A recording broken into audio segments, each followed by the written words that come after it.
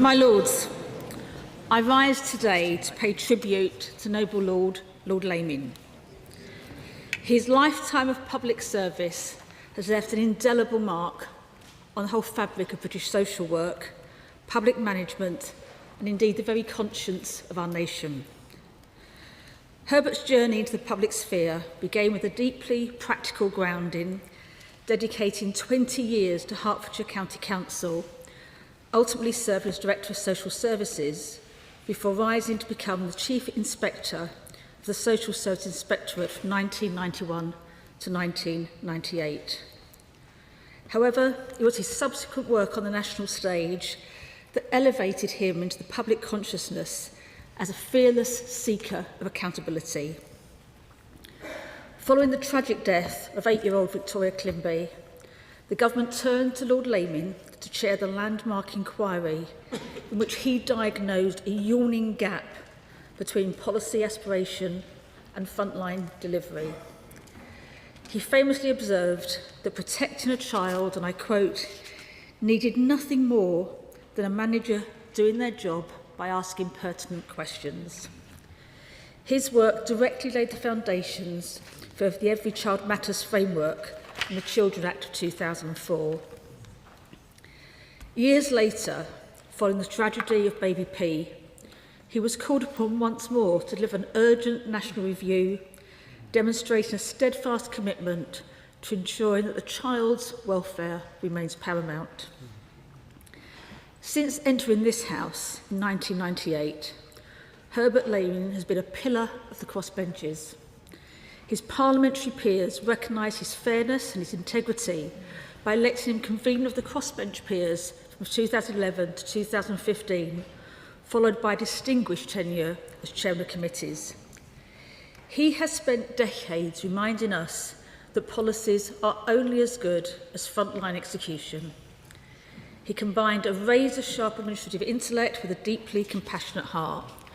And my Lords, we owe him a debt of gratitude for forcing our country to look closer, act more quickly, and better protect some of the most innocent and vulnerable in society. His legacy will endure for generations, and we remember him as a man of great generosity and spirit and decency, and my Lords, as good company. We had many chats in my office, and I'll always remember him first and foremost as a great friend.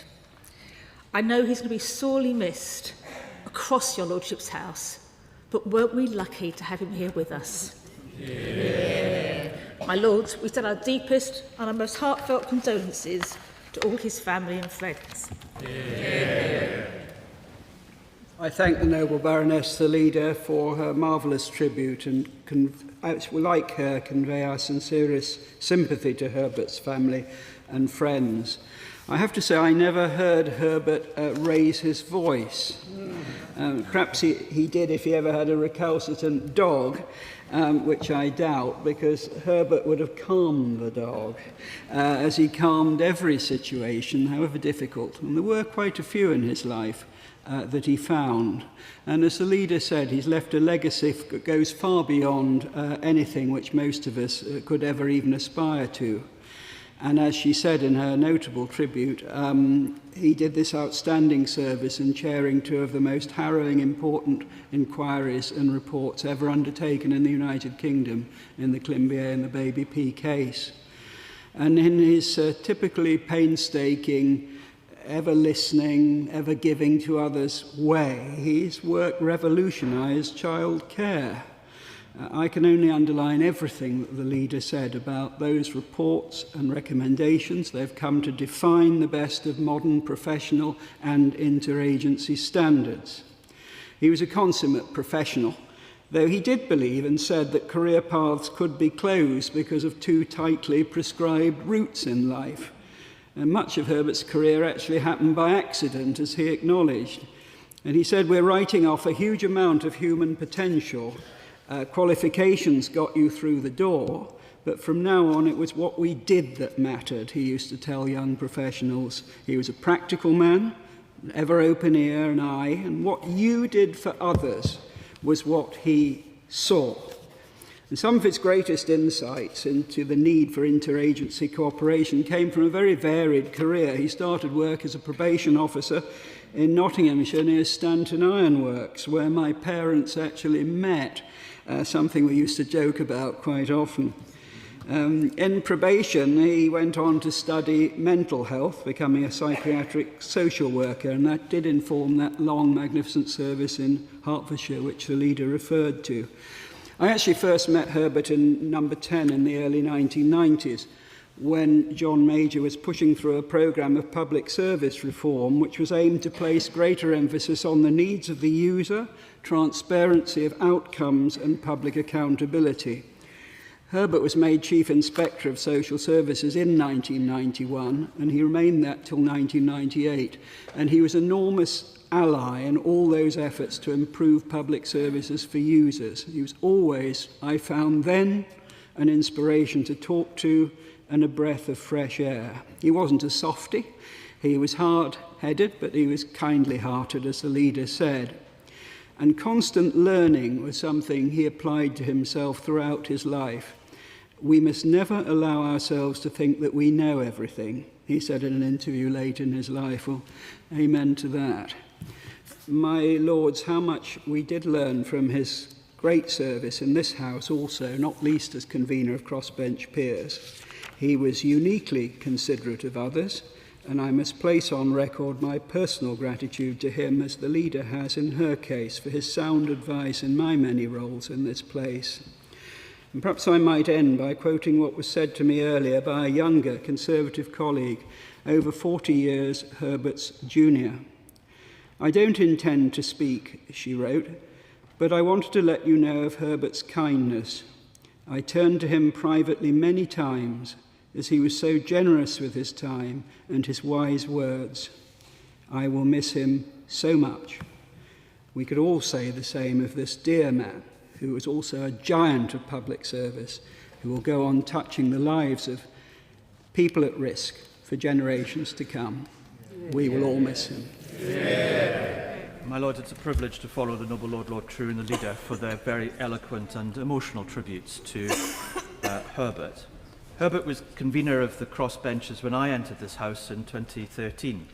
He was always helpful, courteous, polite, and for the whole of the duration that it was my pleasure to know him, he never passed in many of our many corridors without an inquiry as to how I was by my name.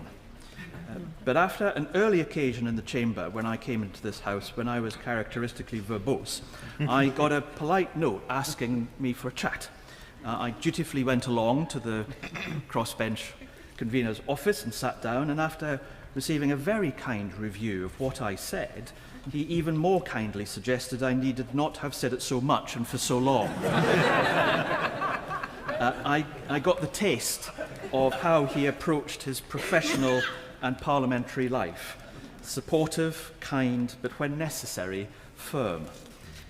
Being a social worker is one of the hardest professions, where press reporting frequently focuses on the sad occasions when things go wrong, rather than the vastly higher number of incidences when lives are made better. But as the leader and the noble Lord True referred to, when things did go wrong, tragically, it was Herbert who was repeatedly called on to bring teams together, not to apportion blame, but to find out why things went wrong and what would be needed to prevent them happening again. Legislation, regulation, and policy resulted from his work, creating a lasting legacy. In his 2009 progress report on the protection of children in England, he said in the introduction, "Sadly, sometimes even our imaginations fail to help us understand the dependency of young children or the vulnerability of adolescents, regardless of their displays of bravado. Children and young people need security, stability, love, and encouragement." Herbert held to these profound words in a lifetime of social and public service and worked hard to ensure local and national government reflected them. He was always kindly, but also consistent, and we saw in his work in the committees of this House and in the Chamber. One of my noble friends, in hearing of his passing, simply described him as a humble and effective human being. That is a suitable epitaph, alongside the countless lives made better from his tireless work before and then being a member of this House. We shall all miss the soft-jawed lilt of his contributions, which were never verbose, but principled, practical, and came from a deep sense that care and love would always be a stronger motivator than blame and resentment. These benches offer our most sincere condolences to his family, his friends, and in particular in this House, his close colleagues on the crossbench, who will miss him the most. My Lords, it's a great privilege to follow three such wonderful speeches as have so captured the man who's so dear to my colleagues on the crossbench here. Herbert Laming was born in 1936. He left school at 15, and in 1954 he was called up for national service. He chose the Royal Navy and was placed in a detachment that was being prepared for service east of Suez. You can imagine their excitement at the prospect of travel to exotic climes. On parade one morning, however, the chief petty officer asked for 4 volunteers, and being the man we knew, Ordinary Seaman Laming put his hand up, only to find that far from being sent east of Suez, he was being posted to serve as stoker on the last remaining coal-fired ship in the Royal Navy. This was also in the home fleet and not overseas. In 1955, however, having been awarded some leave, he was coming back to Liverpool where his ship was docked when the train broke down. In the carriage, Herbert worried that he was going to let his captain down by being late, and he got talking to a senior magistrate who told him how difficult the delay was for him too. They spoke for some hours while the train was finally retrieved, but the net result was that Herbert was enrolled on a correspondence course and latterly evening courses that would allow him to go to university. The senior magistrate, Herbert's captain, and others all conspired to make sure that Herbert was able to take the necessary papers, and indeed when Herbert's ship called at port, usually he would find a batch of papers were waiting for him. Herbert graduated from Durham University in 1960. In 1962, Herbert married Aileen, who was his wife for 48 years, until her untimely death in 2010.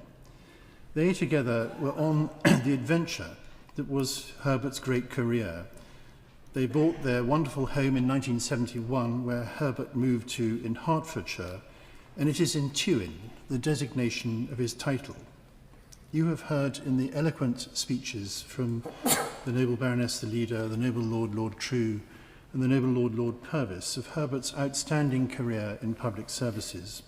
And I can add nothing further to his UK record of public services, but I would record his influence in other countries. Foster care is something that did not exist in China 30 years ago, but now does, through Herbert's patient work with an enterprising charity, Care for Children.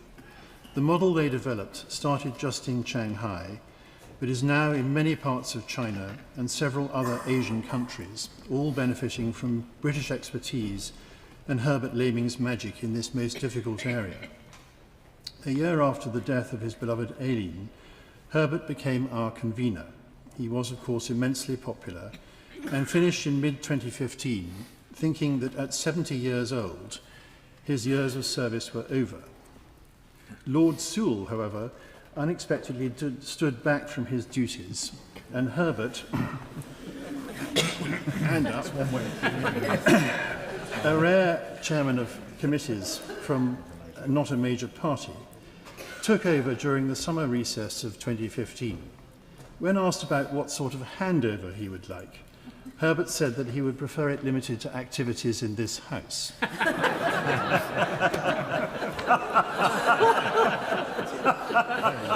I'm sorry for those of you who weren't there then. His retirement from the front line was further delayed by his stint as chairman of the Services Committee between 2016 and 2021. And in this role, he worked with lots of members of the House administration staff. And it has been very touching to me how many of them have come forward since his death to tell me of his kindness towards them and his caring attitude. Herbert felt unwell for the first time around March this year and was supported fully by his great friend, Lord Patel, who's in his place today. And Herbert's successor as convener, the noble Lord Hope of Craighead, was also very much a supporter in his final illness, and he is in his place today. And there was much care and love and support from his family, and especially Katerina and Sarah. And to his family, I would add our condolences from these benches. In closing, I would take you back to that parade in 1954 and of the young sailors off to the Far East. I would leave the final word to Herbert, reflecting on his good fortune in life. And he said, "If someone asks you to volunteer, put your hand up."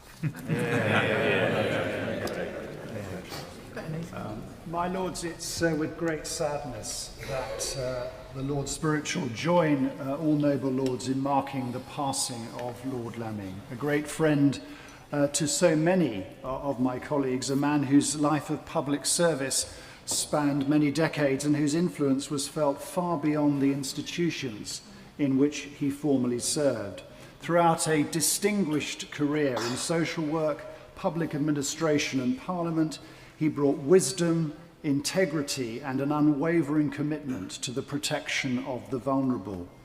We remember him with particular gratitude for the values that animated his work, values that resonate deeply with the mission of the church which he loved. He was always someone who looked out for others, was prepared to stop and speak to staff, check how they were, and had an extraordinary memory for names and the details of people's lives.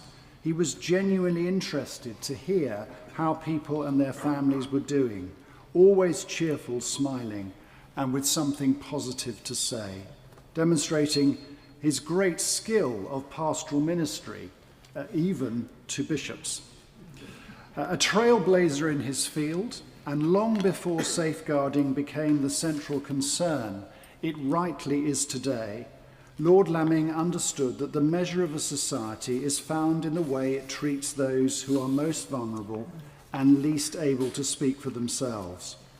As we've already heard, the inquiry into the tragic death of Victoria Colombier became a watershed moment for child protection in this country, helping to transform attitudes, practice, and accountability across public services. Across the church, like many institutions, we have learned much from the culture of vigilance, responsibility, and care that he consistently advocated. His work served as a reminder that safeguarding is not merely a matter of procedure, but a moral obligation rooted in respect for the dignity of every human person. In that sense, his legacy has made a lasting contribution to the life and witness of the church, as well as to the wider public realm. In this house, Lord Lamming was widely respected for his independence of mind, his courtesy, and his ability to command trust across differences. As convener of the crossbench peers, and later as chairman of committees, he exemplified public service of the highest order. He allowed the bishops to attend the regular crossbench meeting as what he called honorary members, and his steady forensic mind helped hold the church to account during his time as a member of the ecclesiastical committee. Yet perhaps his greatest legacy lies not in the offices he held, but in the countless lives made safer because he refused to look away from difficult truths. His determination that vulnerable children should be seen, heard, and protected reflected a profound belief in human worth, one that Christians recognize as flowing from the conviction that every person is created in the image of God.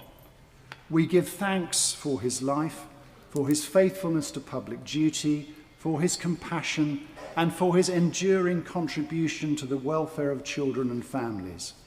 Our prayers are with his family and friends, and with all those whose lives were touched by his kindness, wisdom, and service. May he rest in peace and rise in glory. Amen. The noble Lord Laming, as we have heard, fulfilled his role as chairman of committees with considerable distinction. He was dedicated to the service of your lordship's house, and indeed, as we've heard, his appointment steadied the ship.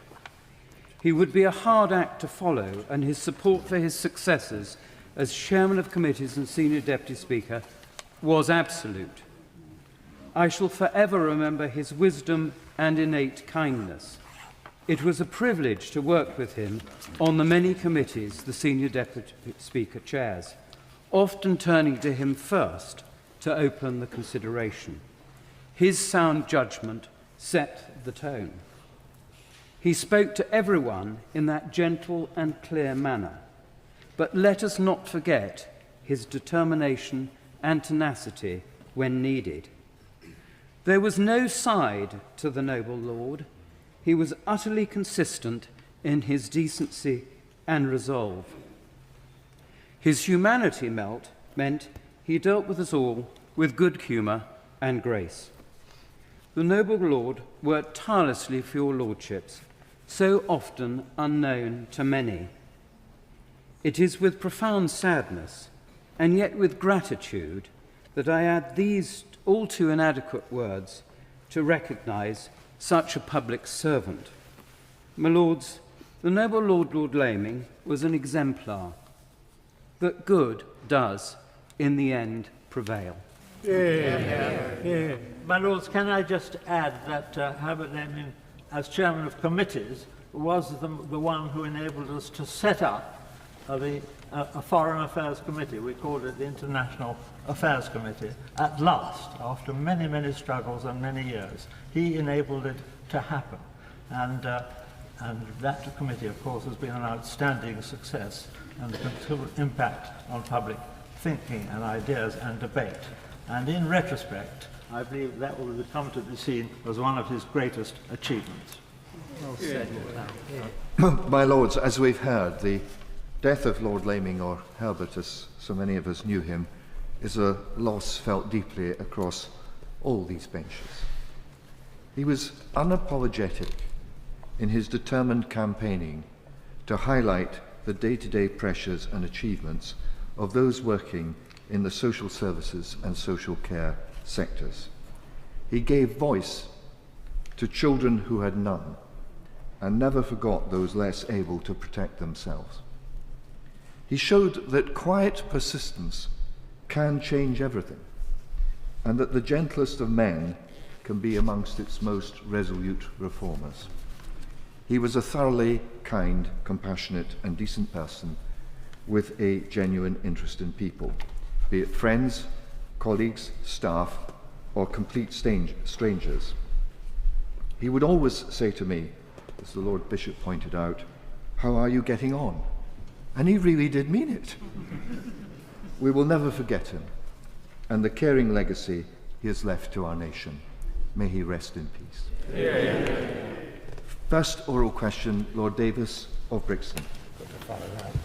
I beg leave to ask the question standing in my name on the order paper. My Lords, last year the Government revived the Pensions Commission to examine how to improve retirement outcomes for future generations. Its interim report, published on the 19th of May 2026, sets out key challenges with the current system and priorities for the next phase of work. It highlights that too many people, especially low and middle income earners, are not saving enough for retirement. The Government looks forward to receiving the Commission's final report and recommendations in early 2027. Can I first welcome my honourable friend, my noble friend, the Minister, to her rightful place on the front bench. I thank my noble friend for her answer.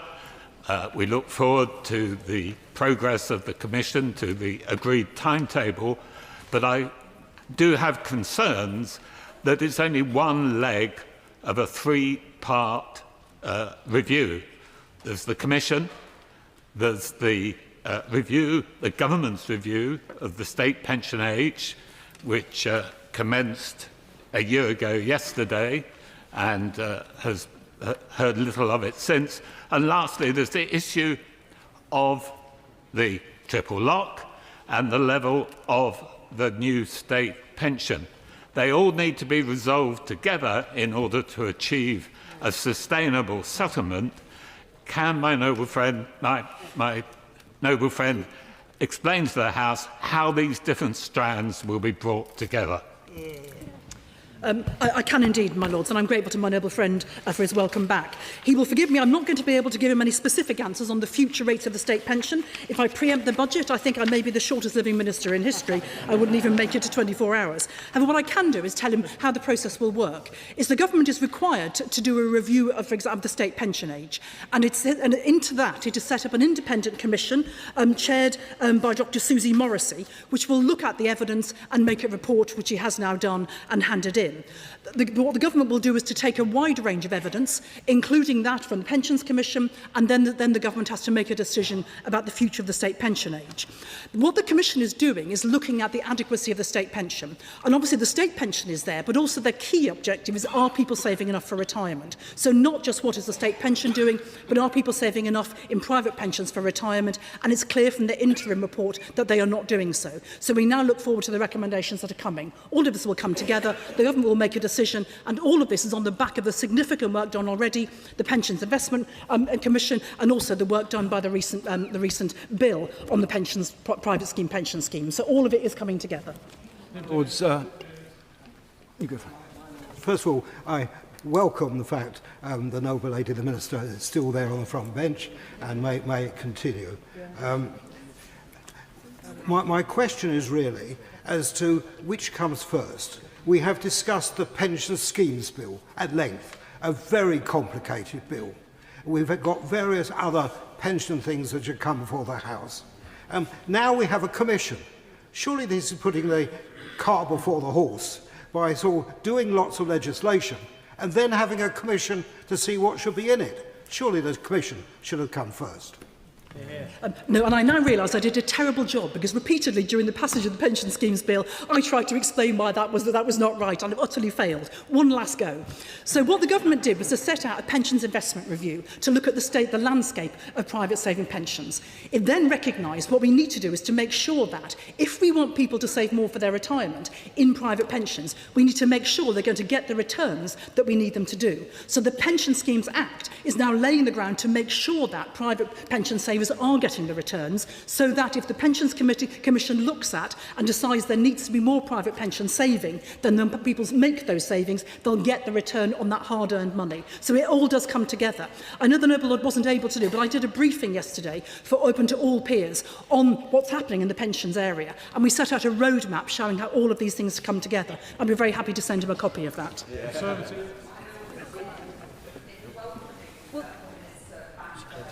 And her in-depth knowledge of all these topics.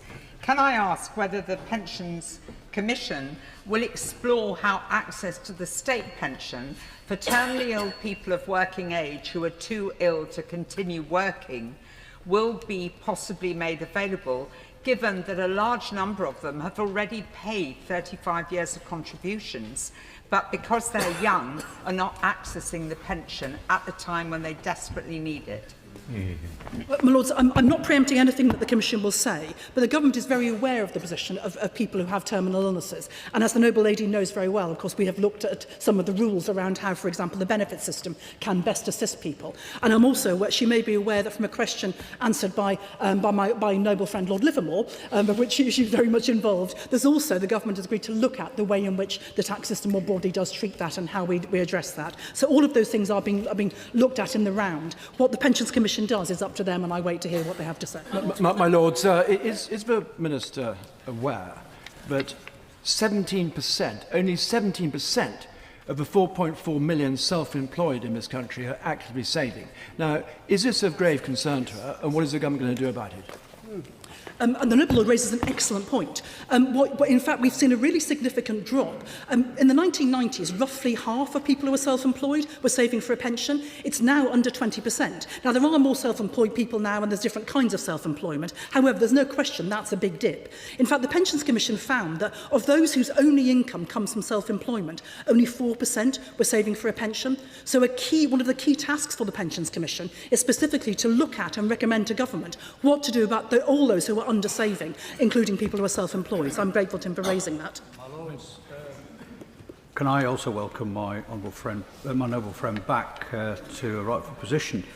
She talked about people working hard to save for the pensions. They include pensioners who worked at Nissan in the North East. But many now find themselves in very dire straits because those that accumulated in a pension scheme before 1997, the pension trustees and the company are no longer increasing it with inflation. So those pensions are now finding the value of their pensions diminishing. Is it something that the government could look at? I'm grateful. I'm never going to be so appreciated ever again. So I'm really going to enjoy this morning's session. My noble friend raises an important point. I mean, in a sense, it's up to individual schemes what the rules are for indexing pensions, and the minimum legal requirements for indexation do have to be appropriate for all DB pension schemes, because they have to strike a balance between what members need and what the employers can afford. Because in fact, as my noble friend will know very well, in the end, the strongest guarantee is a good, strong sponsoring employer. However, there are two things that may help. One is, of course, my noble friend may be aware that from the bill, the government has changed the rules to allow a wider range of well-funded schemes to release any surplus that's there with the agreement of trustees, which could be used, for example, to go towards paying indexation if affordable and appropriate. And also, at the other end of the scheme, the government has taken action in the bill to look at giving some indexation for those who end up in the PPF or FAS for benefits earned before 1997. So those will help at least. My Lords, the Pensions Commission is rightly worried about pension adequacy for a worryingly large and even growing proportion of the population, and will, of course, in due course, make its recommendations. But given the urgency of the problem, can the Noble Baroness, the Minister, tell us what the government is doing now to promote greater financial self-sufficiency and also reduced welfare dependency in retirement? Yes, and of course, I mean, what the government, the single best guarantee of a happy retirement is a happy working life, where they'll have the opportunity to earn enough money and then to save enough money. So we absolutely are doing huge amounts. I won't recite it all here. I've done many times before, investing in all kinds of programmes to get people into work, to get them to progress in work, and to be able to move up the income ladder in order to be able to save. However, one of the things we do know is that too many people are not, for example, working long enough to save. They're not saving enough when they are in work. And in many cases, even if they do put the right amount of saving in, the decisions they make at the point they come to retire, decumulation, can be crucial about how much they get to live on. So we have to attack it on all fronts. No one of those will do it alone. Out the state pension age ever being 70, despite what the Commission and others might say, recognising that the pace of increase in life expectancy has actually slowed considerably. Well, my Lords, the law is clear at the moment. The state pension age is now gradually rising from 66 to 67. That began in April 2026 and it will finish in March 2028. What I can say about the state pension age is, as legislated by the previous government, there is a requirement periodically to review the state pension age. The third government review of the state pension age launched on the 21st of July last year. It has to be completed by the end of March 2029, and clearly I cannot preempt what will come out there. But its job is to consider a wide range of evidence, including evidence on life expectancy, findings from the government actuary on proportion of adult life spent in retirement, and the independent report by Dr Susie Morrissey I mentioned earlier, as well as other evidence, for example, from the Pensions Commission. The Secretary of State will look at all of those evidence and make his decision. And for reasons she will know very well, as a former Secretary of State, having been in this kind of position, he will wait till he has all that evidence and make a decision. Second oral question, Lord Berkeley of Knighton. My Lords, I beg leave to ask the question standing in my name on the order paper. My Lord, securing better access to the EU for our creative and cultural sectors is a priority for this government. We remain committed to pursuing practical, mutually beneficial improvements with the European Commission and Member States, and welcome the Commission's recent commitment in its visa strategy to explore practical flexibilities for touring artists. We continue to pursue improvements that enable UK artists, performers and crews to build audiences and seize opportunities across Europe, supporting growth across our industries. The noble lady, the Minister, for that answer. Dancers, actors, artists and musicians are having a dire time of it in terms of touring in the EU. For example, 85% of musicians have had a significant loss of income, and over 40% have had a total loss. And for young musicians and groups, touring is no longer viable at all. Now, despite the noble lady's assurances, I hear from amongst the creative industries, from people dealing with Europe, and indeed from across the Channel, that the perception is that this is not high priority for the department or for the government. And so I'd like to challenge the noble lady to say a bit more about that and why she would dispute that if she does. Because I was assured by the outgoing Prime Minister, and other members of this House have assured us, that this is a very important aspect of touring which affects people's income and the whole reputation of our culture. Helping touring artists is a manifesto commitment, and we will continue and do continue to engage with the EU and Member States to determine how best to improve arrangements for touring across the across the European continent. We do know that there can be additional practical barriers in relation to those at the start of their careers who often have fewer resources, as the noble lord will be aware. Following his appointment, the Prime Minister reaffirmed the government's commitment to building a closer, more ambitious relationship with the European Union based on shared interests and practical cooperation. And I'd like to reassure the noble lord by making clear that in his first call with European Commission President Ursula von der Leyen, the Prime Minister agreed that UK and EU teams should work closely towards a UK-EU summit later this year. Of the summit of the 22nd of July today, and the fact that this matter has been raised by many noble lords on many occasions, can the Minister give us some reassurance that this particular matter will be on the agenda when the EU-UK summit takes place later this year?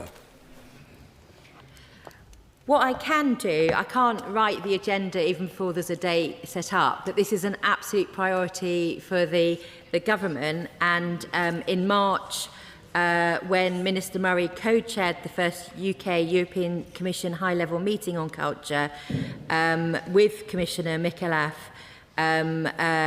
he made sure that this was discussed. It marked a step forward since the UK-EU summit. It brought together UK and Commission representatives to discuss common priorities. This is one of our manifesto commitments, and it remains a commitment for this government. This problem, as we've heard, has gone on for many, many years now, despite the protestations of the government that they're doing all they can. Isn't it now time for the government to take a much more ambitious approach to our relationships with the EU and start negotiating our return to the single market, which would solve this problem? Yeah. The only thing I would add in relation to what I've said previously is to repeat what I said, that when the new Prime Minister spoke following his appointment, he's reaffirmed the government's commitment to building a closer, more ambitious relationship with the European Union, and part of this will be to make sure we have the summit later this year, if at all possible. May I draw attention to my registered interest in this matter? Does the noble lady accept that this issue has been festering for all 10 years since that disastrous Brexit vote, and that successive governments have so far failed to bring new initiatives to crack it? What new initiative will there be forthcoming from this government that might at last make a difference? I'd reject the term festering in relation to what this government has done in this relation. And I would just repeat that helping touring artists and addressing issues relating to Europe and cooperation with Europe remain a priority. I'm grateful to the Noble Lord for reminding the House why we ended up leaving the EU in the first place, which was not because of anything this government did, but down to the previous one. UK talent that performs overseas is nurtured via the Music and Dance Scheme, a long-standing programme to help students overcome financial barriers and support our next generation of brilliant performing artists and musicians. So will the Noble Baroness and Minister confirm that funding will continue for this particular scheme? We're hugely keen to make sure that creative careers are accessible for everyone.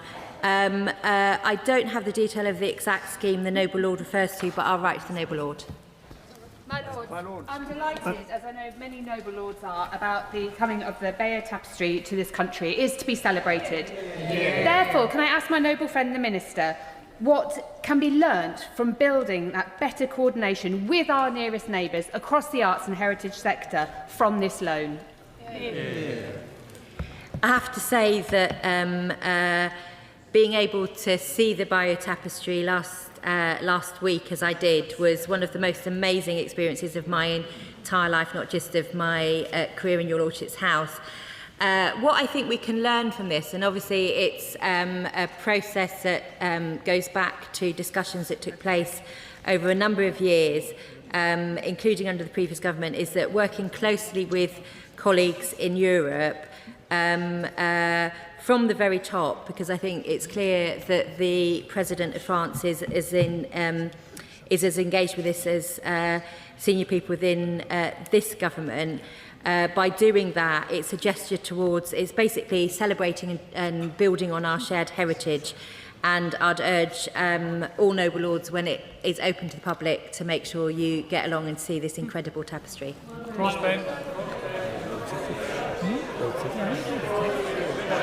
My Lord, the Bishop, my Lord.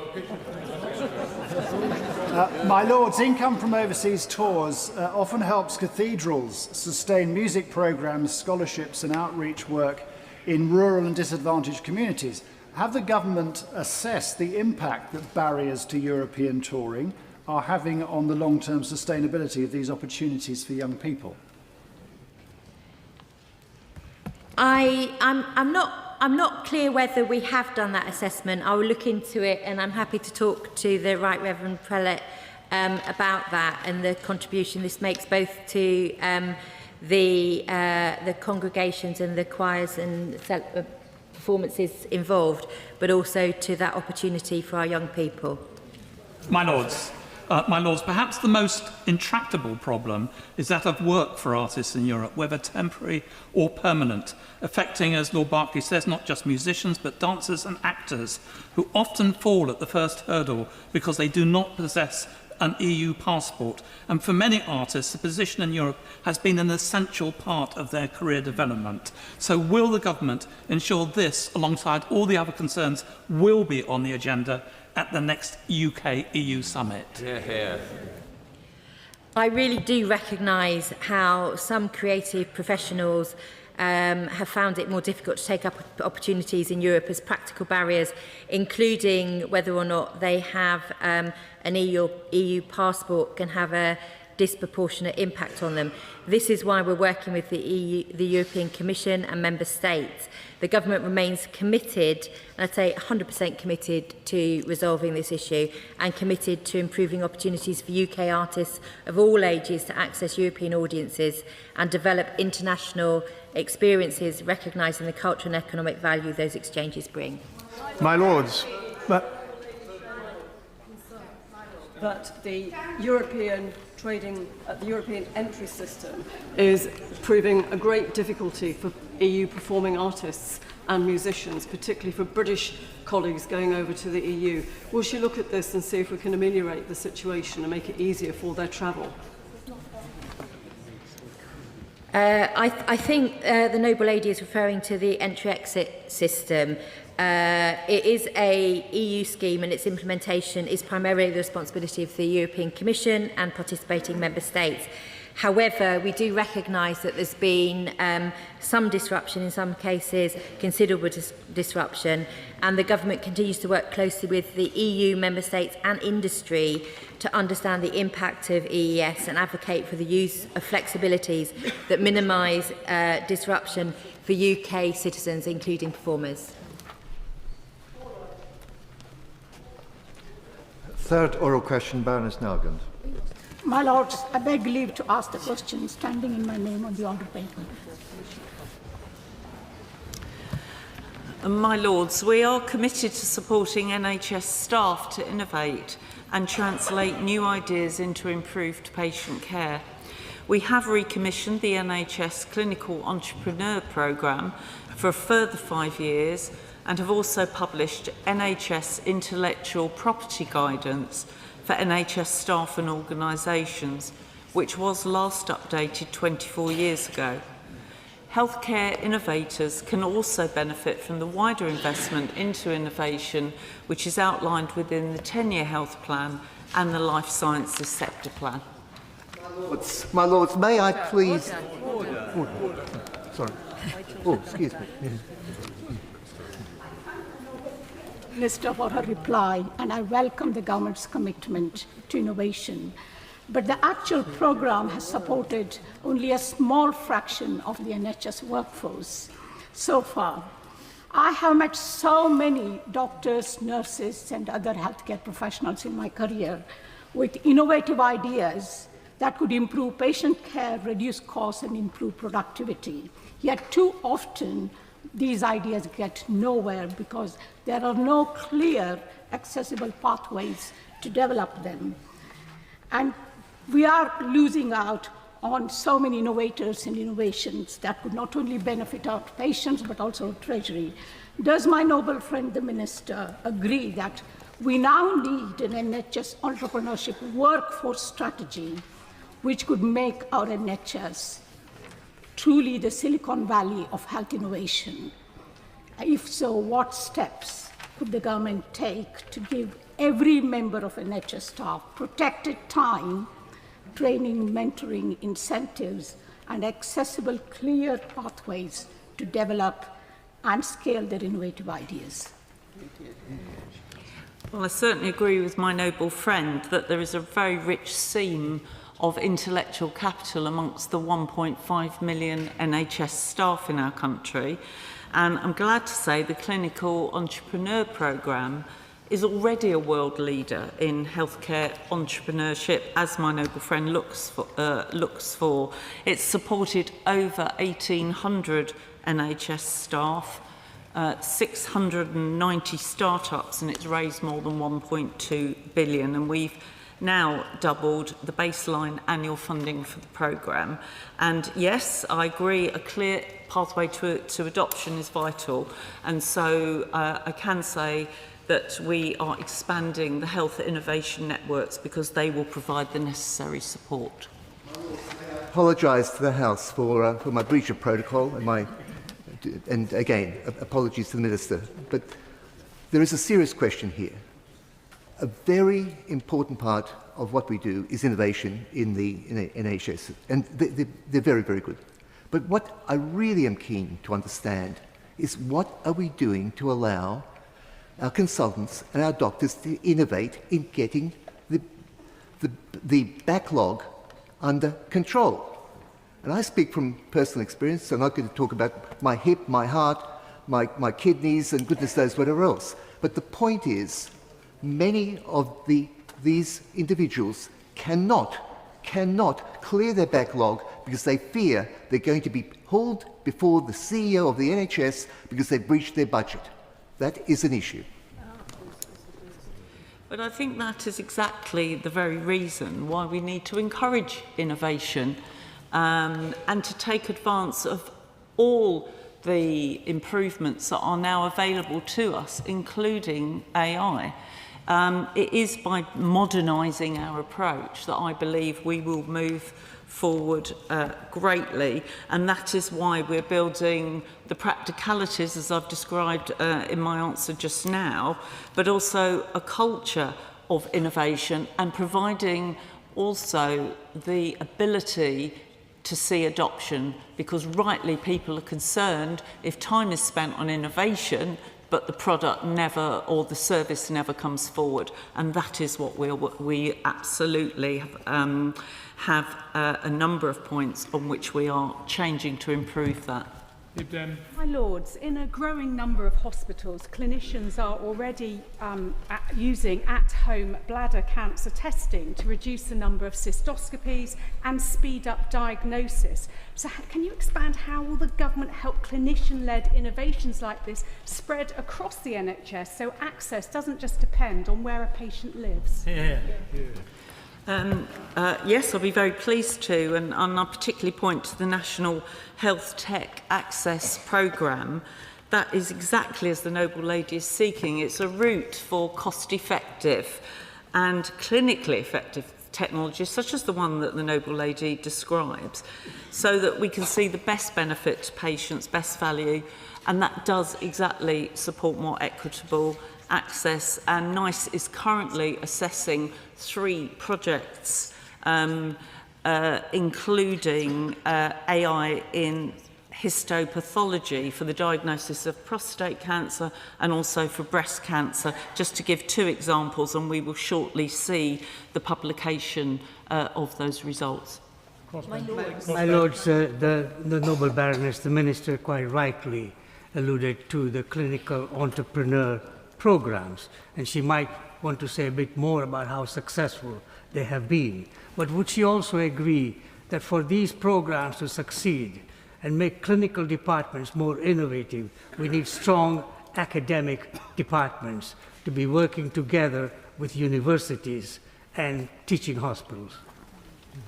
I certainly do agree with that, because there are many aspects to this, but to the point the Noble Lord invites me to make on the success of the clinical entrepreneur programme, some of which that I've mentioned, we now know, as of June, that over 10,500 occurrences of innovation are being adopted by organisations.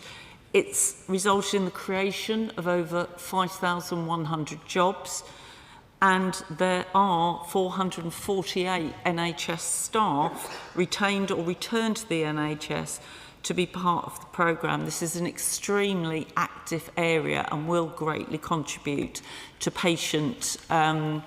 to services for patients, better care and safety, as well as tackling waiting times. My Lords, can I ask about entrepreneurs who are not clinicians but have a product or service that could improve health or social care? For them, there is no obvious front door to the NHS. So what they do is spend ages trying to enter the system, primary care level, trust or ECB level, and sadly some give up or go abroad. So could I ask the Noble Lady, the Minister, make a suggestion to suggest to the new Minister for Technology and Innovation, when they're appointed, whether they can create a front door or one-stop shop to triage those who approach it. And they could distinguish between those who are really salespeople and have no real product, those who have a product but need some more support, and those who actually have a fantastic product that could really save lives now, and we could pilot as quickly as possible. Could I ask the Noble Lady, the Minister, to make that suggestion to the new Minister for Technology within Health? Well said. Well, those discussions will indeed take place, and they're very important ones. I can certainly refer the Noble Lord now to the Life Sciences Sector Plan, which followed on from the 10-year health plan, which addresses exactly the point that he rightly makes, and also the updated NHS intellectual property guidance that provided organisations that provide or commission NHS services with much clearer routes to identify and protect and commercialise innovation. That, along with a number of other steps that we're taking, will do the very important point that he seeks. My Lords, highest of high tech. Some 3 months ago, I visited the Institute of Cancer Research at the Royal Marsden Hospital, and I met several clinicians, research scientists, and they were quite clear that innovation was vitally important in bringing forward therapies in terms of dealing with the various types of cancer. But they said there was one gap, and that was in the funding for university research. So I would say again, as a follow-up to the question from the Noble Lord Patel, what additional funding will the government provide to university research to ensure that those new therapies can come which will accelerate improvements in cancer care? Well, I will, of course, raise the points that my noble friend and the noble Lord Patel raised about funding for universities. But certainly, as I've already mentioned, it is worth saying more broadly that the life sciences sector is leading the drive for investment into the UK economy. And the sector, for example, raised the third highest amount of equity finance in 2023 amongst comparative countries, leaving us only behind the United States and China. I think it gives some idea of the status and the activity in the UK, and I'm very glad that we continue to build on it. Question, Lord Davidson of Glencoe. Lords, I beg leave to ask the question standing in my name on the order paper. The government agrees that international cooperation on AI is essential. That is why we play a leading role internationally on AI, including work to support shared prosperity through the UN and OECD, and to improve awareness of AI risks via our AI Security Institute and the International AI Safety Report. Given the transformative scale of AI advances requires a strategic whole-of-government approach, the Prime Minister is establishing a new AI task force to take this all forward. May I thank my noble friend for her informative answer. The AI world is dividing into three blocks: the China side, EU, and the US. This is creating divergence. There are diverging philosophies, state stability, individual rights, market form. What I would like to hear from the Minister is, does she consider that the UK has a convening power which it may use to guide governance of this powerful technology? AI can indeed be a powerful force for growth, scientific progress, better public services and sustainable development. And we do believe we can unlock this potential working together with other countries to build trust and to manage the risks and to ensure that the benefits of AI are shared widely. That is why the UK coordinates the international network of ACs, which has delivered the International AI Safety Report, and we also fund practical partnerships with the OECD, African Union and Southeast Asia to support responsible AI adoption and drive growth worldwide. My Lords, in the light of the news today that one of OpenAI's agents went rogue in an experiment and attacked another AI startup, does the Minister agree that this indicates an urgent need for global cooperation to agree safeguards and accountability frameworks? It seems companies cannot be trusted to control the technology they are developing without this. And furthermore, does it not also indicate the need for us to develop a sovereign AI capability strategy so that we have the influence and expertise to shape these critical global conversations? We do have with the AI Security Institute a world-class institution that is able to test frontier models and provide advice, including with the National Cyber Security Centre, in order to equip companies of the risks that are prevalent with the advances in these technologies. That is exactly what happened earlier, and we would encourage all firms and other organisations to take those mitigations that are necessary, that can reduce vulnerabilities and increase resilience. On the question of AI sovereignty and the technological developments, we are absolutely taking the approach to build out AI capabilities. That is why we have the AI hardware plan to support development in that area, as well as the Sovereign AI Fund. I would like to first thank Lord Davidson for actually bringing this important subject to the House today. But could the Noble Baroness, the Minister, tell the House if the relevant minister or officials have spoken to trusted international partners relating to this offer before responding to this offer from the President of China? And also, my lords, can the noble Baroness also inform the House if, as the former Prime Minister made much of his thawing of relations with China, will our new Prime Minister continue with that approach? Well said. So, in respect of the World AI Cooperation Organisation, so the UK is not a member of the World Artificial Intelligence Cooperation Organisation. We are carefully assessing the implications of it for UK interests, for global AI governance and international technology standards. As yet, we have not seen any detailed proposals for its mandate or activities. We do believe that cooperation and dialogue is essential, including dialogue with China on all of these matters. Crossbench. My Lords, in assessing the CCP's AI Global Initiative, which the Noble Baroness has just referred to, we should look carefully at the 29 member states of that initiative that include Putin's Russia, the military dictatorship in Myanmar, regimes in Serbia, Cuba, Belarus and Nicaragua.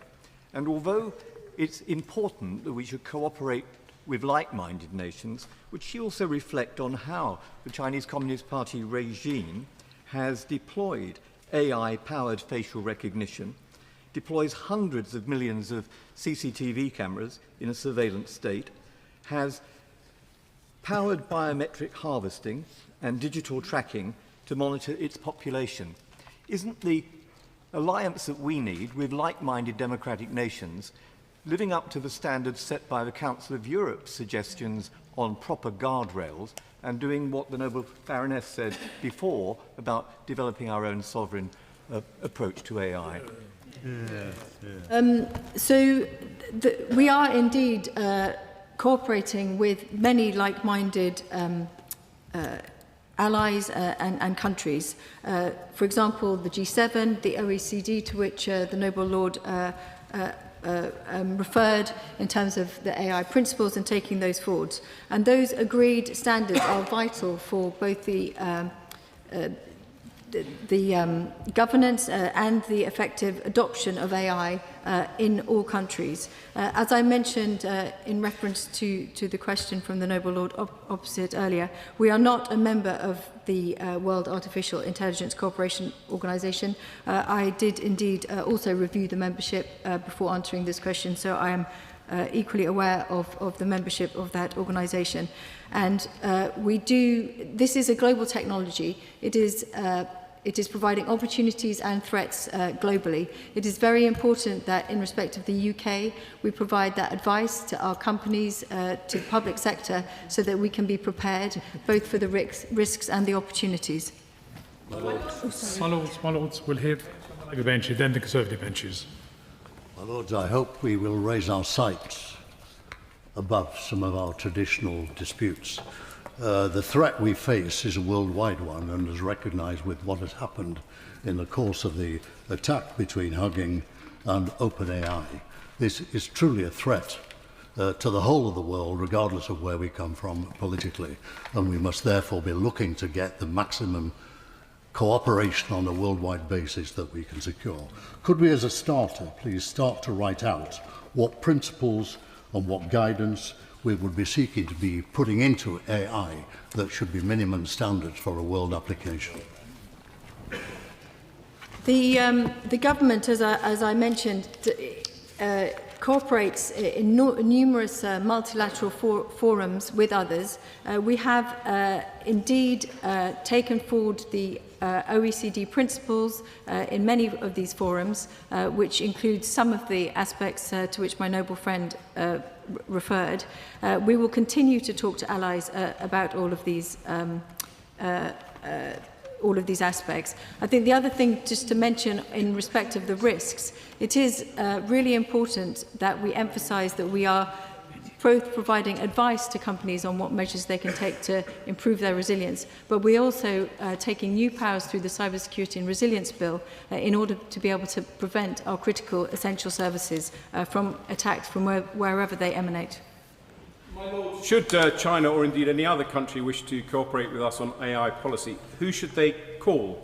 The Minister at DeBist, the Minister at DCMS, the Minister at the Cabinet Office, or the Prime Minister's AI advisor at the Office of the Prime Minister and the Cabinet?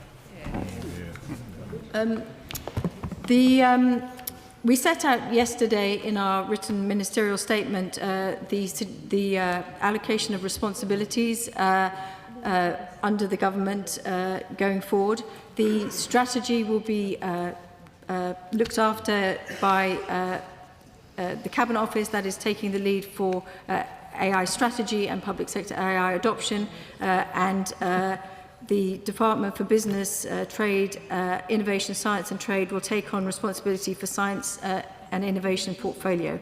But as I mentioned right at the beginning, this is a whole of government approach. This is a technology which is affecting all sectors.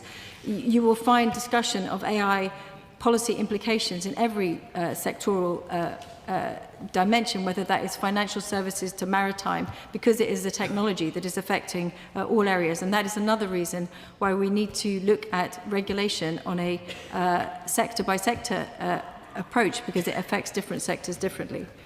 My Lords, there can be no greater motivation for extensive international cooperation on AI than when it comes to safety. And other noble lords have referred to it, but it's worth reiterating in detail that last night, the co-founder of OpenAI, Sam Altman, announced to the world that their latest next-generation version of GPT 5.6 Sol and an even more capable pre-release model was involved in an unprecedented cyber incident and executed a complex cyber attack independently.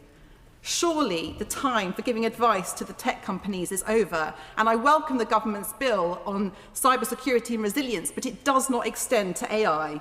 Will the UK lead the way and coordinate a global agreement on transparency, oversight and regulation of AI? We will continue to build on the work of discussing AI safety, AI adoption, AI governance through existing multilateral and multi-stakeholder initiatives, such as those I referred to before, the G7, the OECD Global Partnership on AI, the Council of Europe, amongst others. That is the approach that we will be taking forward. These are very important questions that my noble friend raises, and in respect of online safety, our online safety regulator also cooperates closely with other regulators to look at the implications of AI on online safety, and will continue to do so. Private notice question on UK steel imports. Lord Hunter Wirral. My Lords, I beg leave to ask a question which I've given private notice. The question is as follows: to ask His Majesty's Government what plans they have to set out details of changes to tariff-free quotas for Category 4 galvanised steel imports, and what assessment they have made of the impact of these changes on domestic steel production, employment, investment and supply chains. My Lords, first, before I respond to the noble Lord's question, I just want to say that in the last couple of weeks we have been seeing each other across the dispatch box quite regularly, and it's arousing some suspicion from my wife. So, and I welcome the opportunity to respond to his question. My Lords, on 1st July 2026, the Steel Strait Measure came into force. I presented the details to this House on 30th of June. The measure limits tariff-free steel imports, including for Category 4, and reduces overall quota volumes by 51%, compared to the expired steel safeguard to 3.2 million tonnes.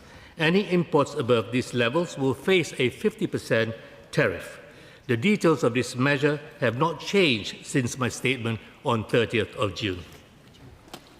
Lords, we shouldn't have had to have read in the Financial Times earlier this week that the government had made specific changes to the steel tariff regime for a particular country, India, following negotiations over one of the United Kingdom's most important trade agreements. And I welcome the opening words of the Noble Lord the Minister, and I always enjoy exchanges with him over the, in this chamber. But Parliament surely should not be learning from the media that the government has made specific changes to the steel tariff regime for any particular country, following negotiations over what is one of the United Kingdom's most important trade agreements. The Ministerial Code is clear that major policy announcements should be made first to Parliament when Parliament is in session. So will the Noble Lord the Minister explain why Parliament was not told the full details of any further India-related changes before the tariff regime came into force on the 1st of July? And will the government now commit to making a statement while your Lordship's House is in session, setting out what changed, why it changed, what assessment was made of the impact on these changes on domestic steel producers, downstream sectors, exporters, supply chains, investment and jobs? My Lords, I would just say to the Noble Lord, it's a pretty good try. Firstly, there has been no change to India's Category 4 quota compared to the provisional quota published in April 2026. We did not negotiate quotas with any countries apart from our agreed outcome with the EU. We have been engaging with India on steel, as we have all our trading partners. Overall, quotas reflect the need to balance stronger protection for UK producers with continued access to critical inputs for downstream sectors and critical national infrastructure. 40,000 people are involved in steel production in this country. However, 400,000 people are involved in manufacturing as a byproduct from steel. And it's really important that both sides of that industry are protected. My fear is that these tariffs may actually affect badly the manufacturing side of the industry. And could I seek reassurance from the Minister that that will not happen? Firstly, employment impacts form part of the government's wider assessment when determining any future steel trade measures. Our objective is to protect jobs throughout the steel supply chain, both in primary steel production and among downstream manufacturers. So we continue to engage closely with producers, manufacturers and trade bodies to monitor market conditions. Where evidence suggests unintended consequences, we will continue to review the operation of the regime to ensure it remains proportionate and effective. There is a case for protection for speciality steels for sectors like the nuclear industry. Surely the government's wider policy on quotas and tariffs is harmful to British industry as a whole. The awkward reality is that the domestic steel industry cannot supply the total demand of this country. Imports have to happen. Imports account for 60% of production in this country. And if we don't allow those imports into this country free of tariffs, free of quotas, it penalises those who are making finished products who have to compete with imports which are finished and do not bear this taxation on the border. So this is deeply harmful to British industry. Well, I thank the Noble Lord for the questions. Again, I think I responded to the Noble Lord, I think on Monday, on a particular urgent question on steel and addressed the tariff issue. But let me address this, his point about sort of imports and all that. My Lords, we have carried out a program of extensive engagement with the industry, as well as negotiations with EU, ahead of their own steel measure coming into effect. 74% of all imports by volume fall outside the scope of this measure and will not subject to any tariffs. For other products, tariffs will only be due once quotas have been exhausted. But we will continue to hear from businesses and closely monitor the impact of this measure.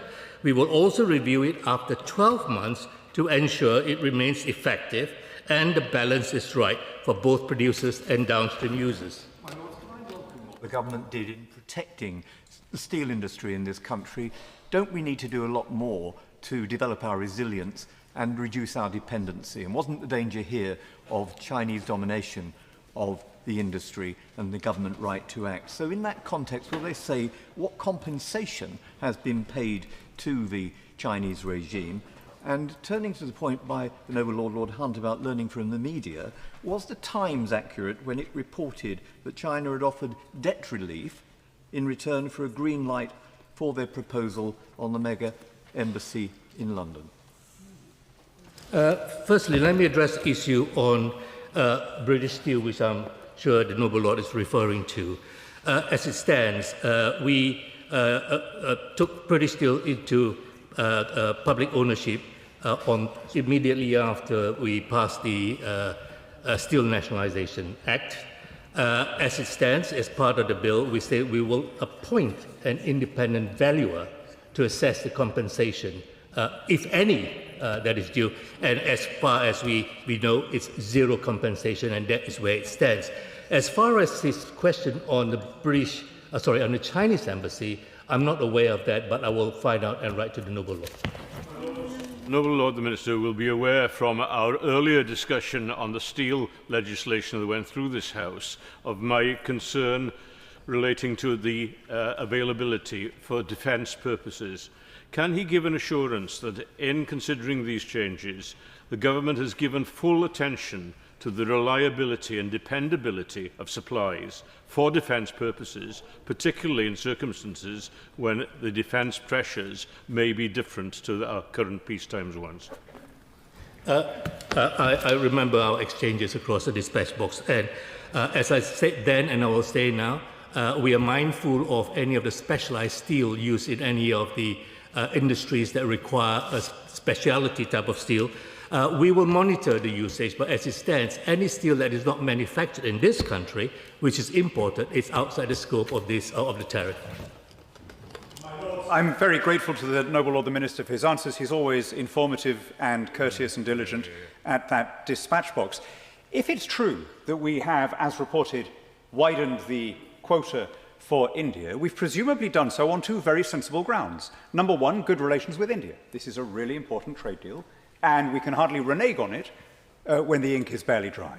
And number two, because we want to boost our domestic economy, and as the Noble Lord, Lord Lamont says, we don't want to place British manufacturers under a relative disadvantage vis-à-vis the rest of the world by forcing up their input costs.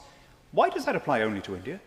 Shouldn't we take the same approach to our trading partners in the Trans-Pacific Partnership, in the GCC, in the European Union, and elsewhere? It does seem, of course, the real answer is to cut energy costs, but until we get there, it does seem crazy that we're going down this Trumpian line of having these immensely high tariffs, which always serve to the detriment of the industries that they're supposed to protect. Well, firstly, let me thank the Noble Lord for those kind words. Look, we not only import steel from India. In fact, the largest import of steel is actually from the EU, and followed very closely by Vietnam, and then India itself, and not forgetting South Korea. Those are principal importers of steel into this country. As I said earlier, my answer to the earlier question, we have not changed the quota as far as with India is concerned, and we continue to engage with India and also Tata, which is obviously owned by an Indian company, regularly on the usage of steel in this country.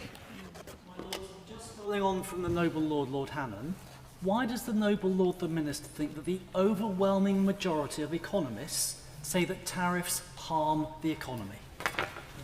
Well, I would refer to the Noble Lord to other countries like Canada, USA, and the EU. We are not the only country that imposes tariffs. When a particular sector is impacted and it impacts on our domestic supply, I think it is right to have tariffs in place to protect domestic sector, which in turn protects jobs and hopefully creates growth. My Lords, government action on this is extremely welcome in the workforce, because we know that for many years our domestic steel industry was threatened by the dumping of cheap Chinese steel, and this action was motivated by trying to give our steel industry a chance of growing and winning and providing the security and sovereignty that this country deserves. Can my noble friend the Minister reassure us again that he will keep under review the tariff regime, that he will also maintain that strong engagement with trade unions who have an interest across industries, across jobs, and want to see this policy work? Well, my noble friend is absolutely right, and I can say to her, I mean, my lords, we currently review tariffs, and as it stands, we are committed to review it again at the end of the 12-month period. And I will state this again, the quotas that are in place were informed by evidence and analysis of market conditions, where steel products are not produced or not produced in sufficient quantities in the United Kingdom. Mechanisms remain available to ensure that businesses can continue to access essential imports while maintaining appropriate safeguards for domestic industry. Lord the Minister, and thank him very much for his statement, for answering questions so fully. My understanding is that under this round, steel exports of galvanised steel to the UK will triple on what they were. And some of the concerns have been about the impact on production here. And as my noble friend Lord Lamont said, we need to fill the gaps in our industry. But what I'd like to know is, does the Minister have any idea what impact this will make on our own steel industry and on our capacity to grow our steel industry? Well, my lords, firstly, let me say this to the noble lady itself. Look, as it stands, the government fully recognises the importance of ensuring that businesses can obtain the materials they require. That's the principal objective of this, as far as this category of steel is concerned. And for noble lords that do not know what category 4 galvanized steel is, it's basically the steel that's used in mainly generic purposes like steel, automobiles, and so on and so forth. So the revised quota system seeks to balance the needs of downstream users with the need to protect the UK steel industry against unfair trading practices. And we've got to bear in mind there's an oversupply of steel in the market, but we've got to protect it to protect our local manufacturers and the downstream users. I'm very grateful to the noble Lord, the Minister. He is, in effect, saying there were no changes. So, therefore, could he please share with the House, in a full statement before we rise, exactly what tariff-free quota changes were made for Category 4 galvanised steel products, including the quota granted to India, the basis on which it was calculated, any consequential changes for other countries, and the assessment made of the impact on domestic steel production. I think we're entitled to that statement, if he could please make it in due course. I will try and sort of provide, hopefully, a more robust and comprehensive response to the noble lord. Look, as I said earlier, there is no change as far as the quota of that steel imported from India, as far as I am aware of. Now, as far as the assessment is concerned, I mean, we have laid 2 pieces of legislation setting out how this measure will impact the different types of businesses, bearing in mind that these measures only just come in on the 1st of July itself. I mean, it's only 22 days. So give it some time before we can actually see how it will impact in the sector itself and the industry itself. And as I said, we constantly monitor the situation. We have regular contacts with steel manufacturers and downstream users.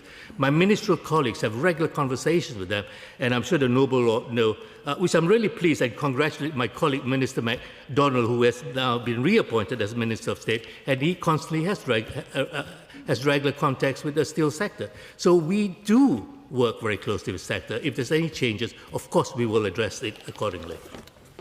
For the next business, any noble lord who wishes to leave the chamber should do so quickly and quietly.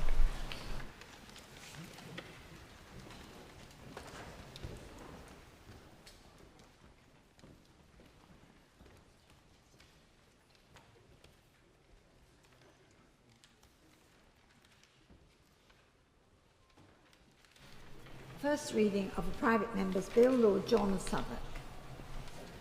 My Lords, I beg to introduce a bill to enable the law relating to societies registered under the Cooperative and Community Benefit Societies Act 2014 to be amended to permit and facilitate the use of a new and additional class of cooperative share capital, to provide consequential rights to members of such societies, to restrict the voting rights of certain members who hold such shares, and to permit such societies to be maintained against conversion into a company. I beg to move that this bill be now read a first time. This bill be now read a first time. As many as of that opinion will say content. Contrary not content, the contents have it. European Affairs Committee appointment motion, the Senior Deputy Speaker. I beg to move the motion standing in my name on the order paper. Is that the motion in the name of the Senior Deputy Speaker be agreed to? As many as of that opinion will say content. The contrary not content, the contents have it. Draft Conversion Practices Bill Joint Committee appointment motion, the Lord Privy Seal. My Lords, I beg to move the motion standing in my name on the order paper. The question is that the motion in the name of the Lord Privy Seal be agreed to. As many as of that opinion will say content. And to the contrary not content, the contents have it. Infected Blood Compensation Scheme Amendment Regulations 2026, Baroness Anderson of Stoke-on-Trent.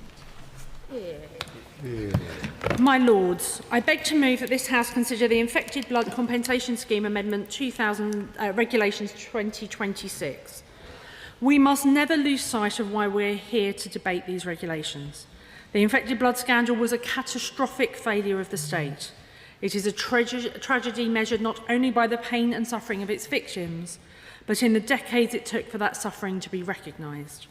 The victims in this scandal have suffered unspeakably, and the former Prime Minister, when leader of the opposition, acknowledged the suffering caused by continued systemic failure. Our new Prime Minister has long supported the infected blood community and their fight for justice, and I want to reassure noble Lords that this government will not deprioritise this important work. My Lords, before I move on to the substance of the SI, I want to take a moment to reflect on the people behind the statistics. Specifically, the families of the infected who haven't just had to watch as their loved ones suffered in front of them, but have had to fight for justice, in some cases for decades, putting their lives on hold and changing them irreversibly. The families, the carers, the campaigners, my Lords, we must recognise their sacrifice. When I first spoke at this dispatch box on the infected blood scandal in March last year, it was to discuss the second set of compensation regulations. I updated your Lordship's House on the progress IPCA had made, specifically that 255 people had been asked to start their compensation claim and £44 million worth of offers had been made. A substantial amount of progress has been made since then. Indeed, as of the 14th of July, 5,404 people have been asked to start their claim, with over £2.7 billion of offers made. That is not to say that our work is done, which is why we're here today. The regulations at hand are a direct product of what we heard in the consultation. I'm sure noble Lords will appreciate that there is a diversity of views within the community, and the government has done what it can to consolidate these views to ensure that the changes we are making reflect the thoughts and feelings of the majority. I will now turn to briefly summarise those changes now. Regulation 3 introduces a new Level 2B award as recommended by the inquiry so that people who suffered from the side effects of interferon treatment receive an additional injury award, as well as further financial loss and care compensation to reflect the impact it had on their lives. Following the consultation, the regulations also make sure that people who received more than one round of interferon will be properly compensated for each of these rounds of treatment. To be clear, the introduction of the Level 2B banding is in line with the inquiry's recommendations, which set out that the choice between creating this new banding or uplifting those who received treatment with interferon to Level 3 was for the Minister for the Cabinet Office to take. Regulation 4 removes the 25% deduction applied to past care compensation for people who choose to receive support scheme payments for life. Following the consultation, the regulations make sure that people receive past financial loss compensation based on whichever of the two ways to calculate this award is most financially beneficial to them. The government has chosen to do this to recognise that selecting only one way of calculating this award would mean some people's expected awards may reduce in size. By running both calculations and giving each person whichever is the highest amount in their personal circumstances, we ensure that everyone gets fair compensation for this award. Regulation 5 makes provision for a 50% uplift to the Core Autonomy Award for those infected under the age of 18, calculated based on the highest severity of infection they experienced during childhood. Regulation 6 amends the eligibility criteria for the Unethical Research Award so that everyone treated for a bleeding disorder before 1986 will receive an Unethical Research Award. The regulations also introduce a new Unethical Research Award for children. This means that people who were treated for a bleeding disorder in childhood will receive an uplifted award. The regulations also increase the amount of compensation that all eligible people receive for this award. It is one of the most shocking aspects of the scandal. I'm sure noble lords will agree that no amount of money could ever make up for the heinous experimentation that happened, and particularly when that took place on children. We have listened to the feedback received through the consultation, and as a result, people who attended Trelaws will receive £60,000 rather than the £25,000 proposed in the consultation. Other children will receive £45,000. Those treated in adulthood will receive £30,000, tripling the amount they currently receive. Regulation 7 ensures that everyone who was eligible for the special category mechanism or an equivalent payment through the infected blood support schemes receive additional financial loss and care compensation.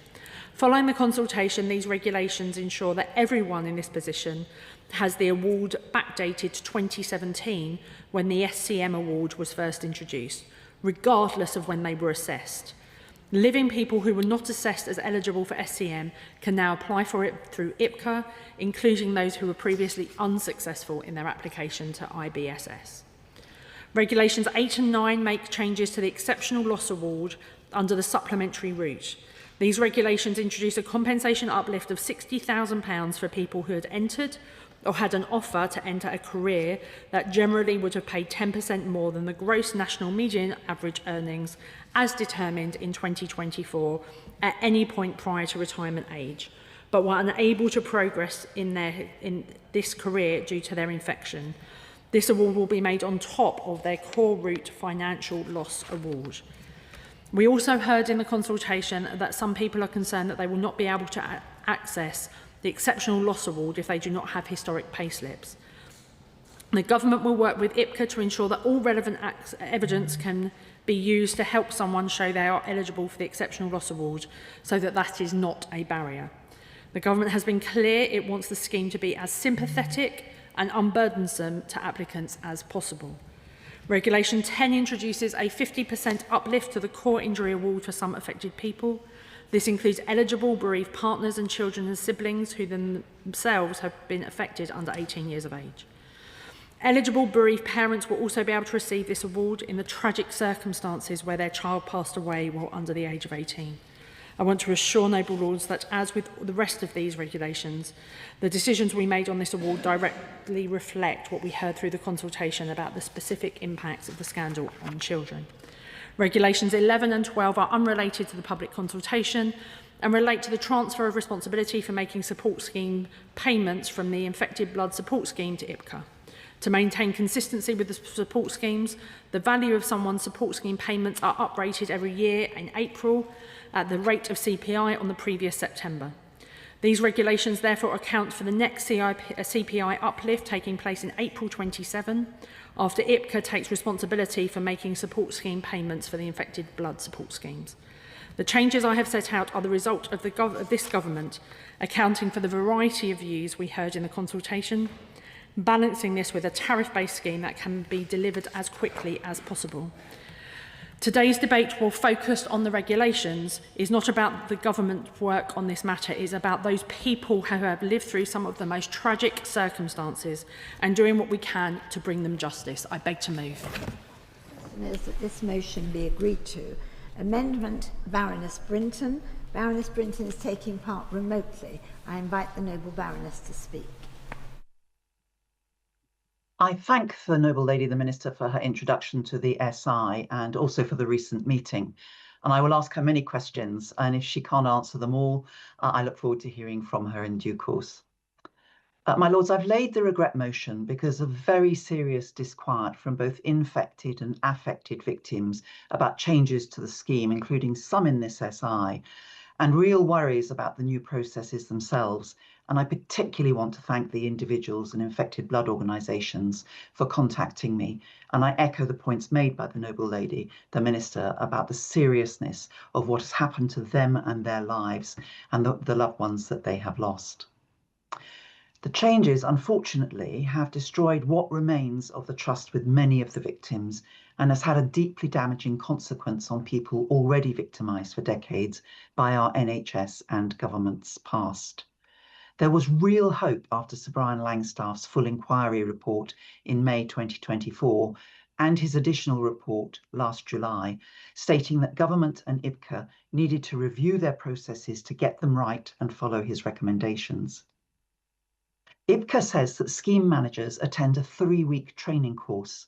Astonishingly, there are no assessors or reviewers who have clinical experience in this specific area, and victims tell me that assessors just don't understand what had happened medically to victims, causing them immense distress. Both the Haemophilia Society and the Hepatitis C Trust say that the arbitrary and indefensible inequities resulting from this lack of expertise must be addressed. For example, the consequences of using interferon as an early treatment for hepatitis C is similar to having severe chemotherapy, which has caused in itself, on top of the infection, very long-term life-changing damage to victims. And the new Level 2B uplift of 2 years financial loss award just doesn't recognise the lasting medical legacy from interferon treatment. So will the government agree that those treated with interferon should receive a permanent uplift to their financial loss and care awards? Sir Brian Langstaff said clearly in his inquiry report that assessors must not ask for inappropriate evidence. IBCA assessors keep asking clinicians in haemophilia centres for the exact date of infection. But the inquiry report set out in detail how many health records have been destroyed many years ago. Worse, these IBCA requests then result in long pauses to the processing of claims, as well as a frustration from clinicians and, frankly, despair from the victims. This burden of exact proof should be relaxed, as Sir Brian said. It's clear over the decades of illness and treatment roughly when people were infected, and arguments about an exact date in the decade of infection doesn't change the subsequent decades of ill health, loss of employment, infection of family, and the consequences for affected victims too. So will the government stop this practice and take Sir Brian's common sense approach to the burden of proof, relax exact evidence requirements for infected and affected families once it is clear roughly when people were infected? And will the government address this and other operational problems as a priority? Concerns continue about the unethical research awards. I'm glad the noble lady mentioned it. It's not clear exactly how these awards were calculated. So please, can this be explained clearly and the level reviewed, reflecting the seriousness of the treatment? To be absolutely clear, this was the NHS and the state using children as guinea pigs without their or their families' knowledge nor understanding of the risks. It is still truly shocking and not just a minor dereliction of duty. The IBCA Technical Experts Group discussions about how to handle suicide or attempted suicide is appalling. It beggars belief for officials to suggest that people might wish to commit suicide in order to secure some further compensation for their family. It demonstrates a complete lack of understanding of what the families have been through long before the scheme was created more recently.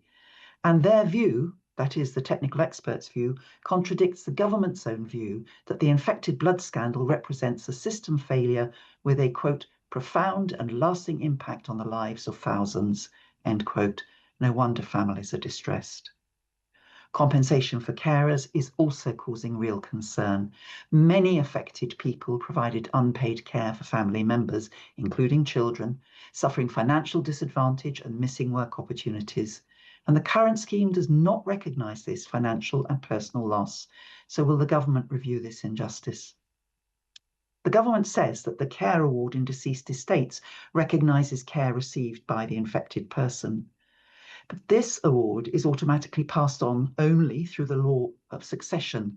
So family members who may have provided full-time care for decades, but who aren't in that direct line of succession, for example, a parent or a previous wife, are excluded from the estate. And that's a denial of everything that that family carer did and lost. How is this fair? Also, the financial loss payments for eligible dependents of the deceased infected people doesn't address the substantial difference in overall compensation between an infected person who survives to claim and the one who dies just before compensation is paid. The financial loss was the same. The difference is catastrophic. And can the Minister say why the infected injury award increases according to the severity of the infection, but the tariff ends before the most serious outcome of all, the death of the infected person, and why there is no recognition of this ultimate harm? The Treasury uses their compensation death discount if there was any physical separation of the couple before death. One caregiving widow left the marital home because she feared her husband's behaviour, a side effect of his infection, with their children. The Treasury's actions seem unforgivably hard. My Lords, these are just a few of the concerns of the infected blood community, and I hope the government will review these issues urgently. I beg to move. The question was that the regulations laid before the House on the 18th of June be approved, since when an amendment has been moved by Baroness Brinton at the end to insert the words set out on the order paper. The question I therefore have to put is that this amendment be agreed to.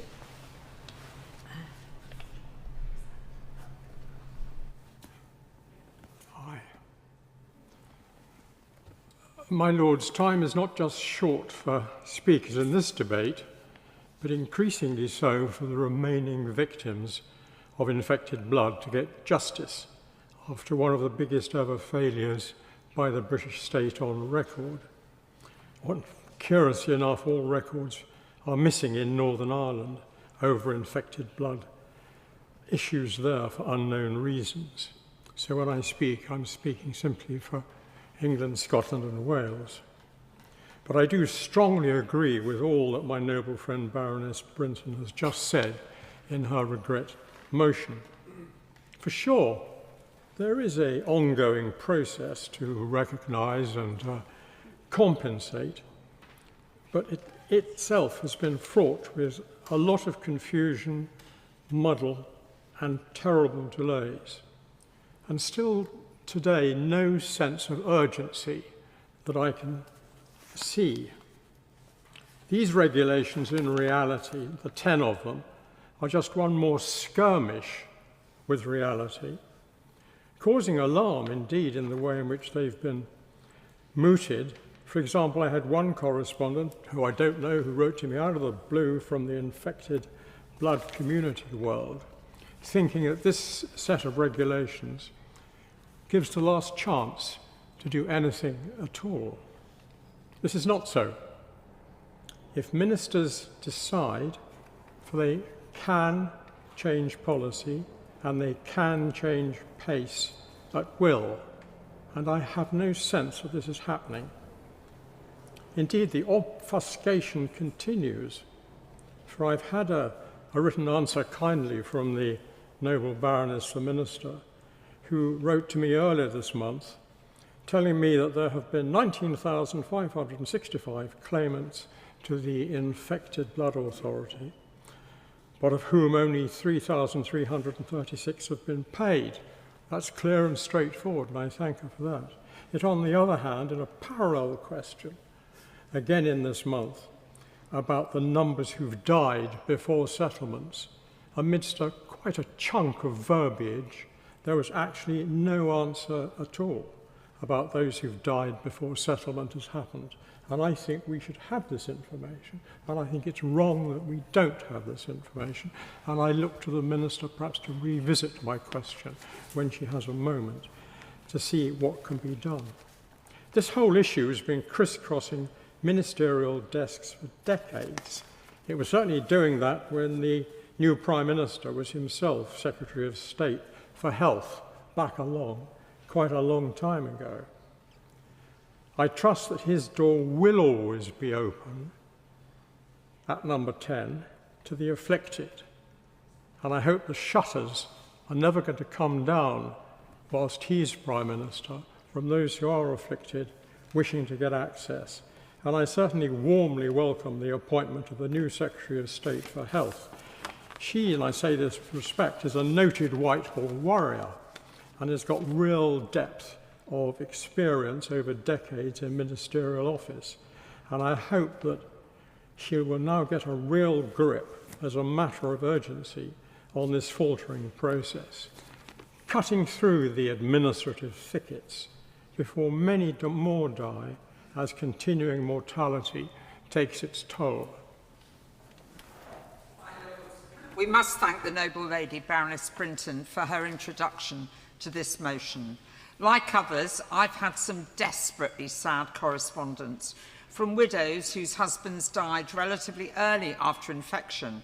Infection denied them children, some suffered serious discrimination within their own family, some found their husbands' medical records are missing, and probate rules have created barriers. All those affected are so deeply wounded by the lasting emotional, financial and practical consequences of the scandal, re-traumatised over decades of seeking accountability. As one widow wrote, and I quote, "No amount of money will bring back our loved ones, and there is no way you can put a figure on what we've had to go through." There are ongoing problems, and we must follow Sir Brian's lead. 2 years ago, though, not a penny was going out the door in recognition of the wrongs perpetrated. The delays until now are shameful.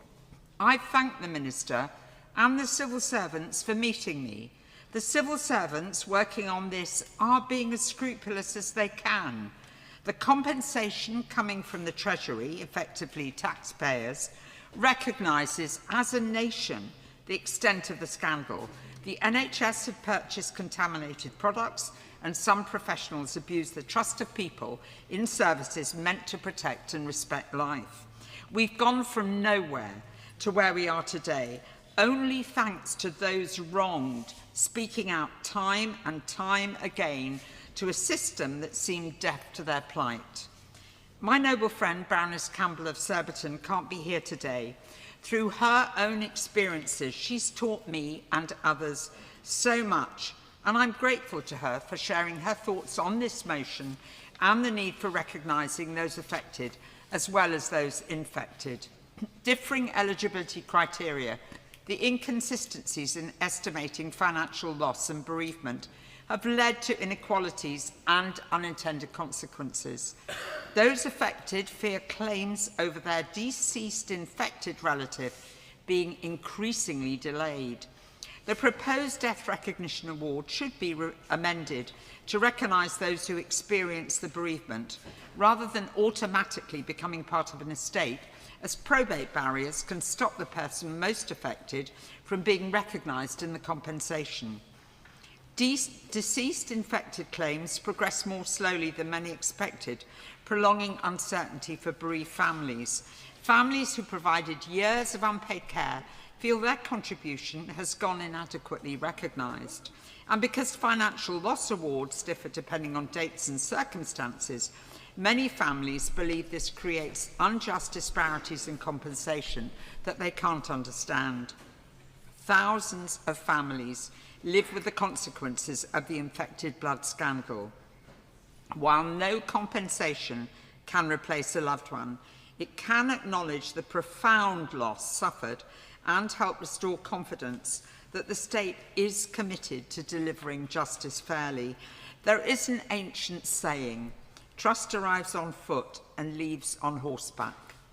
This compensation scheme and the Hillsborough law might be the foot soldiers of trust in this nation if and only if we get candour and subsequent actions right. My Lords, it's a great pleasure to follow the noble lady Baroness Finlay and indeed all of the speakers thus far in this debate. And I will continue on where the noble lady left off, of taking a moment to look at the big picture. We have a huge problem with trust in politics, trust in government in our society at the moment. Now, sometimes attached to that is the idea that in the past there was some golden age when everything worked. This tragedy, this awful behaviour by the state is a demonstration that that's not the case. We have huge problems of dysfunction in the way our state has worked over long periods of time. And as the noble lady Baroness Finlay said, addressing this fairly, justly, with compassion and care is something that could start to repair the relationship between the state and the people. Now, I want to particularly note the very powerful speech of the noble lady Baroness Brinton, as like all of the other speakers up to now who've been very much leaders in this area. I come along modestly and add the Green Party's support when I can. But I do also want to thank the noble lady Baroness Anderson of Stoke-on-Trent for addressing the start of this debate with appropriate seriousness and recognising the sacrifice of families, campaigners, those who've been affected, who have demonstrated that campaigning works, that we do at least have a compensation scheme. But what their experience is also demonstrating is that you cannot say, we've won our fight, now we can get on with our lives. People have to keep fighting and fighting and fighting. And that is an unreasonable burden to put on people who've already fought for so much. Now, I just want to pick up a couple of specific points. I think, and I'm starting with the very important contribution from the noble Lord Patten, and it's considered bad form in your Lordship's House to repeat, but I am going to repeat his demand. The government surely has to be able to find figures to show how many people have died waiting for compensation. The figures are awful, around 3,000 compensated of 19,000 applications, and we know there must be a lot of deaths in there, and it cannot be beyond the capacity of the government to give us that figure, to help demonstrate to the public so everyone can see clearly what's happening. This is about basic transparency. There's many points to be made about what's wrong that's happening now, and many of them have already been made. But I want to just pick on two, because I think these are two issues that the public would be quite astonished by if they were actually widely known. One is the fact that compensation payments are being eroded by inflation. The longer the state drags its feet, the less effective money that people are getting to be able to get on with their lives. And that is just inappropriate and clearly wrong. And the other point is the way in which victims who've died it must be treated as the same way as living victims. Bereaved families see the money immediately reduced as soon as someone dies, and they're dying because of the terrible actions of the state. That cannot be considered in any way acceptable. So, my lords, it's really easy to get really angry about this, and your Lordship's House, I think, already has and will continue to do so. We have a new government. We have a chance for a new start. Let's hope this government approaches this with compassion and care and a realistic understanding that we have to restore trust in the state, trust in government. And indeed, we, in this current age of shocks with so many health and other threats approaching, need to ensure the trust in the medical profession, and this compensation scheme can go some way to restoring that. My Lords, my mum, Sheila Davis, died from liver cancer in 2017 after a long battle with hepatitis. She didn't drink, she never smoked, and I think she went out of the country a grand total of 3 times. In fact, she rarely ventured outside of Plymouth, where she worked in the MOD. She worked all her life, paid her taxes, brought up my twin brothers as a single parent, and didn't moan. In fact, she was the most stoic, brave, and principled woman I know. In the late 70s, she had a gallbladder operation in Devonport Hospital, Plymouth. The gallstones they removed filled a jam jar. I remember her shaking them at me at the kitchen table. I was 15. She was on warfarin at the time and therefore needed a blood transfusion, which was standard practice for a large wound operation, and she thought nothing of it. So, like so many hepatitis cases, it took 20 years before the symptoms started to really impact her life. From that moment, she was on a cocktail of tablets, drugs, and endless tests.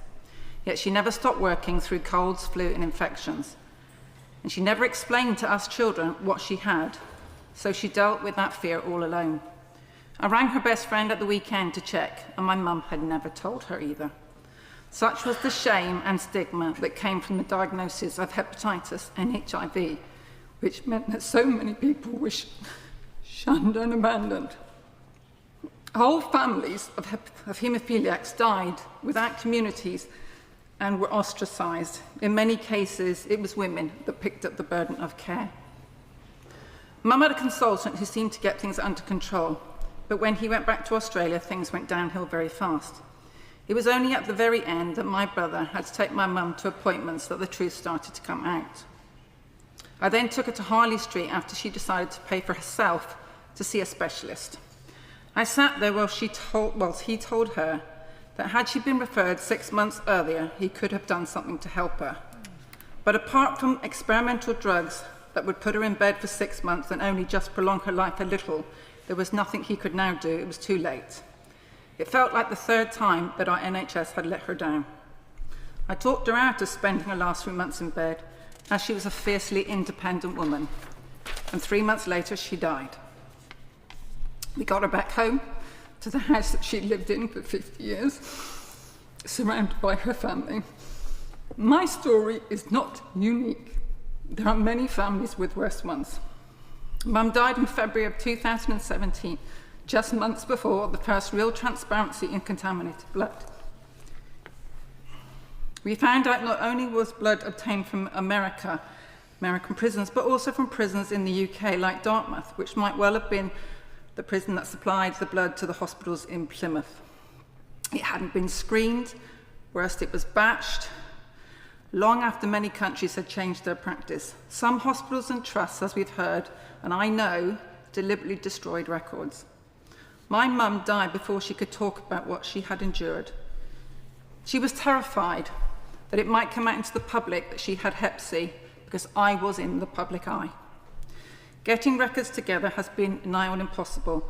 I've tried, even with my influence, which is better than most, and still we've had little help. There are many poor families out there that are really struggling with just getting the information. This last weekend, I spent time online with people who have lived this nightmare.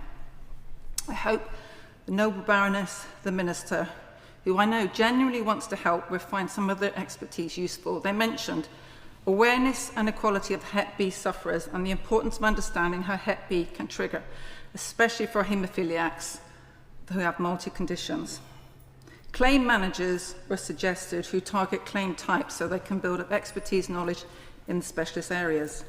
Help with record gathering and emphasis on genuine testimony, speeding up compensation, especially for those that are dying.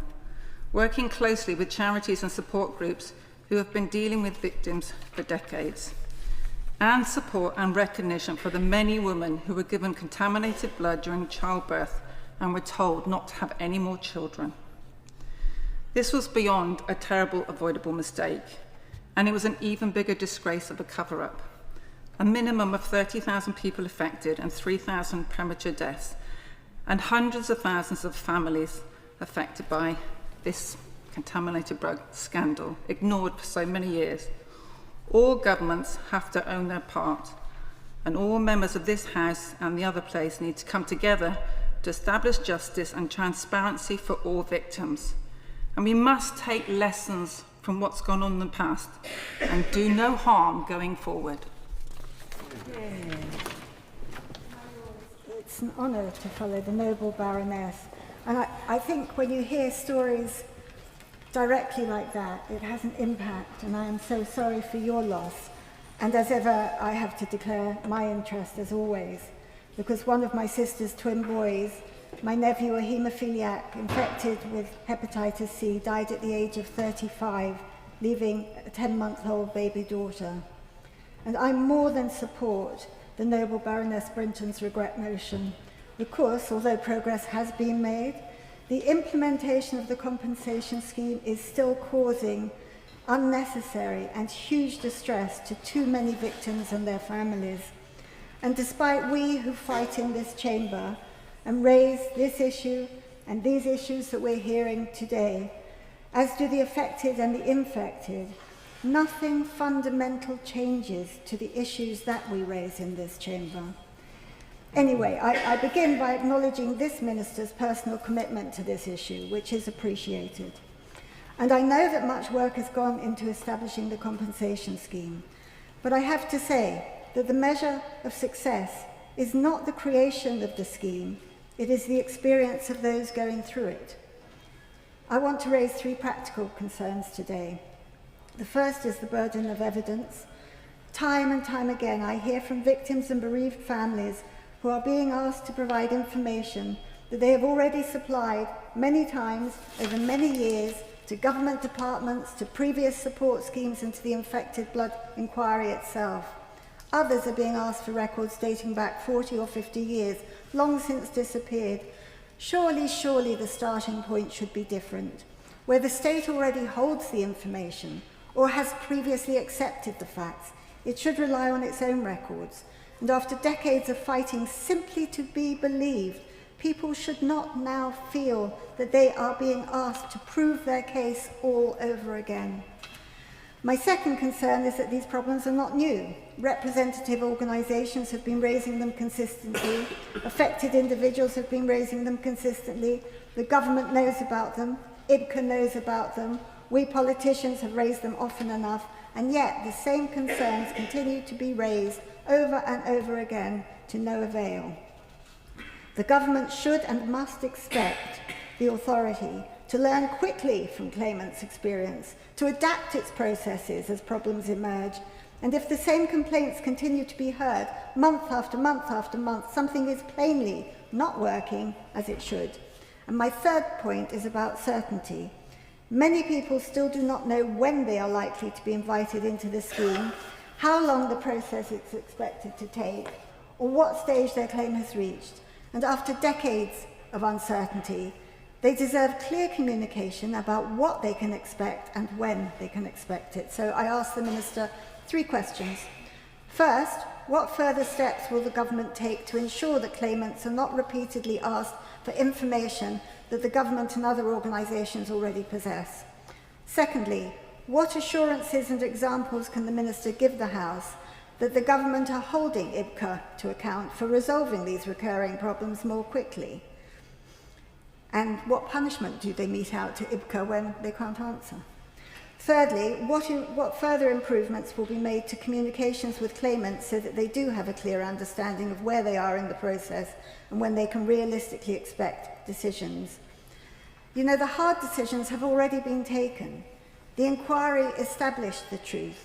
Parliament accepted the need for compensation. The money is there. The remaining task is to ensure that delivery matches the promises that have been made. That is what victims and families and those who have waited so long for justice now deserve. My Lords, it's a pleasure to follow the noble lady, and I want to particularly mention the contribution from the noble lady Baroness Davis of Devonport, who so powerfully set out the real-world consequences of this scandal, and not just the infections, but also the stigma that went with them. And I thank her for doing that in this debate. I want to thank my noble friend, the Minister, for all of her work on this. I know she has been a passionate advocate for change. And I also want to use this debate to pay tribute to the outgoing Paymaster General, Nick Thomas Simmons, for all he did to implement the inquiry recommendations. We do now have an operational, funded compensation scheme that has paid out more than £2.5 billion. The difference this has made to victims is immeasurable. And for many infected people, this has brought not only financial security, but after more than 40 years, a sense that they can begin to move forward with dignity and hope. My Lords, I would like to pay tribute to the Terence Higgins Trust for their tireless work supporting people living with HIV and hepatitis C and ensuring that victims' voices have been heard, because there are a couple of outstanding issues for those co-infected with HIV and hepatitis C from contaminated blood and blood products that I want to mention today. The first regards interferon treatment. Many people co-infected with HIV and hepatitis C could not wait for newer, safer treatments. Their health was deteriorating, HIV treatment options were limited, and the pressure to act was immense. Interferon brought severe side effects, repeated courses of therapy, and additional suffering compounded by HIV infection.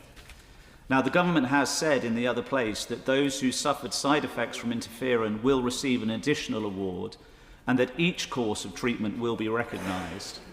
That commitment is absolutely welcome, but I have to say, from my reading of it, that commitment is not explicitly in the regulations before us today. So I ask my noble friend the Minister to confirm that this regulation will apply equally to all co-infected victims, including payment for each round of interferon treatment. And my second point concerns bereaved parents. I welcome the proposed exceptional loss uplift for bereaved partners, children, siblings and parents of children who died before 18. But my Lords, there does remain a gap. Many people infected with HIV never had the opportunity to build families of their own because of the stigma, discrimination, fear and the expectation of an early death. Some died as adults while still being cared for by their parents. Those parents still suffered profound loss and should not be excluded simply because their child lived beyond their 18th birthday. I therefore ask my noble friend the Minister to consider extending the 50% exceptional loss uplift to bereaved parents whose infected child died over 18 without a partner or children.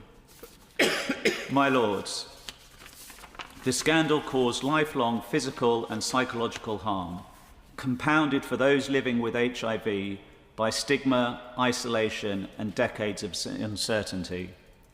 This government has made great strides toward justice, to rebuilding trust through the scheme and with the passing of the duty of candour law to deal with other such scandals. I hope we can now take these final steps to ensure everyone impacted receives the fairness, dignity and recognition they deserve. I'm deeply conscious how much knowledge many noble lords have on this topic, knowledge that has often been tragically accumulated through their own personal experiences and that of their families. So I want to start by paying tribute to those, both in this House and outside it, who have done so much to expose the scandal and to push for justice, including, of course, as we've heard so eloquently, several noble lords participating in this debate. And if I may just briefly mention one other, the noble lady Baroness Featherstone's late sister Della, who I remember as always such a smiling, happy person, but who was also such a formidable campaigner driven by her own family's tragedy. Of course, one issue of widespread concern, as both Lord Patton and Baroness Bennett in particular have touched on, is the speed with which compensation payments are being made and will be made, especially given the steady death toll, sadly, of victims of this tragedy. So I very much welcome the government's response when the Secondary Legislation Scrutiny Committee, of which I'm a member, dug into this SI to confirm that it expects the vast majority of payments for infected people to be made by 2027 and for affected by 2029. But last year, Baroness Anderson, the Minister, went a little further on the 19th of March when she talked of IPCA's aim to have made the majority of its payments far ahead of those dates. So I hope the noble lady, the Minister, might be able to tell us what progress is being made on those more ambitious dates and when, for example, can we expect the majority of payments to have been made by? And have those dates changed since the original profile of compensation spending was agreed with the Treasury? But even with the best possible answers on those points, it will still be several years before payments are concluded. And so the fixed numbers, the fixed financial figures set in this statutory instrument and the other related legislation will, as we have heard, continue to be eroded by inflation, reducing what people receive before everything is settled. Now, the government's explanation to the Secondary Legislation Scrutiny Committee for not uprating figures to cater for inflation, I must admit I found a little puzzling, because it was a two-pronged justification. One, that it wasn't consistent with a tariff-based system, and the second, that it would be very administratively burdensome. Now, I find that puzzling because there are many other SIs that come through Parliament which appear to manage exactly both those things. Conscious of time, I will perhaps mention just the one. The Armed Forces and Reserve Forces Compensation Scheme Amendment Order 2026, which takes several financial numbers fixed in legislation related to compensation and updates them explicitly in response to those figures have been eroded over time by inflation. And indeed, the government's explanatory memo also talks of plans to regularly review the relevant lump sum in future in order to uprate it in future in line with inflation. And that is just one of many different examples there are of other schemes, other compensation arrangements, where the government does regularly update figures in line with inflation. It doesn't find it inconsistent in those other areas with tariff-based approaches, and it doesn't find it unnecessarily administratively burdensome. So I hope the noble lady, the Minister, can, if not maybe necessarily promise future uprating to deal with inflation, at least set out a clear path to look further at this issue, because this is not just an abstract matter of sort of geeky maths and statistical detail.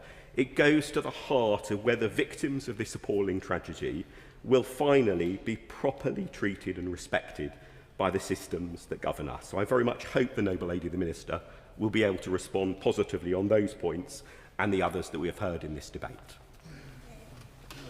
My Lords, before I speak to the motion to approve these regulations and the regret motion in the name of the noble lady Baroness Brinton, I want to begin by reflecting on the courage and tenacity of all the infected and affected victims of the infected blood scandal.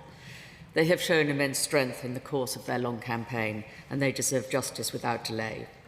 There is one point that ought to be made at the outset. The previous Minister for the Cabinet Office rightly placed great store on the delivery of infected blood compensation and repeatedly presented it as a central priority. Victims are now entitled to ask where it leaves them. They not only have to live with the uncertainty that inevitably accompanies a change of government, but the latest figures demonstrate that the pace and consistency of compensation payments remain well behind where they should be. After everything these families have endured, they should not be expected to endure yet more uncertainty about when justice will finally arrive. I thank the noble Baroness, the Minister, and the noble Baroness, Lady Brinton, both for their time and for putting the victims at the centre of their remarks. Our shared cross-party objective of delivering justice for the victims is why we are having this debate, and we will continue to work constructively to maintain that consensus across the main parties. As the noble Baroness Lady Brinton notes in her motion, we should recognise the progress made by the government and the Infected Blood Compensation Authority since October 2025. The latest publicly available figures show 3,358 people have received compensation. But while that is welcome, there is still widespread concern about the pace of progress. The Hepatitis C Trust have said compensation must be delivered faster, and that thousands of victims are still waiting even to be invited to claim compensation, let alone actually be paid what they are due. There also remains a striking imbalance in who has received compensation to date. Living infected persons who have never received support comprise just 35 people, 1% of the claims paid. A concerningly small number of affected people and those acting on behalf of a deceased infected person have received payments following their claims. When does the noble Baroness, the Minister, anticipate a meaningful increase in the figures for those groups of victims? On the issue of costs and compensation, the previous government allocated £11.8 billion to fund infected blood compensation, but the National Audit Office now estimates the total expected payout to be £12.8 billion. What contingencies are being put in place to ensure that funds are available to pay compensation to all those who are eligible? And, my Lords, pace is not the only concern. a number of important issues remain unresolved, including but not limited to the disparity between compensation for living and deceased infected people and the injury award for unethical medical testing. I hope the Noble Baroness, the Minister, will be able to address those and other concerns when she responds to this debate. And in responding to those points, will the Noble Baroness, the Minister, set out what work is being done to support affected and infected people with their applications for compensation? We need a scheme that recognises the complexities of individual cases and takes care to give people tailored support. I would very much like to pay tribute to my noble friend, Lady Davis of Devonport, who has spoken today so movingly of her own experiences and her mother's story. She and other noble lords have rightly highlighted the challenges faced by many families in obtaining the necessary records. This is another example of the need for tailored support for victims. So do the teams at IBCA have the skills to support families where records are difficult to access? What assessment has been made to ensure IBCA has the necessary skills in place to deliver the best possible support for all victims? Because it is they and their families who must come first. We will continue to work constructively with the government to ensure rapid progress is made.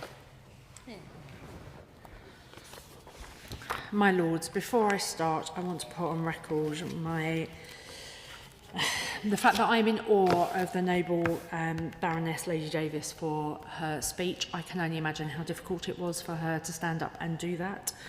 And she demonstrates, as we have all listened on many occasions, to the pain and heartbreak of why we are actually here, and the fact that behind each statistic that is so easy for us to talk about, that there is a family that is still grieving for their loved one.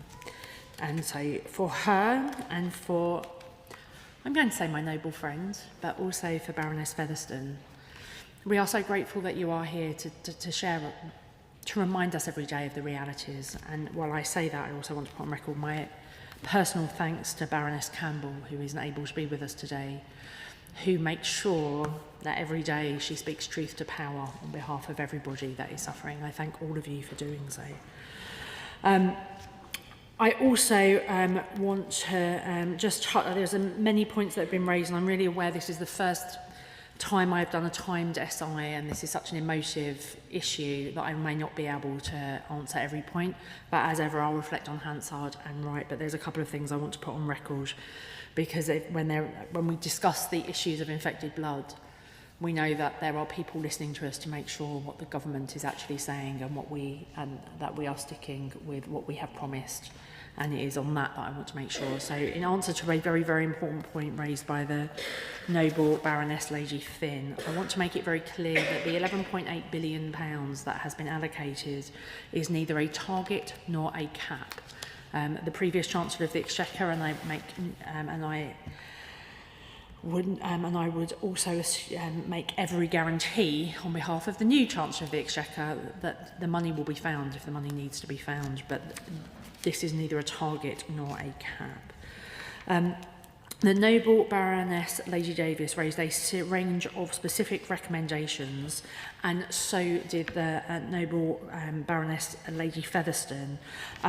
What I'd like to do is facilitate 2 meetings if Noble Lords wish to attend, one of which with the leadership of IBCA to go through some of the recommendations, because some of them are about humanity and how we engage, and I think that would be very helpful for them to hear those stories, but also again with my officials, and it's an open door always with my officials about the specifics that we face. I think every member of your Lordship's House reflected that we are still dealing with a matter of national shame, that this is a black mark that we are still having to tackle, and I very much want to echo the words of the Noble Baroness Lady Finlay in terms of this is taxpayers' money in recognition of something of an appalling state failure, and we need to get this right. I personally am hoping that the way in which we are doing this, and I very much appreciate, we had an option whether the tariff-based scheme was the option that was recommended as the fastest way of getting the money out of the door, because every one of the people we are trying to support have lives that are more complicated, more challenging, and how we can definitely help support the majority. So, my lords, in terms of the specifics that have been raised with me, and I wish to speak quickly, so forgive me, because I want the noble Baroness Lady Brinton to have as much time as possible at the end of the debate. But in terms of the point raised on IPCA's prioritisation, which was raised by many members of your Lordship's House, IPCA prioritises claims based on recommendations from the Infected Blood Inquiry. Prioritisation lists differ slightly depending on the cohort, but I want to reassure noble lords that those sadly nearing end of life and aged 75 or over are prioritised across the board, whether infected or affected. But noble lords will be aware that every affected claim has to be based on the assessment of an infected claim, a foundational claim, to tie the two claims together. That as per IPCA's community update of 9th of July earlier this month, they have asked everyone registered as living infected, never compensated and nearing the end of their life to start their claim, and are now contacting people with advanced liver disease. IPCA have asked everyone who has registered to make a deceased infected claim with a beneficiary of an estate who is nearing the end of their life to start their claim, and are now contacting beneficiaries who are aged 75 or over. We're currently asking living affected people who are nearing the end of their life to start their claim, and expect to soon have contacted everyone currently registered in this group. They will then have contact people aged 75 or over to start the claim. On IPCA's staff training raised by the Noble Baroness Lady Brinton, IPCA's claim managers do indeed receive an initial 3-week training, which includes background into the infected blood scandal and the inquiry's work and recommendations, so that everyone in the organisation understands the human stories behind their work. Staff receive specific trauma-informed training from a clinical psychologist to ensure they can provide the best support possible to each person coming to IPCA. Claim managers meet members of the community during their training to ensure they understand not just what happened, but how it has impacted their lives, and this continues throughout their employment. Noble Baroness raised the long-term side effects of interferon. These regulations introduce a new higher level of award for infected people who were treated with interferon. The new Level 2B Core Compensation Award will provide more financial loss and care compensation for the full 2 years after treatment to anyone treated with interferon who would otherwise be receiving a Level 2 award. Those on Level 3 or Level 4 infection severity banding, the inquiry made no recommendations in relation to recognising the impact of interferon treatment for people who are already eligible for Level 3 or 4 awards. The technical expert group supported the view that Level 3 compensation awards already account for the types of harms that people may have suffered as a result of treatment with interferon. Noble Baroness Lady Brinton raised the most heartbreaking, which is the historic evidence of suicide. The government looked at how to make the severe health condition award for psychiatric disorders more accessible and with a less intrusive ask for evidence. We examined using types of evidence such as suicide to qualify for the award. Imposing such a re-traumatising requirement would place an unconscionable and egregious burden on families who have already endured decades of profound mental suffering. When designing any compensation scheme, the government must ensure that no mechanism or award criteria inadvertently creates a risk to potentially vulnerable people, which is why we are progressing in the way that we are. But I will again write to all members of your Lordship's House to put that in writing. On recognition of carers, I have also met with many of the people and heard from many of the people that members of your Lordship's House have too. The care award is provided to people making a claim as an infected person or as the representative of a deceased infected person's estate. This award is intended to compensate specifically for financial loss caused by the hour and nature of care needed, but I am aware of the impact that has had on some people who would not necessarily have received that through the estate. The government took, in terms of the unethical research award amounts, I have had this raised with me both in your Lordship's House but also outside many times. The government took a great deal of care in determining the award values and the qualifying criteria for a cohort of people subjected to, or may have been subjected to, unethical research. This included obtaining advice from legal experts and considering the responses to the consultation. The published response to the consultation provides an analysis of the responses received. This award is intended to compensate people for the specific distress caused by discovering they may have been subject to unethical research practices. The core root awards, such as the injury and social impact awards, already compensate for the long-term physical and mental impact caused by someone's infections. And my lords, I'm really aware that if I speak for much longer, then the noble Baroness Lady Brinton won't have much time, so I will write on every other point raised. Apologies.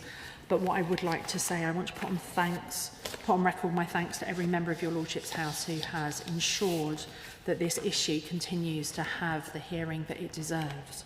I also want to thank my incredible team, both my private office and my civil servants, for making sure that on such an emotive issue, I am well informed and engaged, and that we are trying our very best to make sure that we are supporting those victims of what is one of the most egregious scandals in living memory.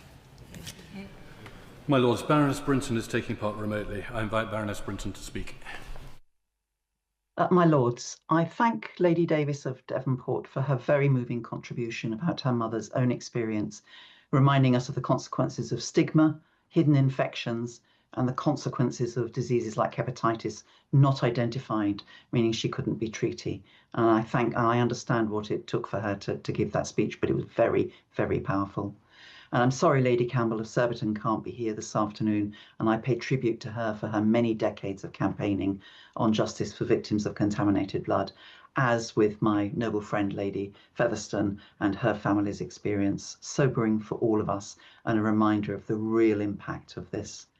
And I thank the noble Lord Patton for his informed contribution and the stress on urgency of resolving the many outstanding issues. And I'm grateful to the Minister for responding to that. And both Lady Finlay and Lady Bennett also spoke movingly about the bigger picture, that we mustn't lose sight of that. And Lord Doyle reminded us of the progress that has been made. And I must confess, I apologise, my speech did not talk much about the progress that has been made, and there has been. My concern is what is still outstanding. And Lord Pack made a very important point about inflation, and I do hope the Minister can look at this. And I want to thank the Minister, as ever, for her measured and caring approach. This is something that we really all want to work together on, but today's debate has demonstrated that there remain urgent issues. So I want to end by thanking all the victims and their families, and hope that they're reassured by the cross-party support for them and their concerns. And I hope the Minister will be able to help improve payment times and remedy some of the many injustices in the scheme at the moment. In the meantime, I beg leave to withdraw my amendment to the motion. Is it your Lordship's pleasure that this amendment be withdrawn? The amendment is by leave withdrawn. The question is that the original motion be agreed to. As many as of that opinion will say content. Content. The contrary not content. The contents have it. I'll have a second to allow personnel to change.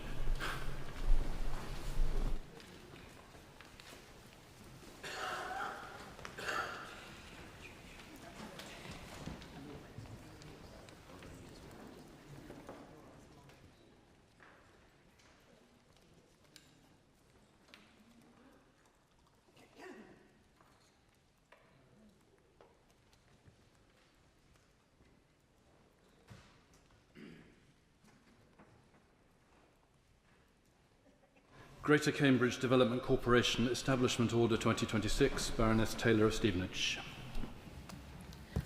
My Lords, I beg to move that the committee consider the Greater Cambridge Development Corporation Establishment Order 2026, which was laid before the House on the 4th of June 2025. The Local Government Planning and Land Act 1980 sets out that the Secretary of State may designate an urban development area where they are of the opinion it is expedient in the national interest and following a public consultation. Between the 4th of February to the 1st of April 2026, the Government held a public consultation on establishing the Greater Cambridge Development Corporation to promote ambitious, high-quality, sustainable growth and unlock the full potential of Greater Cambridge for the benefit of its communities and the country as a whole. I am grateful to all those who took time to engage and provide thoughtful and constructive feedback. Consultation respondents were clear that Greater Cambridge faces increasingly complex challenges relating to infrastructure provision and the supply of affordable housing. This is having a detrimental effect on quality of life and holding back the region's ability to scale its globally significant innovation economy. The Government believes that these challenges cannot be met by incremental change alone. Delivering nationally significant growth in Greater Cambridge requires a bold, long-term approach and a genuine step change in how infrastructure is planned, coordinated and delivered. Government considers that establishing a centrally led development corporation is the most effective way to unlock nationally significant growth at the pace and scale required, combining responsiveness to local priorities with national leadership and influence. To show the Government's commitment to fulfilling the full potential of the region, since publishing the consultation, the Chancellor has announced a further £400 million of funding for the Oxford-Cambridge corridor, doubling the £400 million announced in October 2025. Once established, the boundary of the Development Corporation aligns with the combined administrative boundary of Cambridge City Council and South Cambridgeshire District Council. This will enable the Greater Cambridge Development Corporation to deliver on its objectives and make effective use of its powers, enabling the scale of growth necessary to deliver on both local and national interests. As we set out in the consultation, the development area captures the core functional geography of the Cambridge economy, enabling a holistic approach to growth and infrastructure delivery. It will enable coherent planning across a wide area, strategic land assembly and land value capture to fund infrastructure. However, the success of the Development Corporation will also depend, of course, on a strong partnership and proactive engagement with neighbouring authorities and transport and utility providers beyond its boundary. Although the Development Corporation will predominantly focus on its designated development area, it will also have influence beyond its formal boundary. This includes the ability to acquire land outside its development area to enable it to meet its objectives. The Development Corporation will bring a combination of powers, financing and national influence beyond what is available to existing local organisations. The Development Corporation will provide clarity and certainty through a clear vision for place and a stable governance framework. The Development Corporation is intended as a joint national and local endeavour, combining local insight and input from locally democratically elected representatives with national leadership, powers and investment. It will have direct access to central government and the ability to convene and coordinate partners around shared priorities. The democratically elected local leaders from Cambridge City Council, South Cambridgeshire District Council, Cambridgeshire County Council and the Mayor of Cambridgeshire and Peterborough will be invited to join the board. The Government also recognises that resident voices from across Greater Cambridge will form an integral part of the joint local and national endeavour in shaping the area's future. The Government will therefore ask the Development Corporation to create structured forums for engagement which reflect the diversity of places and lived experiences across the region and serve as an exemplar of innovative, transparent, continuous and deep engagement. In short, it will provide Greater Cambridge with the tools, certainty and investment needed for sustainable infrastructure-first growth. The model will form an exemplar for integrated powers and funding, setting the standard for housing development elsewhere in the country. This establishment order will establish the GCDC as an entity upon which it will be granted automatic infrastructure, financial and land assembly powers. My officials are now preparing the Powers and Functions Order, a negative statutory instrument that is due later this year, which will equip the GCDC with planning powers, including the ability to determine planning applications for strategic development.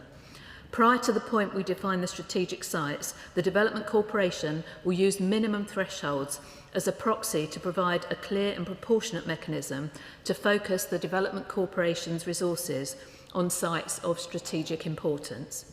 The Development Corporation will also take on plan-making powers, but it is anticipated that this will be once the draft local plan has been adopted, subject to public examination.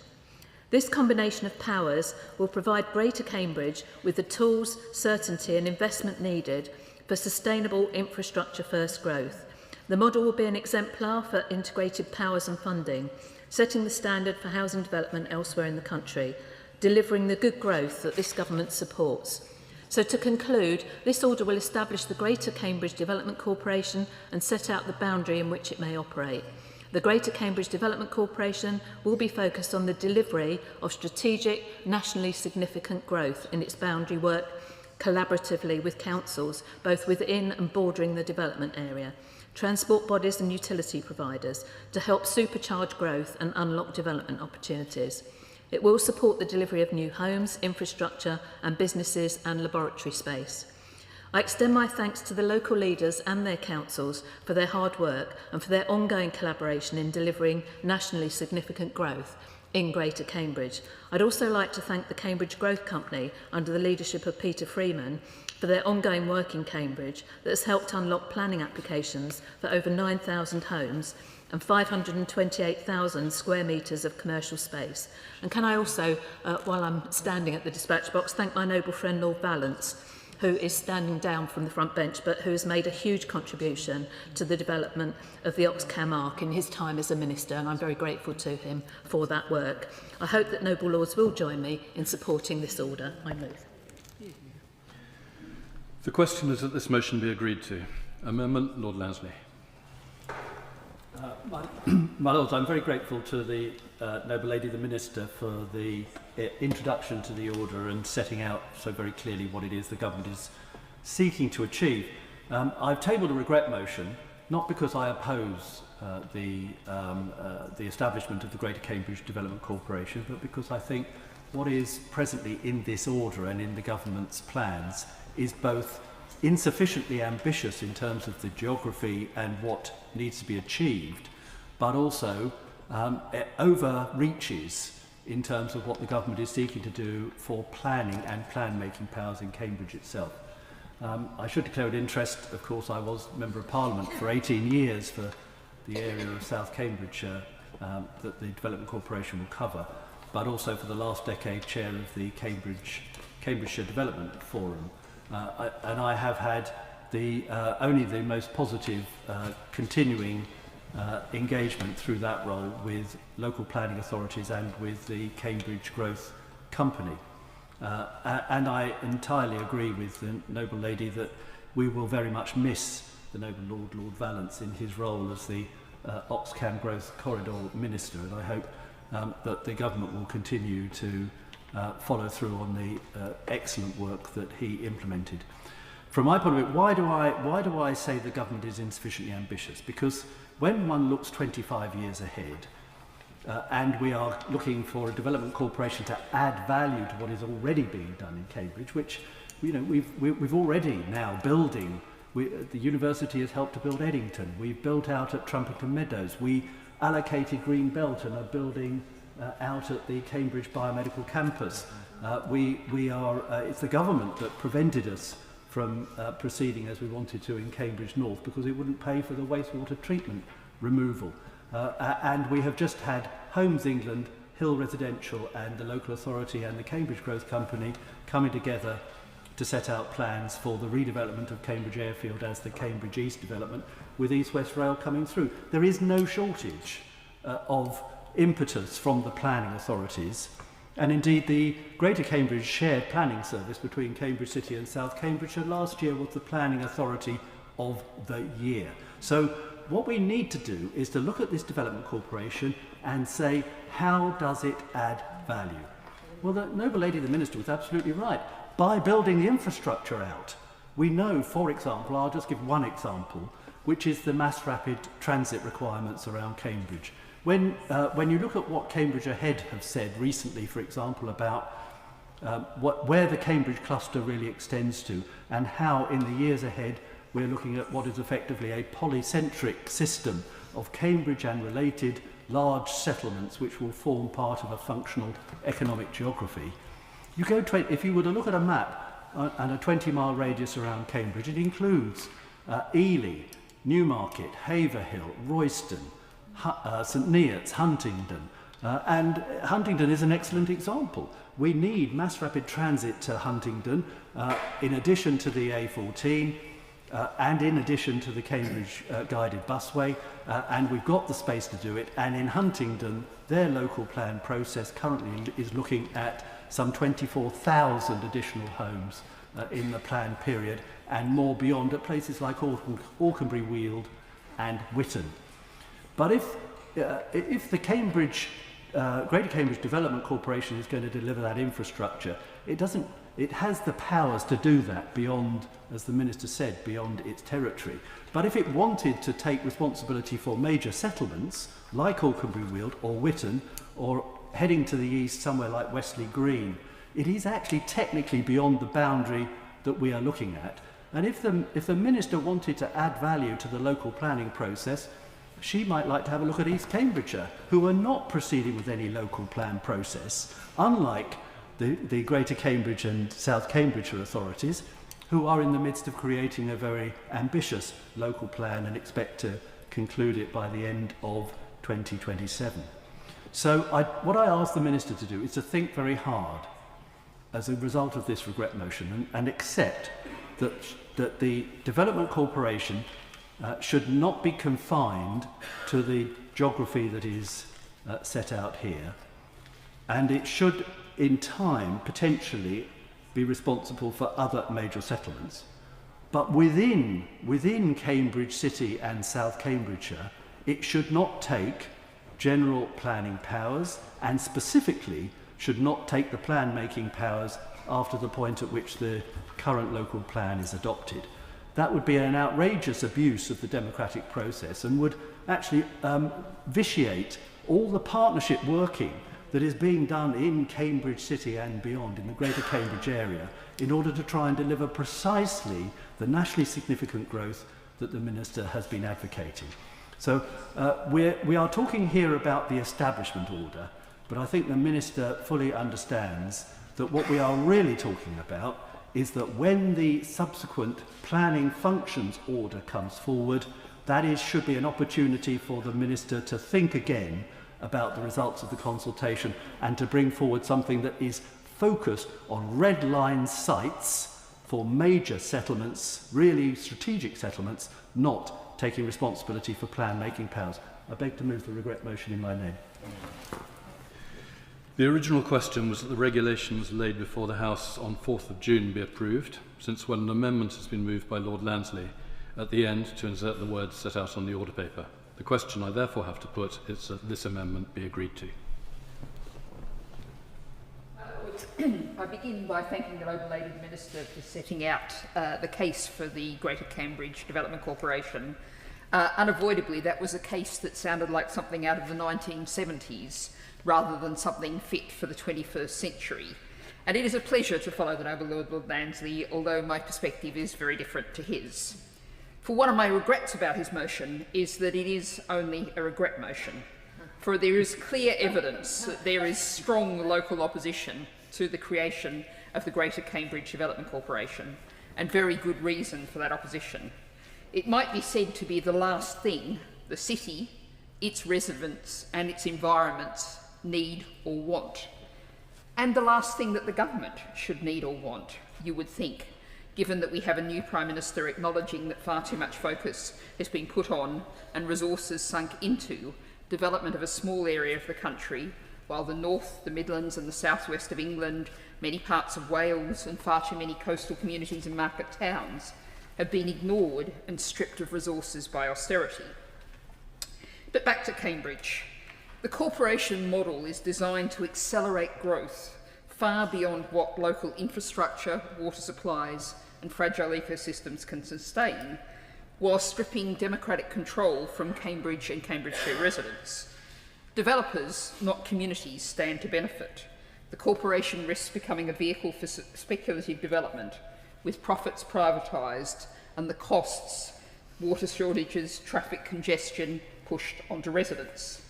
The structure of the corporation is profoundly undemocratic, taking away from local councils control over planning decisions, undermining the power of representatives who local people have voted for. The consultation, of course, showed majority resident opposition. And it is also apparent from the debates that have taken place in the newly elected Cambridge City Council, which is now under no overall control but with a ruling Labour group, the Greens as the second largest party and the Lib Dems close behind. The local Green group tells me that none of these parties support this corporation. More, the corporation plan is severely underfunded. What it is due to receive will do nothing to address the existing shortfall in infrastructure, and it focuses on all the wrong outcomes on growing the bioscience and IT sectors. But before any commercial development happens, what needs to be addressed is particularly the chronic water shortages, the transport bottlenecks, the acute social housing shortfall, which new high-priced housing estates will not resolve, the insufficient electricity supply, the limited sewage capacity, the lack of sufficient hospital places, the schools that are overstretched. And how much the infrastructure is there is inadequate has been demonstrated recently by the conditions in Aidenbrook Hospital during the recent heat wave. Media reports indicated that 4 staff went home ill and 2 more collapsed at work. And that's the staff. There's a need for significant investment clearly there, and also the more than 60 schools that either closed early or indicated that pupils could leave because they were too hot. We need to fix the existing infrastructure before we think about going further. But water stress is, of course, the biggest issue. No one has really provided a substantive answer of where the water will come from for future significant development proposed under the corporation. Lincolnshire maybe, or Wales?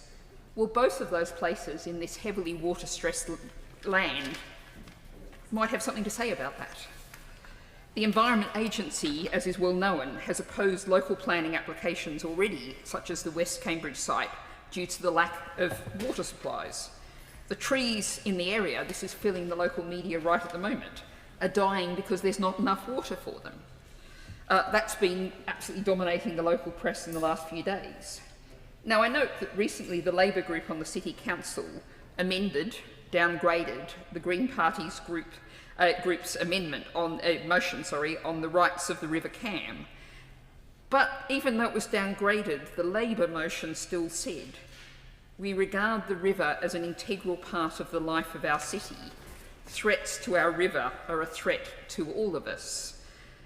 I hope that the new government is listening to its local representatives, because this whole development corporation is an idea that comes from the 20th century, a failed model that has given us the climate and nature emergencies, the terrible state of public health, and the rampant inequality of the UK of 2026. It is ironic that this is happening while we have a new Prime Minister who says that he wants to give greater say to communities. This corporation takes away that say. To quote local Green councillors, "This is a power grab, not a plan." And I realise that the noble lady, the Minister, may not be able to provide a fresh perspective today, but I hope that a fresh approach does appear in the new government over the summer. I note the criticisms of the new Development Corporation for Cambridgeshire as spelt out by the noble Lord Lansley from his expert local knowledge. But my comments are from the broader policy perspective. I do believe that the use of the Development Corporation model represents a huge opportunity up and down the country to reorder the development of new homes and infrastructure and the regeneration of existing neighbourhoods. Criticisms have abounded of the major house builders and developers failing to deliver the quantity or quality of new homes, facilities and infrastructure that they have promised. Development corporations can do so much better. By capturing the land value, now without the necessity of incorporating hope value, with the possibility of using compulsory purchase powers as a last resort, a development corporation can deliver a high-quality master plan to include much-needed affordable homes and social and community benefits. Delivering new and regeneration schemes is a long-term proposition, during which there may well be changes of political control within local government for the area. The value of the Development Corporation is not only its public accountability, but also its longevity, irrespective of the local uncertainties our democracy creates. And of course, planning decisions that are bound to cause local upset, but which are in the national or regional interest, and we do need to build 1.5 million new homes, these are hard to take at the local authority level. My Lords, we know from the success of the development corporations already up and running that this model can be a game changer. Greater Cambridge would be well served by having its own. My Lords, I support this order, and I greatly welcome in principle the establishment of the Greater Cambridge Development Corporation, with or without the modifications recommended by the noble Lord, Lord Lansley. My Lords, with permission, a few thoughts, and I speak as Chancellor of the University of Cambridge. I welcome the establishment of the Greater Cambridge Development Corporation. It will quite simply speed things up and cut through bureaucratic delays.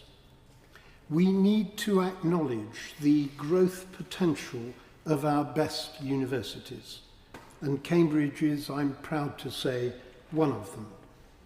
The best place for startup businesses in Europe is currently Cambridge. The alumni of the University of Cambridge in recent years have founded 2,600 venture-backed startups, more than anywhere else in Europe. We are rivaled only by the Bay Area in California and the other Cambridge and Boston area in Massachusetts. Cambridge, since 2024, has raised more venture capital investment in deep tech industries per capita than anywhere else in the world. And we have had particular success in oncology, AI drug discovery, semiconductor manufacturing, chips and processing, cardiology, and aerospace. The government must recognise the world-class opportunity for catalysing growth that is represented by our leading universities and especially by Cambridge. The Development Corporation is therefore very welcome. 3 small words of warning, however. First, we've heard warm words before. The Oxford-Cambridge arc, especially the new rail link between Oxford and Cambridge, has been promised before. It must now happen. One other potential problem, second, is the issue of water resources highlighted by the noble Baroness Bennett. All of Cambridge's water at the moment comes from boreholes dug into the aquifer below ground. In the long term, the huge pressure for development makes that resource unsustainable. I hope the government will therefore do everything possible to ensure that the new Fens reservoir, which is desperately needed, can indeed happen. And third, there must be full and considered local consultation, and I'm delighted that the Minister has committed the government to ensuring that that happens. The Development Corporation is a great start, but please make sure that Cambridge's full potential is actually realised.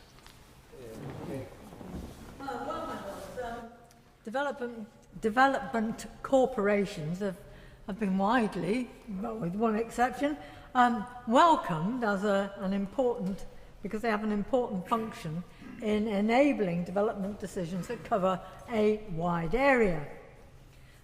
So the question for us is not the principle of development corporations, but whether the Greater Cambridge DevCo is the most effective vehicle for achieving the purposes set out in the order. Now, I have a number of criticisms, and the first one is is that of geography, which the noble Lord Lansley also pointed out.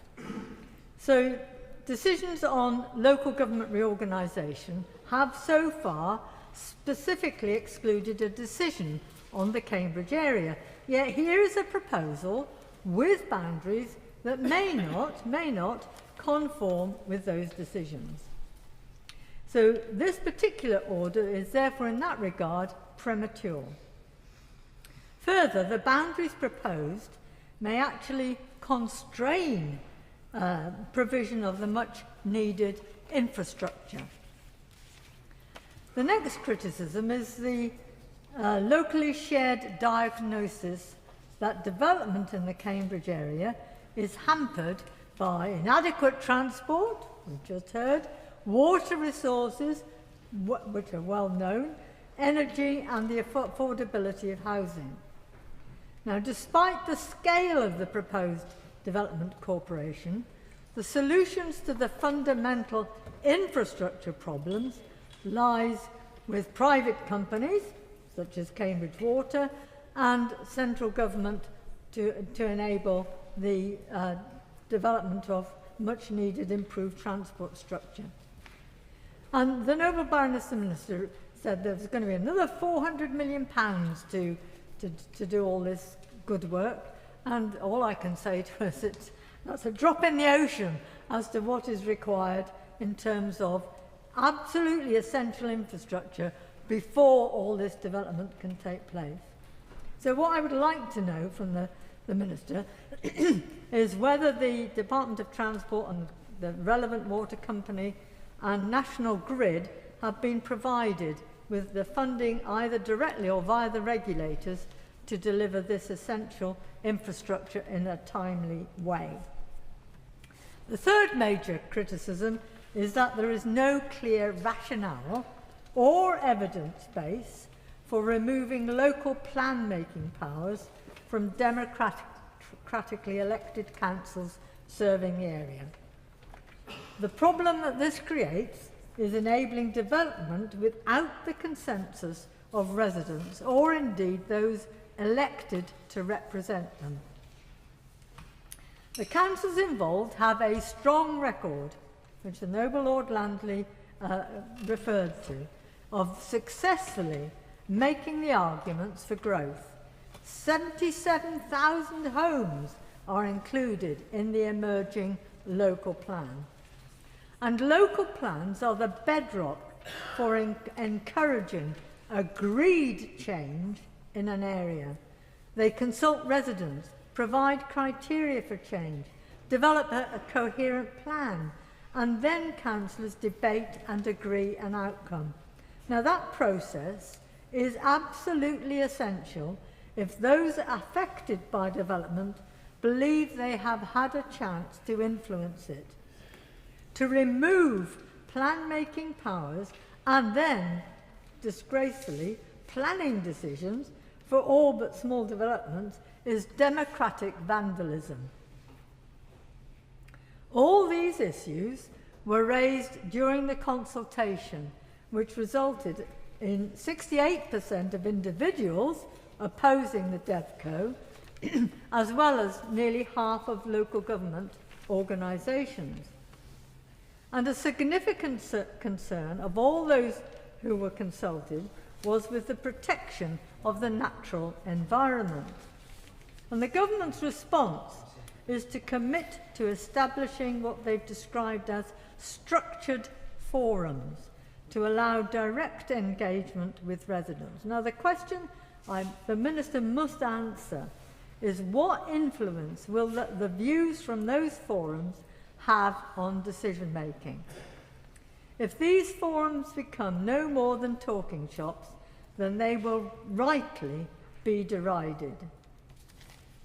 What is not clear is why the government has not chosen to use a different model, such as the Regional Development Agency model. Certainly the one in Yorkshire with which I was involved enabled very significant development across the region by negotiating a strategic plan and providing funding that enabled the private sector to implement. But importantly, without bypassing local planning authorities. So can the Noble Baroness, the Minister, agree that plan-making powers will be deferred until the draft local plan being developed is adopted, and then to only do so following evidence-based reasons being provided. The Noble Lord Lansley was right to table this regret motion, with which the Liberal Democrats totally agree. My Lords, just like to make the House aware of my potential interest as a councillor in central Bedfordshire, which neighbours this area. I support my noble friend Lord Lansley in his motion. I also was going to say how important that Cambridge is to this economy of the UK, but I think Lord Smith of Finsbury has done a far better job than I can. And, you know, it is an absolute critical part if this country is going to be successful and have the growth that it desperately needs. But Cambridge is hamstrung. It's hamstrung by a lack of housing, a lack of infrastructure, and a lack of commercial space, be it for biolabs, technology, and so forth. You have a town of around 150,000, which every day, according to the 2021 census, has 55,000 commuters coming in. And bearing in mind that was during COVID, that actual number is probably far higher, and largely they're coming in by car. So the government is right that Cambridge does need to grow. It's why I was pleased that the last government progressed with East West Rail, A14 dualling, A428 Caxton Gibbet to the A1. But there is much more to do. Cambridge, as I said, needs more housing, lab space, commercial space. It also needs to work with other areas of the wider geography. It's not just the Oxcam arc. It is actually the Golden Triangle spanning from Oxford to Cambridge to London, which is a global powerhouse in technology and biotech, amongst others. It encompasses the noble Baroness, the Minister, Stevenage, and it has central Bedfordshire at its geographic heart. A DCO can be a useful delivery mechanism, but it needs to be one built on local support, functional geography, and democratic accountability. And it must have a clear outcome-based objectives with the resources and powers linked to those outcomes. Now, the noble Baroness, the Minister, mentioned the negative instrument that is to come that will outline those, but I very much feel that's a bit of the cart coming before the horse. If you're going to look at the organisation, you need first of all know what it will do and what its powers are. And then there's also the question of local government reorganisation, as the noble Baroness Pinnock mentioned. We may set up a geography here only for it to change completely in a few months' time. The issue of geography, I think, is a very important one. Major projects and developments just outside the proposed area could have huge impact. Tempsford, new town, is potentially almost as large as Cambridge itself. Around junction 13 of the M1, we have the new town in Milton Keynes, we have a large data centre, we have Universal, and we have the Marston Vale development, which will have a huge impact, particularly on East-West Rail and the M1 and East-West corridor travel. And then we have the issues of things like the A1 realignment. That needs to somehow all fit together as a package. Planning powers. Now, several people have talked about planning powers, but clearly we need to know what the geography is when we need to look at the planning powers, because if you're going to have a much bigger strategic overview, you should not have detailed planning powers. If you're going to have detailed planning powers, well, then that raises the question, why can it not just be based on a council-led DCO rather than a centralised national DCO or even a mayoral DCO? I talk about resources. We've heard of a lack of water. We've talked about a lack of electricity. I know from my own experience that development in Biggleswade could not go ahead until we had additional power, and there is a constant refrain of a lack of water. So what powers will this DCO have over things like GP railways, Anglian Water, highways, and the electrical and power companies, not to mention East-West Rail? Will it have defined outcomes and targets? Will it have clear division of responsibilities between the DCO organisation and the local councils and others? And I do want to be clear on this because the Minister talked about strategic sites, and we discussed this in previous issues on the planning bill. Is strategic above 9 houses? Is it above 500 houses? What size of development is that? Because I think many people have a different view of what strategic is. And many have mentioned democratic oversight. How does central planning into a government centralised body fit with the new Prime Minister's promotion of devolution? Now, I believe the answer is going to be the creation of these so-called structured forums for local residents. But what are their details? What will their statutory status be? How will members be selected? What powers will they possess? How will their views influence decision-making? And how will ministers be held accountable if those views are ignored? And it is for these reasons that I support my noble friend Lord Lansley in his motion, and I look forward to the noble Baroness, the Minister's response. My Lords, I thank all noble lords who have taken part in a very interesting debate around the future of Cambridgeshire and this Greater Cambridge Development Corporation. I wanted to start by thanking Lord Lansley for his contribution to Cambridge, which I know we had a visit there and I could see his involvement in the way Cambridge is developing. I thank my noble friend Lord Smith for setting out the benefit to the whole UK economy of the growth that we see and innovation we see taking place in Cambridgeshire, and how important it is to continue investing in that, not just for the local area but for a national purpose as well. And I thank the noble Lord Best for his comments in terms of welcoming the Development Corporation approach to these major growth areas. And to Baroness Bennett, I would just reflect that all the comments she made with a slightly negative perspective on the Development Corporation were made in the 1940s and 50s about the Development Corporation for my town. But we need the growth that Cambridge offers. Now, the Green Party may want our country to stand still, but this government won't let that happen. And I thank the noble Baroness Pinnock, as usual, for her thoughtful comments about the engagement of local people in this project. I'm going to start with the boundary issues because that's the subject of the regret motion, and I think that's important. The boundary proposed for the Greater Cambridge Development Corporation covers a broad geography which will enhance the ability to maximise funding and enable land value capture, increasing the viability for strategic infrastructure projects. The boundary aligns, as I said before, with the existing boundaries of South Cambridgeshire District Council and Cambridge City Council, simplifying governance arrangements and allowing the Development Corporation to support the emerging local plan. This boundary is considered of a suitable scale to allow the Development Corporation to respond flexibly and adapt to the emerging constraints within Greater Cambridge. The government recognises the boundary doesn't always align with the location of essential strategic infrastructure.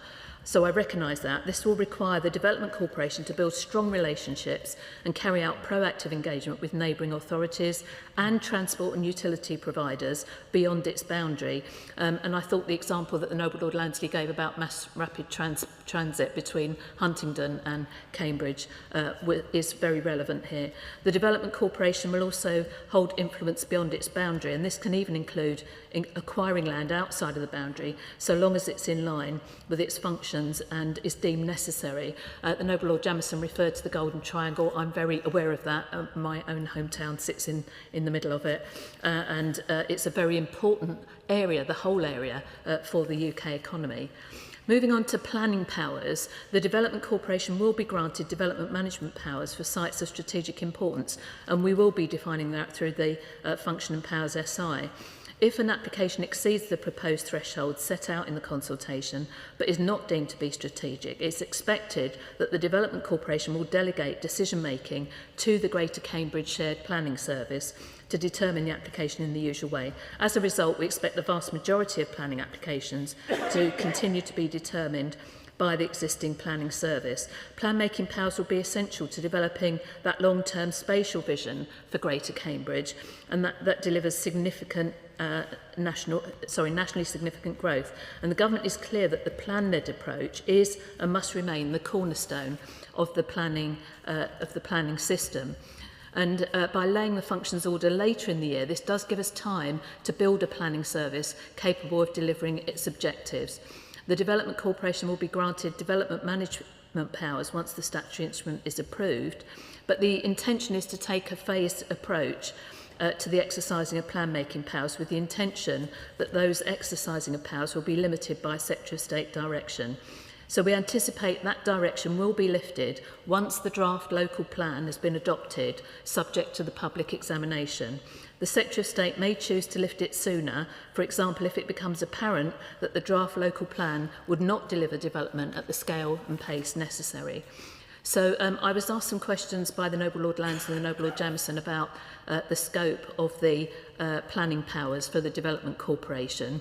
As a proxy for a definition of strategic sites, the Development Corporation will use the following minimum thresholds to provide certainty about the sites which it intends to examine for their strategic importance, with a view to exercising its development management responsibilities. So this will include all sites proposed with a minimum of 250 houses, flats or houses and flats, 5,000 square metres of floor space for all other development, and infrastructure development which occupies more than 1 hectare of land. The Noble Baroness Lady Pinnock and the Noble Lord Jamieson asked me about the impact of local government reorganisation on this programme. The Development Corporation's boundary didn't preempt or prejudice the recent consultation on local government reorganisation. That, as we know, is a fundamental change. Given the significance of Cambridgeshire and Peterborough for the national economic growth, it's important we take the time to get this right. And we will make a decision by at the very latest by October this year. And we're still committed to the existing timetable with elections to new authorities in May 27 and a go-live date in April 28. The boundary of the Development Corporation will be kept under review to ensure it continues to meet its objectives. Any such review could also take into consideration the new administrative boundaries resulting from local government reorganisation if that's necessary. There were a number of points made about water, and of course water is a very key issue, as we all know, in the whole of the east of England, but particularly in the Cambridgeshire area. My noble friend Lord Smith referred to the New Fens Reservoir, and he's right to raise that. No new reservoirs were built for 30 years in this country, and we know that that's caused some of the problems that we're now experiencing. So we do want to get on with that as quickly as possible. So the government's committed to ensuring there is adequate water supply and wastewater capacity to support the sustainable growth in Greater Cambridge, and of course protect the natural environment. We have very rare chalk streams in this area which we have to look after. No new homes in Cambridge are currently blocked due to water scarcity issues. Our work with the Advisory Water Scarcity Group has unblocked planning applications totalling over 9,000 homes and over 500,000 square metres. In December 24, the Environment Agency lifted its objections to remaining block development following improvements in Cambridge's water resource management plan and progress made by the Water Scarcity Group. And in addition, the work undertaken by the government's Water Delivery Task Force to resolve wastewater constraints means over 18,000 homes across East Anglia, Lincolnshire and the home counties are now a step closer to being built. The government will continue to work closely with partners to ensure that water scarcity is not a constraint on development in Cambridge. The Development Corporation will have powers to directly plan, fund and deliver essential infrastructure to support regeneration, including utilities such as water. This would include the ability to lay connecting infrastructure for water mains and sewerage on sites delivered by the Development Corporation, and there will be an opportunity for the Development Corporation to trailblaze ambitious water efficiency approaches across sites that can inform wider policy development and approaches in Cambridge over time. Now, there was quite a few comments from the Noble Baroness Bennett, from Lady Pinnock, about consultation and how that's taken place. So MHCLG, supported by Cambridge Growth Company, undertook a series of engagement events and publicity throughout the consultation period, engaging residents, businesses and councils. And this was supported by communication about the consultation and public participation through community-led events. MHCLG hosted webinars, a wider programme of media and digital publicity, including local and regional press coverage, interviews, podcasts and social media. And social media coverage was amplified by local authorities, businesses and organisations. Now, the government recognises the very complex challenges facing Greater Cambridge. We think this requires a bold long-term approach and a genuine step change in how infrastructure is planned, coordinated and delivered, and the magnitude of these challenges just can't be met through incremental change. And I know change it can feel unsettling for local residents, so sometimes it's not surprising when the reaction is sometimes negative to the plans that are coming forward. But I do think it's very important that the centrally led development corporation is the most effective way to unlock nationally significant growth at the pace and scale needed. So my noble friend Lord Smith referred to the rail link that's been promised before. It must now happen. I think he will get the sense from both from the new Prime Minister and the former Prime Minister of how we do see this as urgent and we do want to deliver it.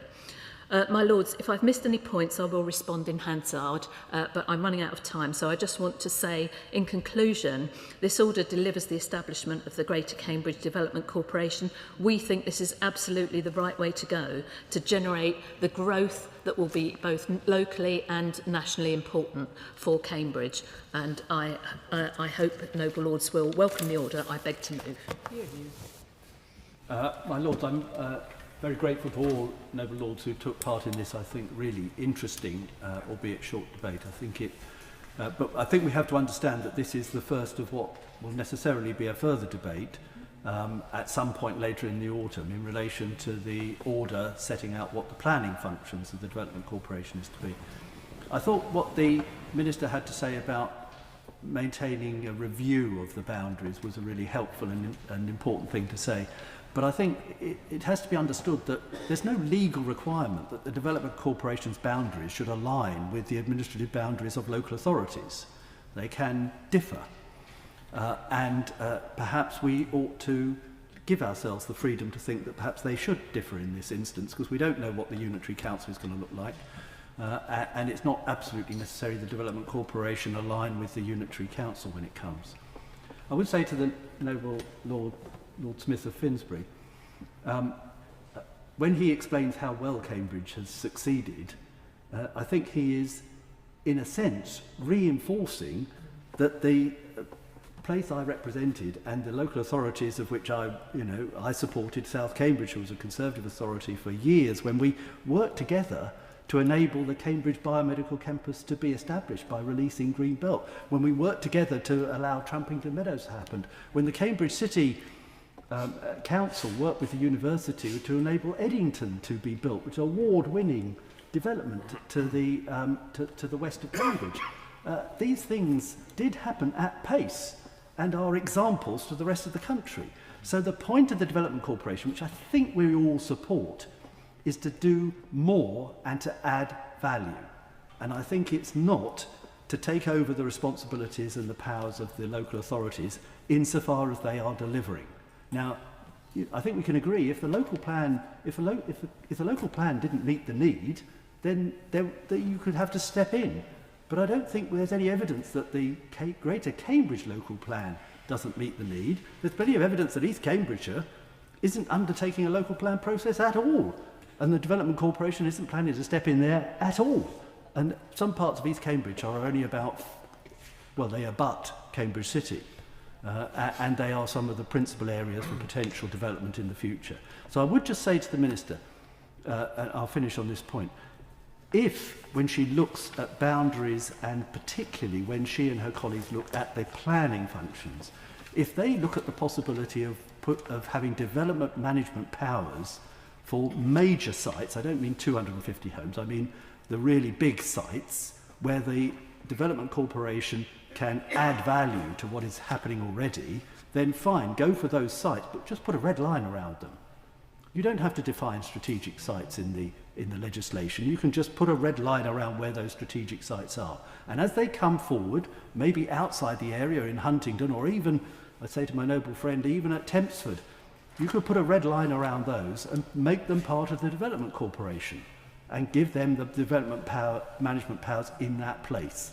But particularly, one does not need to take plan-making powers for the whole of a local authority area. And I think that would be a step too far. And I would say we've enabled this debate this afternoon to put down that marker to the noble lady and to the government and think about that before we return to this in the autumn. But with all those points made, if I may, I beg leave to withdraw my motion. Is it your Lordship's pleasure that this amendment be withdrawn? Amendment is by leave withdrawn. The question is the original motion be agreed to. As many of that opinion will say content. Contrary not content, the contents have it. We'll have a short break before I call the next business.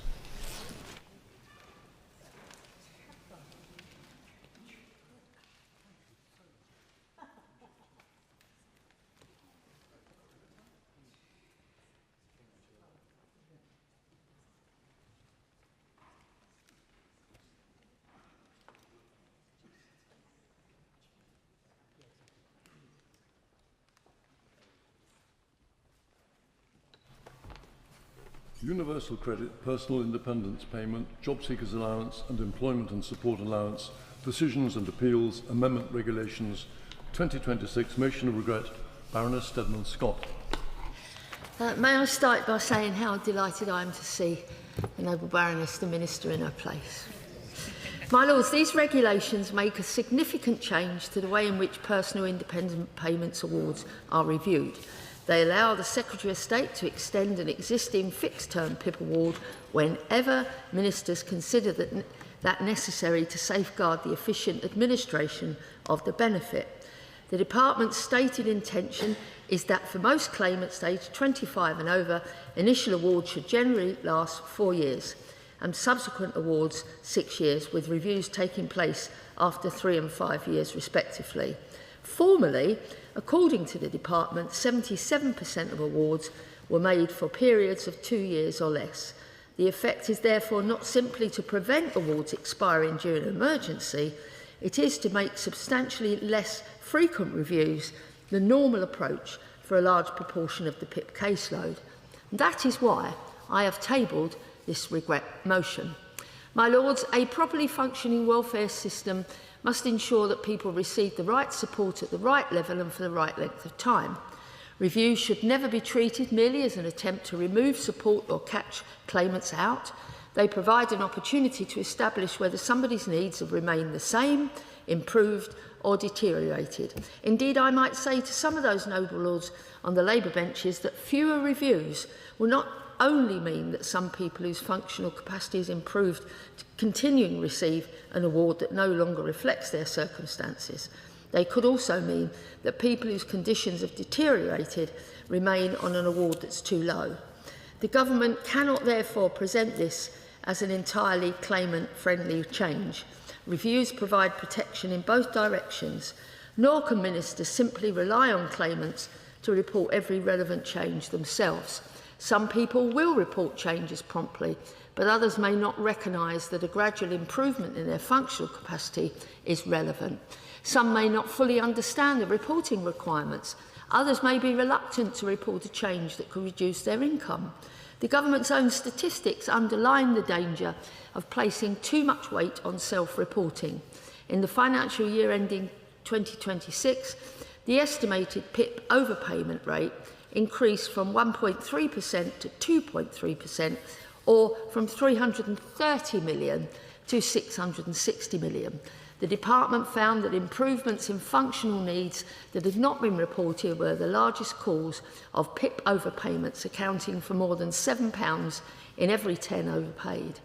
There are also more than £1 billion worth of cases in which the claimant had been overpaid following a change in functional needs, but was not reasonably expected to have known that the change needed to be reported. We should also consider the breadth of the power being created. The regulations allow the Secretary of State to extend a fixed-term award whenever the Secretary of State considered it necessary to safeguard the efficient administration of PIP. But what precisely does this mean? I therefore ask the Minister to tell the House the following. What is the maximum period by which an individual award may be extended using this power? Will the Department publish the guidance used by decision makers? Will ministers publish regular figures showing how many awards have been extended, for how long and for what reason? And will the government commit to reviewing the operation of this power once the current backlog has been brought under control?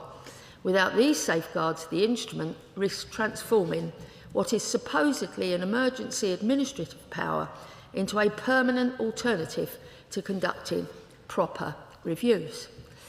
The Prime Minister has spoken of a more preventable, supportive welfare system, and one that intervenes earlier and helps more people to move forward. Yet these regulations do precisely what the Prime Minister says he wishes to avoid. They're a short-term administrative workaround for a backlog, not a long-term reform. The Prime Minister also inherits the Thames review, which concluded that the current PIP system is not fit for purpose and requires radical overhaul. That review emphasised the need for assessments that are accurate, timely and rooted in proper evidence. Yet these regulations move in the opposite direction. They make timely reviews less frequent, not more robust. They risk leaving people on awards that are too high or too low for years at a time.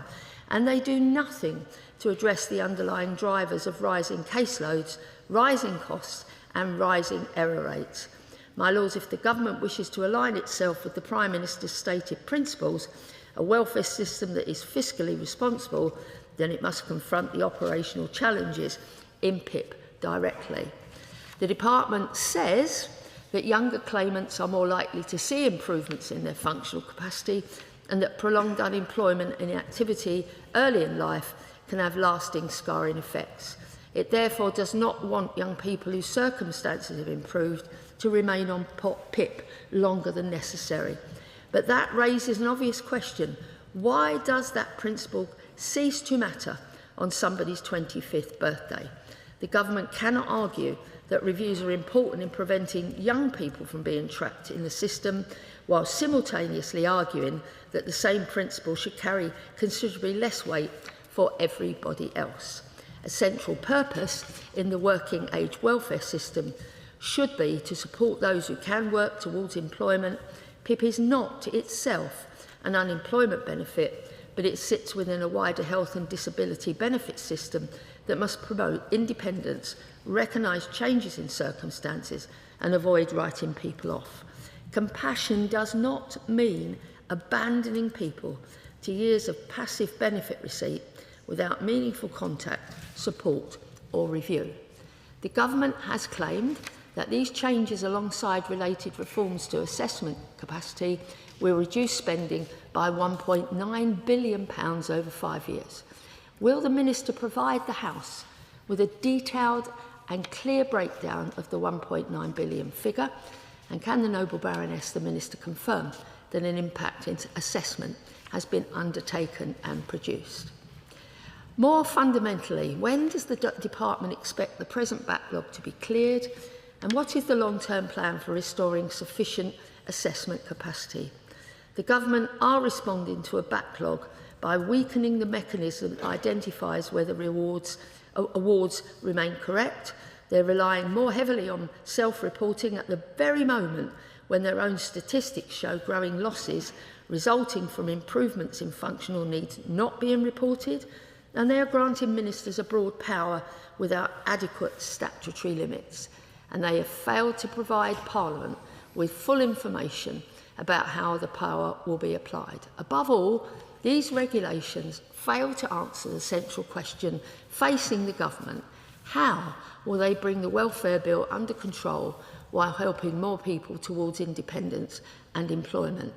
For those reasons, I believe that these regulations represent less oversight, weaker accountability and a further retreat from the urgent task of creating a welfare system that is compassionate, accurate, sustainable and focused on helping people fulfil their potential. I beg to move. The question is that this motion be agreed to. I speak in favour of these regulations, despite the case made by the noble lady, Baroness Stedman Scott. There was much in what she remarked, what she said about the purpose of reviews, with which I agree. They're in the interests of the claimants and they're the interests of the public in terms that they fund these payments. They're clearly an important element of the system. What wasn't mentioned is the reason for the backlog. Of course, we know about COVID, and that was outside our hands. But the problem with the number of assessments being undertaken at the moment is because of straightforward capacity constraints, which are a result of decisions made by the previous government. The fact that they let contracts with us inadequate number of assessments, whether face-to-face or online, the fact that they've sold off too much of the estate that's needed for the face-to-face assessments that most people seem to prefer. So I think to complain about the backlog, it takes a bit of nerve, to be honest, when it's very much their responsibility. It arose on their watch. And I also fundamentally disagree with the weight that was placed on the significance of these changes. Given the physical situation of the ability to undertake assessments, something needed to be done. There was a problem. It's possible to highlight potential problems with allowing the Secretary of State the discretion, but there was a real problem that needed to be addressed that was causing problems here and now. And to suggest that, to me, is a relatively narrow and sensible change to the process in order that the problems faced by individuals could be addressed. It's not so much a problem for the government, for the DWP to undertake these assessments. It's the problem for the individuals that in certain cases were losing their benefits and were certainly faced with extreme concern and worry about their personal situation. And it's that problem which these regulations are intended to address. Talking about it in administrative terms is all very well, but it's the pressure and the effect that it had on individual claimants that should be our major concern, and why these regulations, as I say, these narrow regulations are required. What the regulations actually say, just to be clear to new readers, these changes only required, and it says this in the actual regulations, to safeguard the official administration of personal independence payment. It means what it says. You can ask what does it mean as many times as you like, but it means what it says. It means the efficient administration. The Secretary of State cannot do it for any other reason. It's purely for the efficient administration, which we've already established. The assessments are good for both sides of the process. Now, the decision makers, when the assessment is made, will retain their existing discretion to set longer or shorter periods, including the 10-year light touch awards, when they think this is justified. Nothing in these regulations removes that judgment. It simply makes their exercise more flexible, strictly, to repeat the point, for administrative simplicity. The practical case for this is straightforward. We had the backlog. It needed to be dealt with for the claimants' benefit themselves. It is a fact that in the worst cases, payments have been interrupted whilst a reassessment was pending. And so I'm fully in support of providing the department with this discretion. It's worth highlighting quickly two safeguards. First of all, individuals do have the right of appeal against the lack of an assessment if they think their circumstances have changed sufficiently to warrant a further assessment rather than being rolled over. They can make an appeal. And the question was raised about the under 25-year-olds. Well, this is based on the experience of those who are undertaking the assessments, and it is a clear fact that under a given age, there are far more changes in circumstances and hence more need for a reassessment than at older age. This is simply a fact. And maybe 25, you could have 26, you could have 24. But an age was practical and sensible. Now, I recognise that this measure does give the Secretary of State a discretionary power, and hence it's right and proper that we should give it detailed consideration.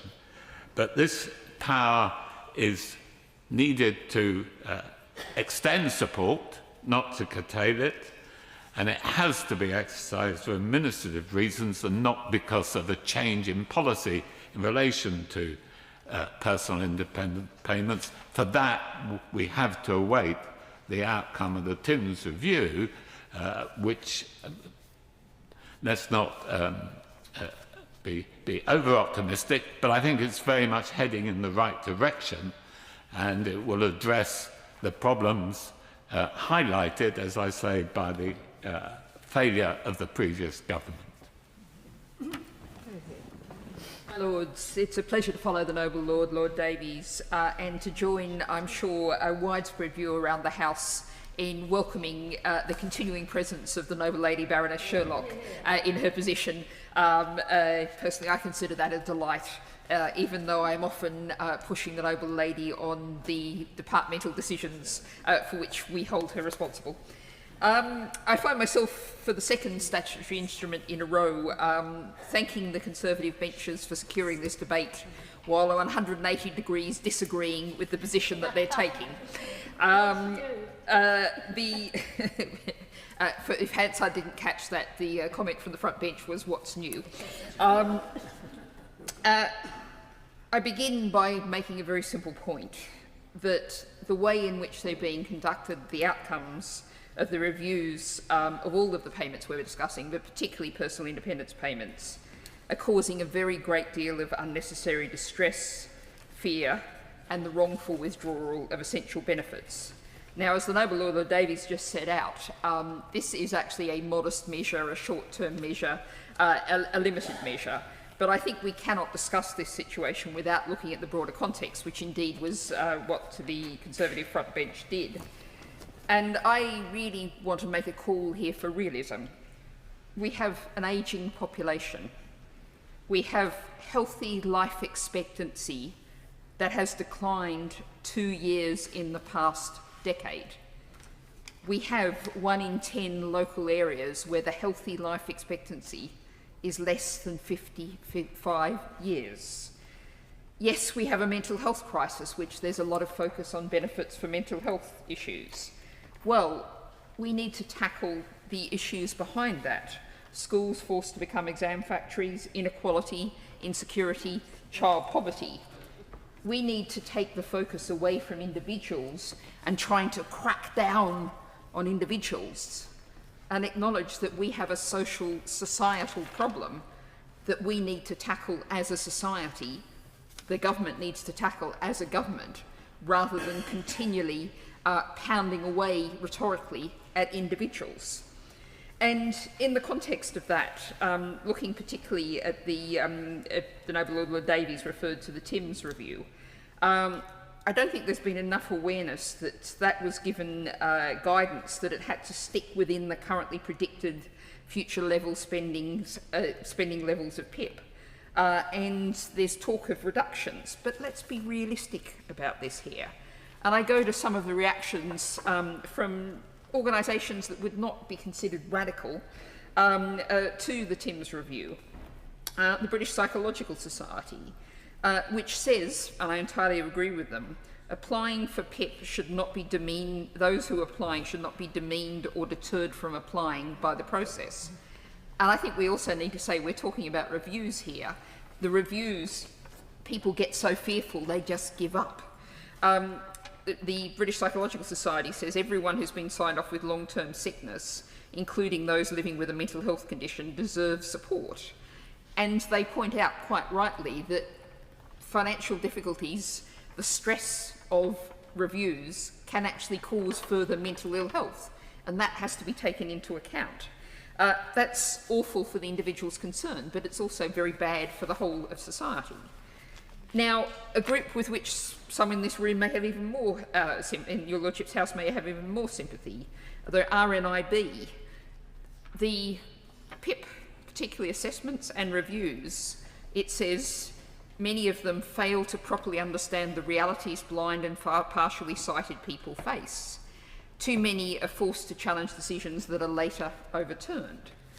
So I want to finish by referring to a report, and I'd really urge noble lords who haven't seen this to look at this report. It was a report in the Times in the past week, and the Times went and sat for a full day at the Swindon Magistrates Court with the Social Security and Child Support Tribunals hearing, and problems with PIP now take up about 2/3 of that court's caseload. And in the first 3 months of this year, more than 27,000 PIP decisions were appealed. 67% of those appeals are successful. And all of those who were saying, oh, isn't it terrible that this is being done by remote assessments, and these remote assessments may be wrong, many of them are wrong in a way that the court then finds is clearly detrimental against individuals who need that support. And I'm just going to quote one case from that report. Appearing before the tribunal was a 63-year-old retired GP practice manager. He was there for his 22-year-old nephew who has neurological impairment, learning difficulties, epilepsy, a severe TEC, and Tourette syndrome. The loss of mass in his brain on the left side, which is the part of the brain responsible for language comprehension, analytical skills, and controlling the right side of his body. A phone assessment took away benefits. The tribunal took a very brief look at the medical evidence and restored those benefits. We have a huge problem here. This SI is possibly going to do a little bit of cleaning and tidying and sorting, but there's far, far more to do. It's a pleasure to follow the Noble Baroness Bennett, and I want to speak in support of my noble friend Lady Stedman Scott's regret motion for the reasons that she set out so clearly, I thought, in her excellent introductory speech. And before I go into that, I want to also say what a delight it is to see the Noble Lady Baroness Sherlock on the front bench as well. So, as has been said already, these regulations look like they're just sort of simple administrative regulations, and they look like they might be just fixing the backlog, and they look like they might be benign. And of course, nobody wants vulnerable claimants to lose their entitlements to those really important benefits because the department hasn't conducted a review on time. But that's not what we're debating here today. What we are saying, effectively, is that it's acceptable for the government to respond to a system that's failing by suspending one of the few safeguards that exist within it. And if we all cast our minds back to when personal independence payment, the PIP system, was introduced, it was never intended to be a benefit that just rolled on indefinitely after it had been awarded. the whole point of it, when Parliament debated and agreed the PIP system, it was supposed to be based on the fundamental understanding that conditions can change over time. Conditions can get worse, but they can also get better. So you shouldn't just lock somebody into a system and a system of benefits and never look again. That's a fundamentally pessimistic way, I think, of looking at human lives. And I listened to the Lord Davis's speech, and obviously, he was very critical of the former government, and I'm sure that he's probably right on a lot of those points. But at the end of the day, I mean, I'm not an expert, so I can't possibly go back over sort of 14 or 16 years of history of that. But at the end of the day, the current government has been in power now for actually more than 2 years, so there must come a point when they now need to take the responsibility for fixing what is currently presenting in the system, and also looking at the things that have happened under this government's watch. So, my lords, I think that if the department doesn't have the capacity to conduct the reviews, the answer can't be to abandon them. We need to look at the root cause. Why do we have this backlog? Why do we have so many more claims in the system and this lack of capacity? And of course, it's due to the absolutely unprecedented rise in the number of people claiming disability and benefits. And the growth, as has been said, is particularly striking among younger people, particularly younger people claiming on mental health grounds. And we have a social security and a welfare system now that is increasingly being asked to compensate, not just for severe disability, which we all agree it should do, but for a growing and large number of mental health conditions such as anxiety and mild depression and ADHD, which would not have been recognised as disabling just a generation or even more recently, a generation ago. And in fact, just before I came in the chamber, I saw somebody putting on X a comparator, and I don't have the citation, but it's very interesting, and I would urge the front bench and anyone to look at it. The rise in mental health conditions and disability for mental health is proportionately much greater in this country compared to about 40 other developed nations. And we are not biologically different or biologically more likely to be disabled because of mental health in the UK than countries like France, Germany, Canada, Korea, China, Singapore, and so on. So we do need to start asking ourselves some of those hard questions. I have spoken in this House on a number of occasions. I thank the noble lady for giving way. Would the noble lady acknowledge that we should perhaps look at our own society and ask why we might be suffering from higher levels of those conditions and people not be able to find a place in our society, as well as looking at biology? Yes, I'm sure she's right, and I thank her for that point. This is a very, very broad question she's posed, and I fear I will detain the House for much too long if I try and answer that with the seriousness which it definitely deserves. I want to touch on a few themes in my remarks. I mean, I have spoken in this House, to her point, on a number of occasions about what I and a growing number of others regard as the growing medicalisation of ordinary human experiences, just life experiences. And we don't do people any favours if we don't distinguish between severe and enduring mental illness on the one hand, and the very broad spectrum of distress and difficulty that finds its way into our welfare system in one way or the other. And so this is at the root of my worries about this particular set of regulations, because every change that reduces scrutiny or delays reassessment sends a signal that says to that person, now you're in this system, we expect you to remain there. You just carry on. You're getting the benefits. We've decided that this is the thing that's making your life difficult. We're going to support you.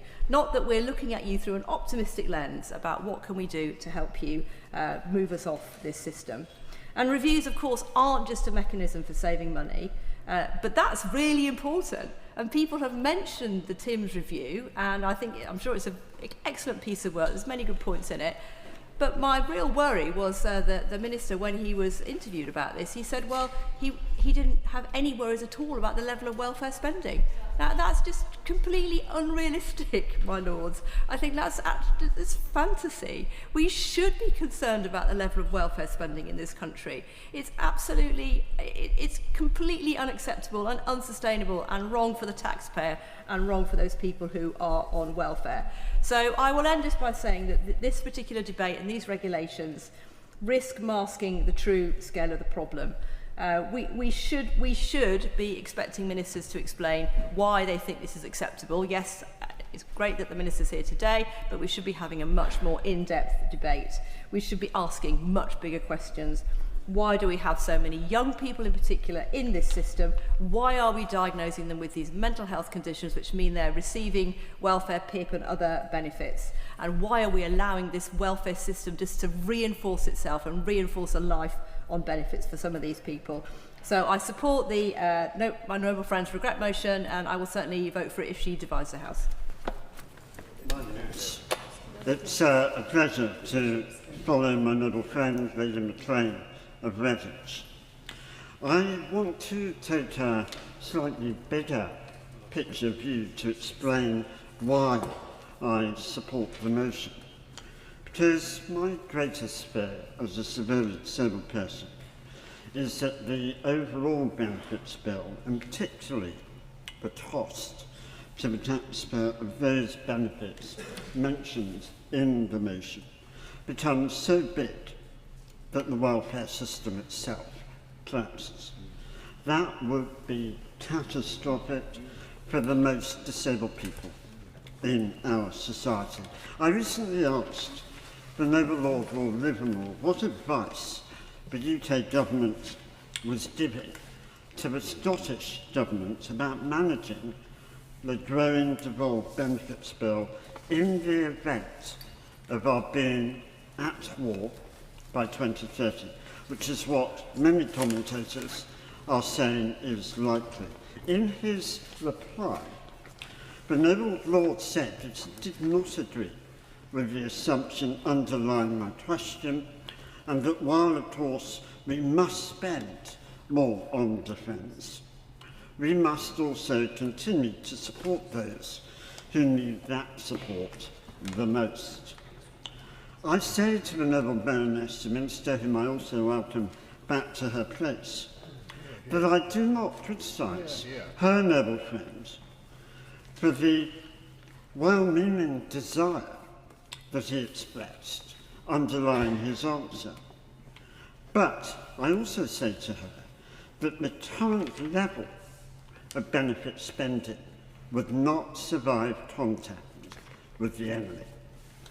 One only has to read the fascinating wartime diaries of Chips Chandler, edited by my noble friend Lord Blackwater, whom I see is no longer in his place, to realise how much taxes would have to shoot up overnight, worried to find ourselves in a wartime situation. And it's worth noting that Chips Chandler was penning his diaries before the creation of the welfare state and without the crippling backlog of £3 trillion in interest payments and an annual bill of around, £3 trillion of national debt and an annual bill of around 130 billion in interest payments. My lords, which one of us could argue that those figures are not astronomical? I don't even know how many noughts there are in a trillion. It's absolutely mind-boggling. So mind-boggling, it might as well be meaningless, only it's not. The situation we've got ourselves into is dire, particularly for disabled people. We fool ourselves if we think that raising taxes in a wartime emergency will be enough. It won't. It will have to be accompanied by an urgent shift of resources to defence. Defending our country, of course, but also defending the NHS, the welfare state, national infrastructure, and our freedoms. For us to be able to defend will inevitably involve a recalibration of resources, which is why today's debate is so important, because right now, not only are we nowhere near being able to fight a war, we are in denial about the implications for disabled people of our having to do so. My Lords, unless and until we ask ourselves the question as to how we got into this hole, the root cause, as my noble friend has just described it, and also ask ourselves how we plan to dig our way out of it, including through appropriate reviews as called for in this motion, disabled people will remain in grave danger because it is they who will be most vulnerable to the recalibration of resources that I mentioned. Yet I would suggest that the answer to that question is relatively simple. Politicians of all persuasions uttered warm words, but didn't respect disabled people enough to tell them the truth. We implied the system's too big to fail, when actually we have allowed it to grow so unsustainably big that I fear it's doomed to fail. Indeed, I would argue, in sorrow and fear, and as a stakeholder, that the very viability of a welfare state is threatened by the exponential growth in benefits. My Lords, if I respect someone, I level with them. They may not like it, but I will not lie to them just to make my life easier. As we dig ourselves out of this hole, we urgently need to reflect on what respect looks like for disabled people. I would suggest it involves taking a number of practical steps, as well as being straight with them about the scale of the challenge and the fact that there will be casualties of any changes. That's unavoidable. But we can plan now to mitigate the impact on those whose disability means they depend most on the system. Steps to convey respect, build trust and give hope include combining any recalibration of resources with measures like ensuring existing anti-discrimination legal provisions are upheld and enforced. And I'll be writing to the Chief Executive of the law firm CMS on this very question shortly. It includes the government honouring its manifesto pledge and mandating disability employment and pay gap reporting through the introduction of the Equality, Race and Disability Bill in this session. The IOD backs mandatory reporting. The 300 plus signatories to the Disability Employment Charter, the brainchild of Professor Tim Hott of King's College London, back it, as does, I am delighted to say, the Business Disability Forum, which today has committed to signing the Charter. All that remains is for the government to do likewise by introducing this bill in this session. My Lords, we all recognise that the control of public spending matters. It is right that governments examine whether money is being spent effectively and whether benefits are achieving the purpose for which they are intended. But, my Lords, that must not be the starting point for today's debate. Not simply whether government can reduce expenditure, but whether government can use the system to better, more effectively support those who generally rely on it. I don't recognise the negative views expressed by the noble Baroness Steadman-Scott and some of her colleagues. My Lords, personal independence payment is a lifeline, not a luxury. It exists because disabled people face additional costs in their everyday lives, costs that most of us never have to think about. It was never designed simply as an employment support payment, yet in practice it often enables disabled people to remain in work, maintain their independence and contribute to society. That is surely an outcome we should all welcome. It follows, my Lords, that any changes to the way PIP awards are assessed or managed must place the needs of the claimants first. Administrative convenience for the department can never be the overriding objective, and the Noble Baroness Bennett gave examples of appeals, and that's probably just a few examples, or one example, which shows the system doesn't work. It's an administrative convenience, and that should not be the overriding object. I therefore ask the Noble Lady the Minister, who I of course again welcome to her position, whether she agrees that the guiding principle should always be ensuring that disabled people receive the support they need, rather than designing processes primarily around departmental efficiency. My Lords, I would also welcome some clarity from the Noble Lady the Minister on the wider narrative surrounding welfare spending. Much public debate proceeds on the assumption that there has been an unsustainable explosion in the benefits bill. Do you recognise that? But that is not borne out by the overall figures.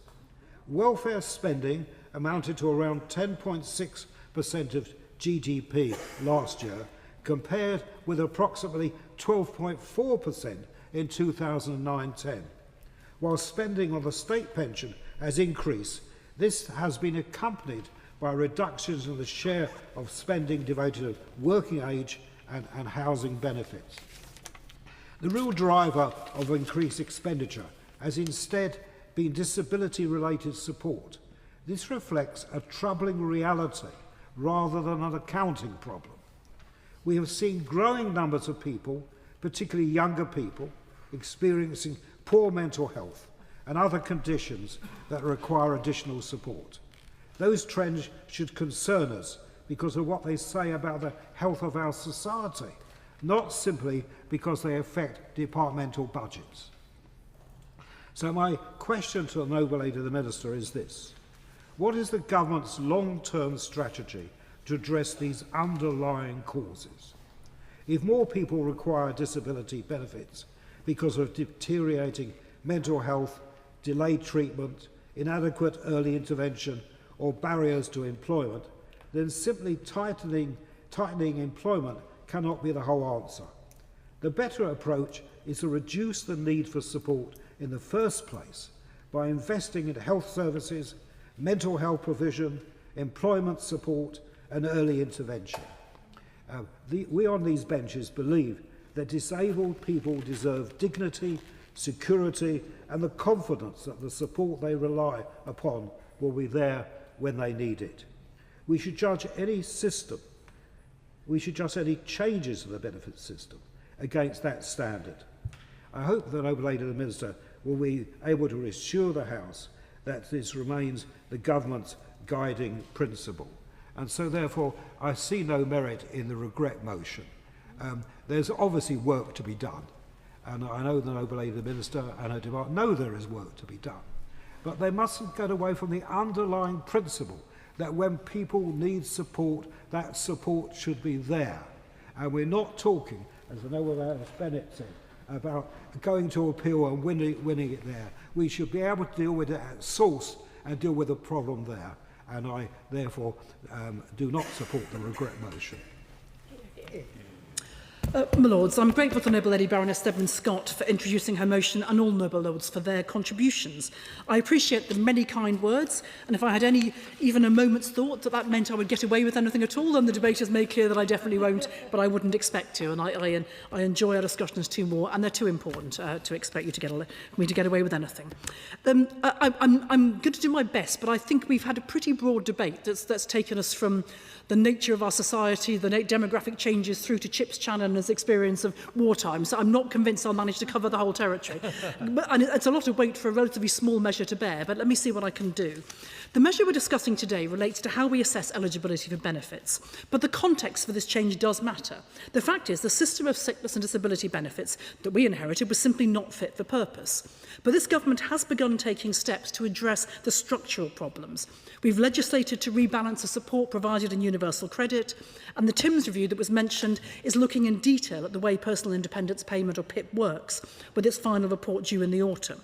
But in the short term, we do need to take steps to help repair the system we have. This measure grants the Secretary of State the ability to extend awards to make the most efficient use of resource. In doing so, it provides a much-needed safeguard against potential future challenges in order to protect payments to vulnerable people. And the Noble Lord Palmer is right. We actually have to make the right choices about how to use resources, and that's a key to what we're doing today. Under the contracts with assessment providers, which were negotiated by the last government, the reality is we can only call on a finite volume of assessment capacity. So we could carry on, as was done previously by the last government, using a large part of that capacity on frequent reassessment of PIP claimants whose circumstances will most likely not have changed. However, we want to use that finite resource in a more productive way. So these regulations enable us to administer the system more efficiently and do more work capability assessment reassessments and clear that backlog, thus delivering savings down the line. But secondly, we do want to increase substantially the proportion of assessments which are carried out face-to-face. These used to be pretty much all done face-to-face. Then came the pandemic, and for reasons we all understand, they were switched to phone-based with some video assessments. But once the pandemic went, face-to-face assessments were never properly switched back on again. I mean, as my noble friend Lord Davis pointed out, telephone was retained as the main channel, with just a few face-to-face assessments starting back in 2021. And we just don't think that's good enough. At the time of the general election, only about 7% of WCA and PIP assessments were carried out face-to-face. We want to do better. And I take the point made by the Noble Baroness Lady McLean of Redditch, that absolutely we do have to address the problem. So we are going to do that. So we've already started to rebuild the capacity. We've begun to increase the proportion of WCAs and PIP assessments carried out face-to-face on our way to a target that for both at least 30% of them will be so. But to achieve that, we will need additional assessment resource, and this measure will help us to obtain it. But the assessment system simply wasn't equipped to do the job. I mean, there were contractual limits that at most 20% of assessments will be done face-to-face. But the fact is there wasn't even nearly enough capacity even to do that. So we are having to fix the system to be able to do it. Without this amendment, before that, a decision to extend an award of PIP meant there had to be either a new claim, evidence of an error or a mistake with the decision, evidence the claimant's circumstances had changed, or a report being completed by a healthcare professional appointed by the Secretary of State, which would, in many cases, would involve an assessment. And as my noble friend Lord Davis pointed out, where such a decision couldn't be taken before an award expired, claimants would simply cease to be entitled to PIP until a further decision was completed. This amendment grants the legislation grants a specific discretion, enabling only the length of an award to be extended, and only where doing so is necessary for the administration of the benefit. That protects vulnerable claimants who risk losing entitlement to PIP when circumstances threaten to limit the capacity to administer it. We saw that during the pandemic, and we see it now when assessment supply simply cannot meet demand. Initially, this government will use this new power to increase the length of a large number of existing awards in line with the policy on award lengths for new awards, for which the Secretary of State already has the power, and in doing so improve efficiency and ease the burden on the health assessment system. Existing claimants' awards will be extended so that most first-time awards for those over 25 are for 3 years duration and most subsequent awards for 5 years. Only awards deemed appropriate for these durations will be extended.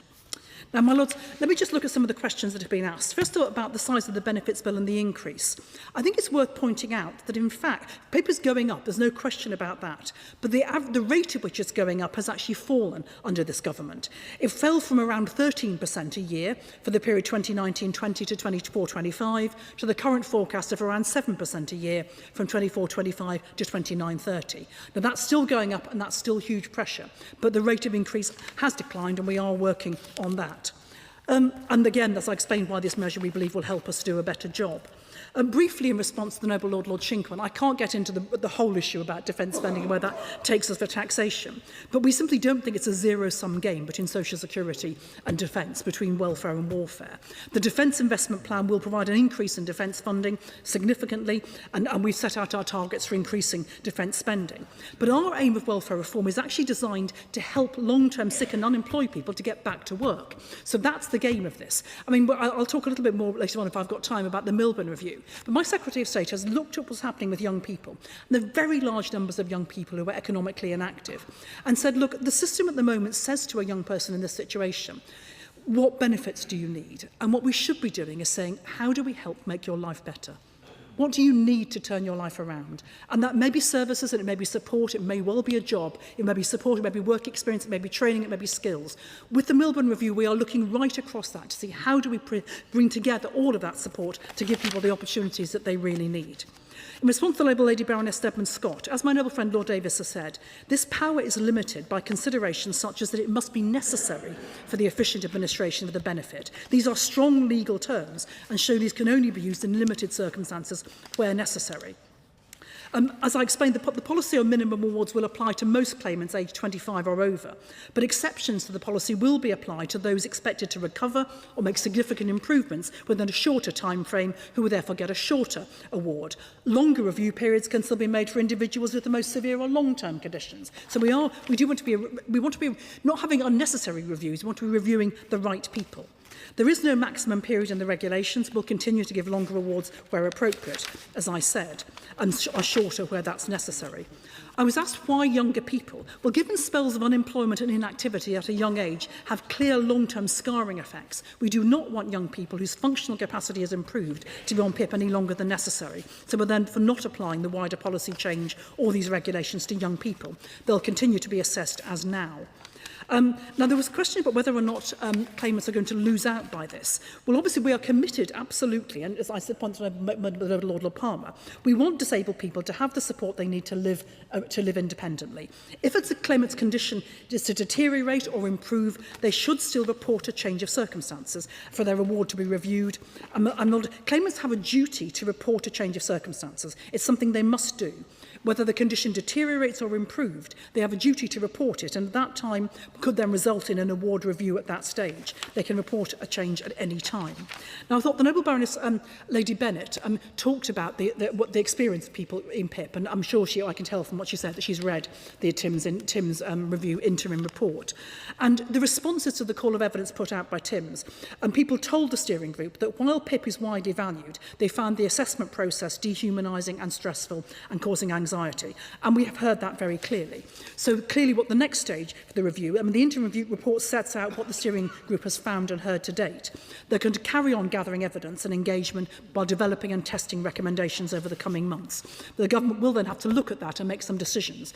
It became quite clear the assessment process is not fit for purpose. However, we do have to make sure that we do all we can to support people who can work to get into work or to get back to work. And where they cannot work, then we must give them appropriate support. And our job is not simply to focus on getting benefits out, it's also to make sure we do, which we are doing now, investing in health service, bringing together health and employment together so we can support people, taking action through, for example, Connect to Work to stop people falling out of work when they first get sick so we don't end up with them on PIP for long periods in the first place. So we're doing all of those things. But, my lords, this change is nonetheless a small but specific and pivotal question which will make a difference to our ability to manage things in the short term. It would simply, as I've said, allow us to make more efficient use of limited assessment capacity, reduce assessments where they're not needed so we can focus them where they are, and allow PIP awards to be extended in crises such as the pandemic. It's a measured amendment to ensure the effective administration of the system. Finally, just a word on young people. We will continue to press into this area. I know that this House as a whole believes we should not be leaving our young people without opportunities. We all agree on that. We have made sure in the past we've shared information with the House about the really important work that the Milburn Review has done for its interim review. We're looking forward soon to having the final report. We'll make sure the House is informed about that and knows what this government is doing. Our job is to get the right support to the right people. Everybody who can work should be given the help they need to do it and the support they need to do it. Those who can work should work. Those who can't work should be supported. The system has to get that right. This is part of trying to do that.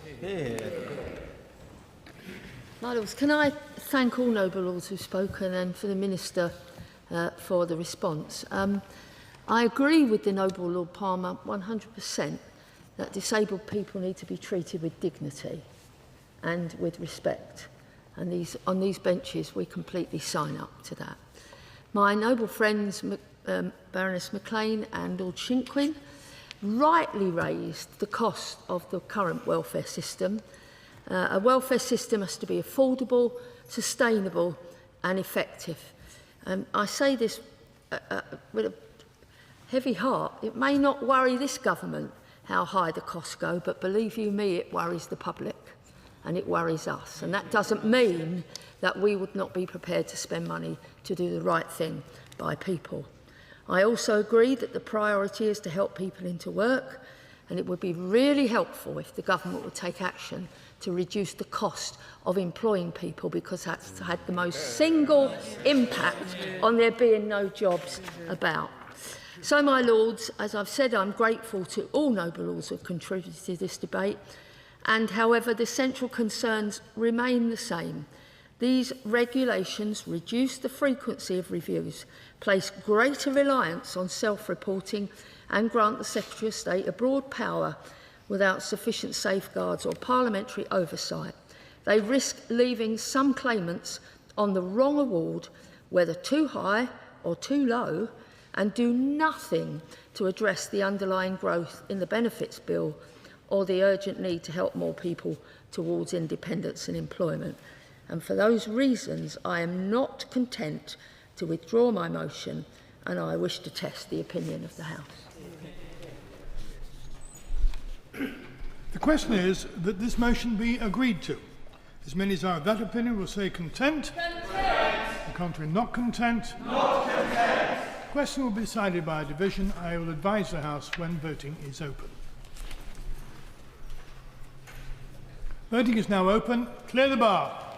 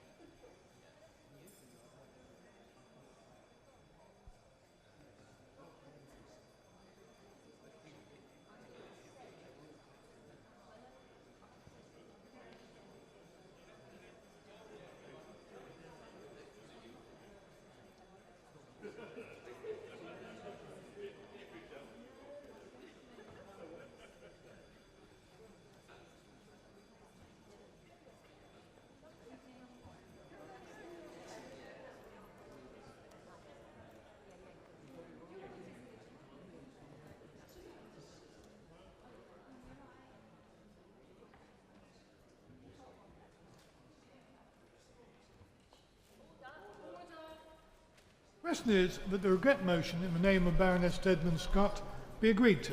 As many as are of that opinion will say content. Content. Contrary, not content. Not content. The contents will go to the right by the throne, the not contents to the left by the bar.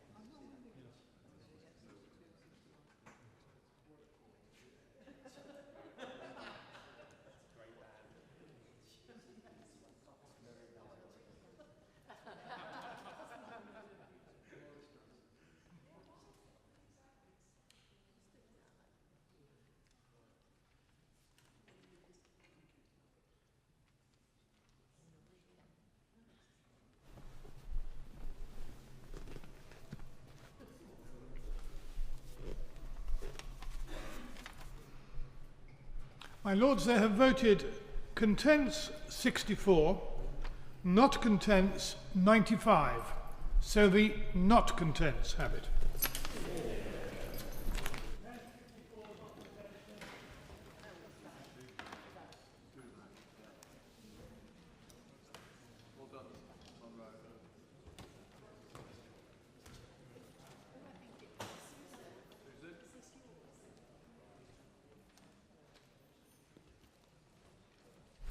National Savings Remediation Scheme, Regulations 2026, motion of regret, Baroness Neville-Rolfe. My Lords, this instrument provides national savings and investments with the legal powers it needs to establish a compensation scheme and to return money that should have been paid to the estates of deceased customers, in some cases many years ago. That remediation must now proceed as quickly and comprehensively as possible. However, it would be wrong to allow this negative resolution instrument to pass without formally noting the harm that has been caused and the serious failures that have surrounded this entire saga. It is significant that the Secondary Legislation Scrutiny Committee drew the regulations to the attention of the House because they raise significant public policy issues and because ministers have not answered important questions. Moreover, the common statement of 26 March on the problems of NS&I was not repeated in our House because we had broken for Easter.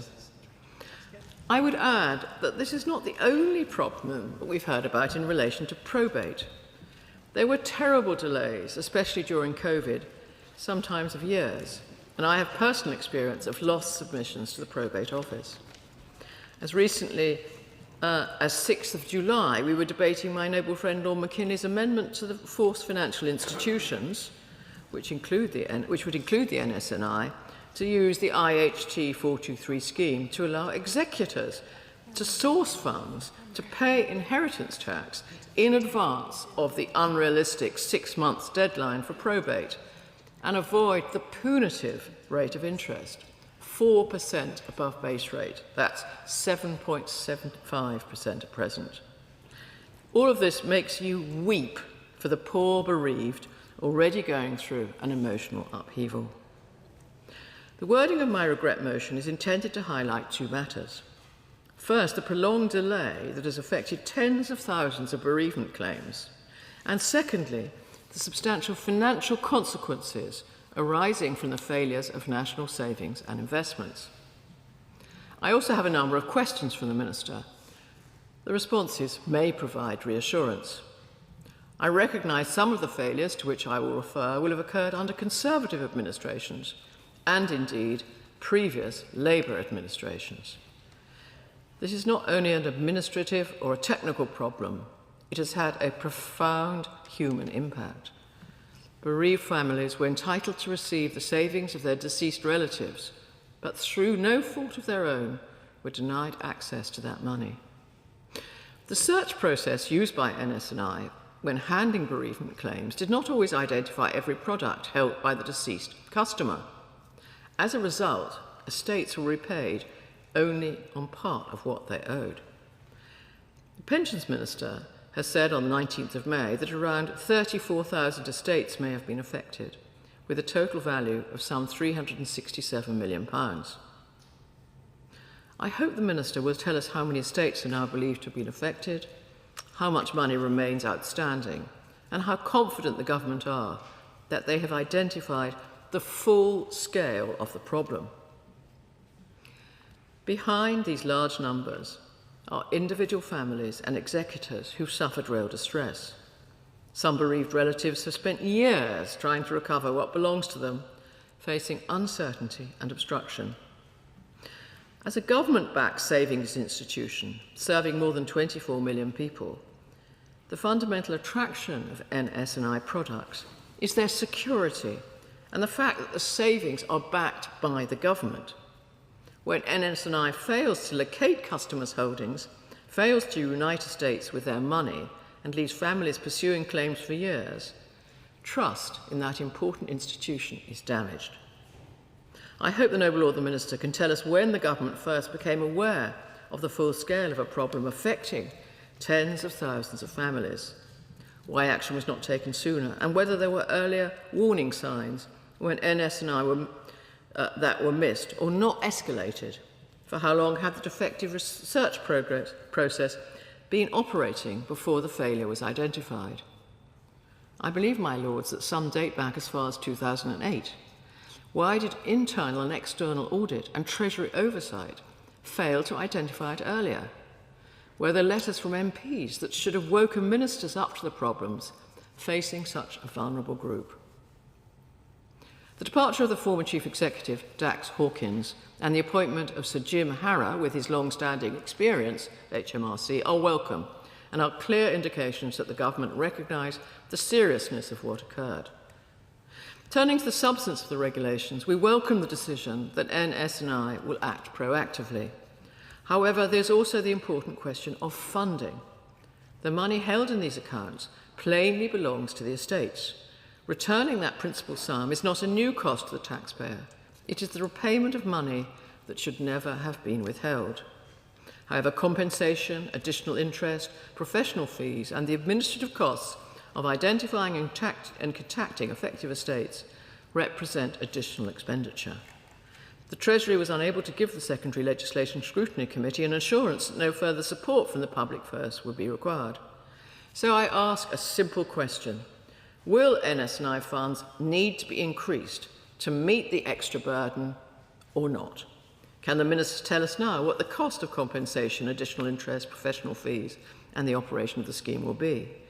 Will these costs be met entirely from NS&I's existing budget? If additional funding is required, will Parliament be informed promptly and transparently by the Treasury? The Government have said that NS&I aims to complete the remediation process during the first half of 2027 and will publish quarterly progress reports. That commitment is welcome, but those updates must contain meaningful detailed information. The House should also be told what happens if the target of completion in the first half of 2027 is missed, who will be accountable, and what external oversight will there be of the scheme. So in conclusion, my lords, these regulations are necessary. Those relying most on NS&I products tend to be those who are less sophisticated financially and perhaps in other ways. In short, the vulnerable have been those most affected. This, my lords, is an unhappy situation. Hundreds of millions of pounds were not reunited with the estates entitled to receive them. Some bereaved relatives were forced to struggle with NS&I for years and incurred costs simply to recover their own family's money. We will allow the instrument to pass because delaying remediation would only compound that harm. However, we cannot allow it to pass without demanding accountability and transparency and extracting an undertaking that the government keep on top of delivery of this vital remediation scheme. I very much look forward to hearing from the Noble Lord the Minister, and I beg to move. Is that this motion be agreed to? As Neville Rolfe has clearly explained, the estates of deceased customers of NS&I were not always repaid money from all of their accounts following a bereavement claim. The operational failure was identified in December 2025, but only reported to ministers and publicised in March 2026. Now, the issues were resolved for current and new bereavement claims from January 2026, though I understand that the revised process is proving hard going and in and of itself is causing more delays. Could the Minister update us? As Baroness Rolfe said, some 34,000 estates with a total value of 476 million were affected by the original failure. Could the Minister tell us how many of the families of the bereaved have so far been reunited with their funds in full and have been compensated for the delay? And what are the costs of compensation and associated fees that will fall on the taxpayer? I understand the pressures to resolve this issue, but frankly, when the Joint Committee on Statutory Instruments reports an SI for requiring elucidation on quite a number of points and for defective drafting, we really are talking about sloppy, and that is not acceptable. NS&I is one of our most trusted financial institutions. holding over £240 billion belonging to some 24 million customers. It is crucial that it retains trust, which means the response by NS&I and the government needs to be both accurate and swift. Noble Baronesses for their comments on what is actually a very important issue. Just to put it in some context, in March, the Minister for Pensions announced that National Savings and Investments had identified serious failings in its bereavement claims process affecting thousands of estates. The NS&I have rightly apologised to the families of the bereaved who were impacted, and the government has acted swiftly to ensure that those estates are reunited with the money they are owed. As the Minister for Pensions and NSI set out in May, NS&I will reunite affected estates with the funds owed to them by mid-2027 and ensure that those estates receive compensation where it is appropriate to do so. The process of issuing letters, repayments and compensation to affected estates is now underway, and Parliament has passed the necessary legislation to ensure that the NS&I has the powers to undertake its remediation scheme.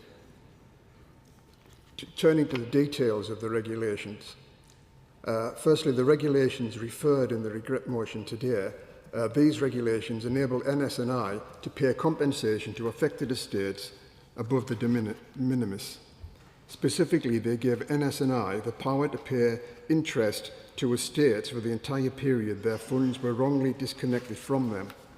The funds will be adjusted upwards to include either the higher of the interest accrued since the error occurred or the Bank of England base rate plus 1 percentage point in line with Financial Ombudsman Service principles. The regulations also give NS&I the power to make additional payments for other financial losses, for example, legal fees incurred because of estates needed further administration as a direct result of their errors. The regret motion laid by the Noble Baroness Lady Neville Rolfe covers two areas: the process for establishing the remediation scheme to repay claimants, and separately the cost of that scheme. I will address them each in turn. Firstly, the process for establishing the scheme. After the Treasury was notified about the serious failings in the bereavement claims process at NS&I in mid-December last year, officials worked at pace with NS&I to identify and address the root cause of the issue, to establish which customers were affected, and to develop plans to reunite estates with the money.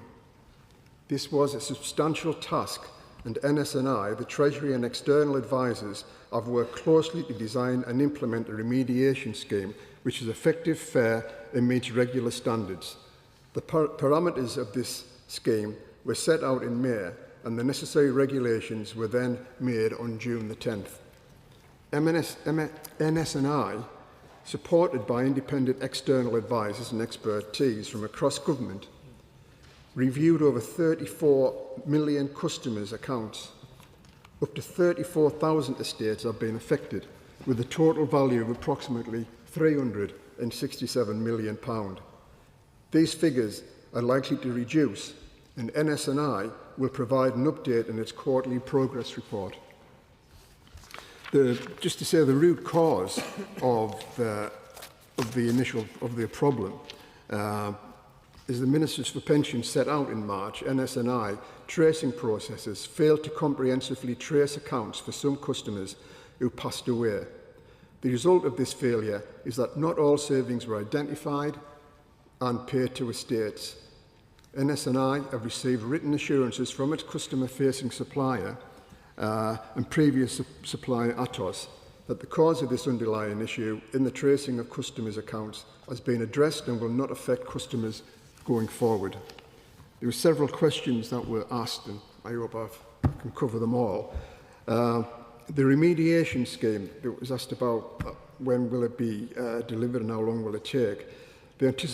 We expect that NS&I aims to return holdings to their rightful owners as swiftly as possible and expects to complete its remediation programme in the first half of 2027.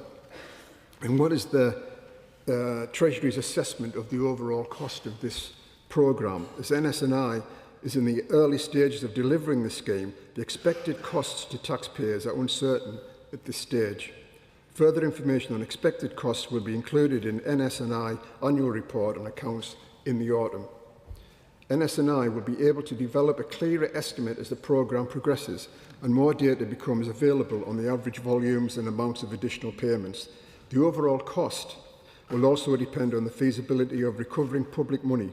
NSNI will publish an update on progress, including payment of outstanding holdings against its delivery plans on a quarterly basis. The point of introducing the statutory instrument is to provide a clear, fair and consistent framework for customers to be reunited with the funds as quickly as possible. Without a scheme in place, the costs of handling potentially thousands of individual complaints and legal cases could significantly increase the operational burden, costs and legal fees for NSNI and put pressure on the public finance. The Minister for Pensions said there would not be a cost to taxpayers as a result of the remediation scheme. The Minister for Pensions, in his statement to the Commons, challenged inaccurate reporting in the press that implied the costs from returning money owed to estates would impact the taxpayer. These monies are owed to these estates and will be repaid using funds provided through the National Loan Fund. In the same way, funds will be transferred to a customer of NSNI wishing to make a withdrawal. These repayments are simply the return of customers' funds and do not create any additional liability for the taxpayer. Also about the existing budgets, we were asked about that as well. As NSNI is in the early phase of delivering the scheme, the expected costs for taxpayers are uncertain at this stage. With further information to be provided, NSNI annual report and accounts in the autumn. And the Treasury and NSNI will together assess the feasibility of recovery costs associated with the scheme, but this is an extensive process and it will take time to make this assessment. There will also be operational costs of running the scheme and costs of compensation where appropriate. Affected estates. This will be paid from NSNI budgets in the first instance, and NSNI is expected to manage pressures within its budgets set at the spending review last year. My Lords, let me end by reiterating the Government's commitment to deliver redress for all those impacted by the serious failings in the NSNI bereavement claims process. The Government and NSNI have taken action to address these failings, to develop a plan to reunite customers with their money and to ensure that these failings can never happen again. The process of issuing letters, repayments and compensation to affected estates is now underway, and the Government will continue to ensure that those impacted receive the support that they deserve. We take this very seriously and we do want to see the money given back to those estates and the individuals that have been affected. This is an important issue and it's one that we want to solve as soon as possible. Yeah. My Lords, I'm grateful to the noble lady, Lady Kramer, for her support and to the Minister for his helpful response, although I don't think he's answered my question about when the first signs of this scandal first emerged, for example, in MP's correspondence. But I recognise that that is a difficult question to answer. But I am grateful for the regular reports that he's promised on how this is being sorted out. I don't wish to delay the establishment of the remediation scheme for vulnerable and bereaved families. Obviously, I support that. The money belongs to the affected estates, as the Minister has said, and must now be returned, together with appropriate compensation and interest. So it wouldn't be appropriate to divide the House. The important thing is to proceed with remediation as quickly and comprehensively as is possible. And I beg leave to withdraw the motion. Is it your Lordship's pleasure that this motion be withdrawn? The motion is by leave withdrawn. Trade unions, permissible means of voting and employment rights, unfair dismissal, amendment order. Order 2026 and one other motion. Lord Leon. My Lords, I beg to move that the House approves the trade unions' permissible means of voting and the Employment Rights Unfair Dismissal Amendment Order 2026 and the accompanying Code of Practice on electronic and workplace ballots for statutory trade union ballots. I also note the motion of regret tabled by the Noble Lord Sharp of Epsom, and I'm glad for the opportunity to debate these important reforms, and I shall address the concerns the Noble Lord has raised during my remarks. This statutory instrument and the accompanying Code of Practice were laid before Parliament on 22nd of June 2026. My Lords, this instrument has a clear and straightforward purpose. It modernizes the statutory framework governing certain trade union ballots by allowing secure electronic voting and workplace ballots while preserving the integrity, secrecy, and independence that are fundamental to every statutory union ballot. Alongside these reforms, it makes a minor consequential amendment to Section 105 of the Employment Act 1996 to ensure that the legislation remains consistent following the changes made by the Employment Rights Act 2025. These are measured and practical reforms. They update how statutory ballots may be conducted. They do not alter the legal framework governing industrial action or trade union democracy. The legislation governing statutory trade union ballots was developed in an era when postal voting presented the most practical way to conduct nationwide ballots. That is no longer the world in which we live. Today, people routinely undertake secure and sensitive transactions online. Yet, under the current law, almost all statutory trade union ballots must still be conducted solely by post. That approach has not kept pace with the way people live or work. It can be slower, more expensive, and more administratively burdensome than modern alternatives. The government made a clear commitment in its Make Work Pay manifesto to modernize statutory trade union ballots by allowing secure electronic voting and workplace ballots. This instrument delivers that commitment. The instrument introduces 3 additional methods of voting for statutory trade union ballots, with the exception of statutory recognition and derecognition ballots, which will be addressed separately in 2027. First, it permits electronic voting, allowing eligible members to cast their votes securely online using personal authentication credentials. Electronic voting will only be available where a union member has provided a personal email address or personal telephone number to the union. This ensures that voting materials are issued through personal channels and remain outside employer-controlled or union-controlled workplace communication systems. Secondly, the instrument permits hybrid working. Under this model, members will receive their voting materials by post, but may choose whether to return their vote electronically or by post.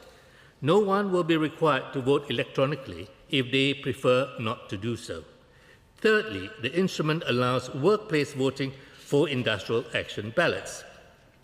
This option is available only where both the employer and the trade union agree, and where the ballot is conducted under the supervision of an independent scrutineer in a suitable, secure workplace location. Workplace voting reflects the fact that industrial action ballots concern workplace issues, while maintaining the same statutory safeguards that apply to every other lawful ballot. None of these new methods is mandatory. Postal voting remains available. Trade unions will decide which lawful voting methods best suits their membership.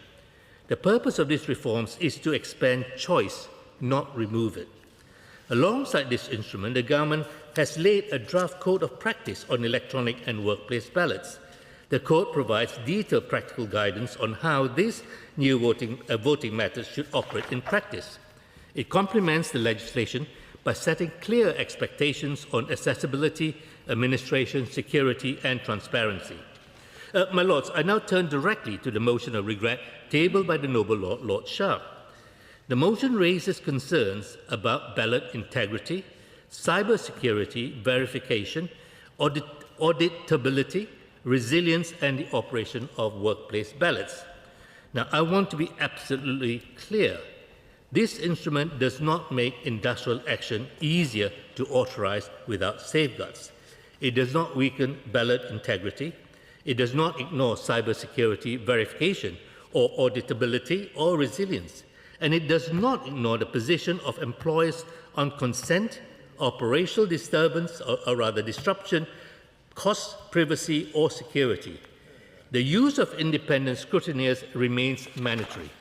Cybersecurity certification for electronic methods, secure vote authentication, and ballot secrecy are mandatory. Far from weakening confidence, these reforms strengthen participation while preserving the safeguards that Parliament has long regarded as essential.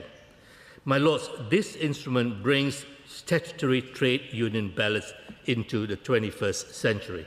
It modernizes the methods of voting without changing the fundamental principles of trade union democracy. It preserves the integrity, independence, and secrecy that are essential in every statutory ballot. These are balanced, proportionate, and carefully designed reforms. They make participation more accessible while maintaining confidence in the legitimacy of statutory ballots. My Lords, I therefore hope that Noble Lords will support both the instrument and the accompanying code of practice. My Lords, I beg to move. The question is, this motion be agreed to. Amendment, Lord Sharp of Epsom. My Lords, I'm very grateful to the Minister for explaining and introducing the statutory instruments, to which, as he has noted, that I have tabled a regret amendment, because the instruments risk making it easier, quicker and cheaper for unions to secure a mandate for strike action, while leaving too many questions unanswered about ballot integrity, cyber security, workplace disruption, employer costs, and the ability of employers to challenge defects in the process. So I'd like to start by asking the Minister a number of very specific questions. Firstly, paragraph 5.14 of the explanatory memorandum sets out that the government's reasoning against piloting electronic balloting. Now, whether or not one accepts that reasoning, at least the government have attempted to explain their approach. But I do not see the equivalent justification for workplace balloting. Workplace balloting is an entirely new voting method for industrial action ballots. It creates practical questions for employers about space, security, access, staff release, supervision, privacy, CCTV, safeguarding, operational disruption, and cost, and I could go on. Yet, as I understand it, the impact assessment does not actually even cost workplace voting, and nor has there been a pilot to test how it would operate in real workplaces, and particularly not in complex environments such as hospitals, schools, care settings, secure sites, manufacturing sites, multi-site operations, and shift-based workplaces. So can the Minister therefore explain why the government are introducing workplace voting without a pilot and without costed evidence of the likely impact on employers? The impact assessment also states that the policy is expected to deliver net benefits overall, primarily through reduced costs to trade unions from the use of electronic balloting compared with postal methods, with estimated annual savings of between £2 million and £8.2 million. Why is reducing the administrative costs of trade unions now a priority for the government? My Lords, what is a small business meant to think when it reads that its margins are being squeezed by higher taxes, higher employment costs, regulation and endless compliance burdens, and yet it never sees this level of ministerial enthusiasm for reducing their costs? But when it comes to trade unions, the government appear willing to redesign statutory balloting rules to save them money and make industrial action easier to organise. This says a great deal about the priorities behind this order. Secondly, the instrument designates the trade union itself as the responsible person for determining which voting method or methods are used for its own statutory ballots. The union has an obvious interest in the outcome of the ballot. Can the Minister therefore explain why the trade union, rather than the independent scrutineer, has been designated as the responsible person for determining the means of voting, and how do they intend to avoid a conflict between the union's interest in securing a mandate and its judgment on the practicality, on the accessibility, security and integrity of the voting method that has been selected? Thirdly, who is responsible for enforcing the required cyber security standard? What happens if a system is compromised during a ballot, and what information will employers be given if they're expected to assess whether a ballot mandate is valid? Paragraph 38 of the Code of Practice says that only the union may want to, and I stress, may want to appoint the independent scrutineer as a first step so that the scrutineer can advise on the balloting plan. That is not a hard-edged safeguard. It still leaves the initial strategic decision on whether to use electronic, hybrid or workplace voting with the union itself. Paragraphs 39 to 41 are similarly weak on cyber security. They acknowledge that some ballots may be more sensitive, including where there is a risk of attempted interference, hacking or even hostile state activity. Yet the code says only that the union and the scrutineer, again that phrase, may want to seek advice from the National Cyber Security Centre. If the government is serious about the integrity of electronic strike ballots, why is that advice optional rather than mandatory in sensitive ballots, and particularly those affecting critical public services? Public sector employers have particular reason to be concerned. In hospitals, care settings, schools and other essential public services, the concern is whether staff can be released safely, whether patient, pupil or service user care is affected, and whether safeguarding arrangements are maintained. My Lords, these instruments form part of the government's wider Employment Rights Act package. That package reduces the notice that employers receive before industrial action, extends the life of mandates, removes previous restrictions and strengthens union access to the workplace, as well, of course, as adding billions in administrative costs. Taken together, these measures reduce employer flexibility and tilt the balance of power further away from employers who are trying to maintain services, productivity and investment. It is also striking that paragraph 9.5 of the explanatory memorandum says that these measures may improve participation and the representativeness of ballot outcomes. But this is in contrast with what Jonathan Reynolds said last year, saying that aligning the removal of the 50% turnout threshold with the introduction of e-balloting would, and I quote, ensure that industrial action mandates will have demonstrably broad support, end quote. The removal of the 50% ballot threshold was set to happen in April of this year, but it has not yet happened.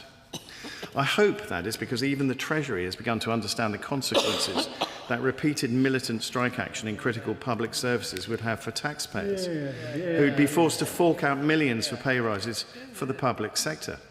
Indeed, they already have. Can the Minister tell us whether the government still intends to remove the 50% strike threshold? And if so, on what date will Section 68 be commenced? If ministers can't give a date, is that because they're concerned that removing the threshold alongside electronic voting would increase the likelihood of industrial action in schools and other public services? My Lords, the government seem to have discovered a very selective enthusiasm for technology. Technology to help unions secure strike mandates is called modernising industrial relations. Yet, according to recent reports, the new Prime Minister is considering scrapping Palantir's work with the NHS, despite the fact that better data and technology are exactly what the NHS needs to improve efficiency, productivity and patient care, and in spite of the fact that it's widely reported to be working.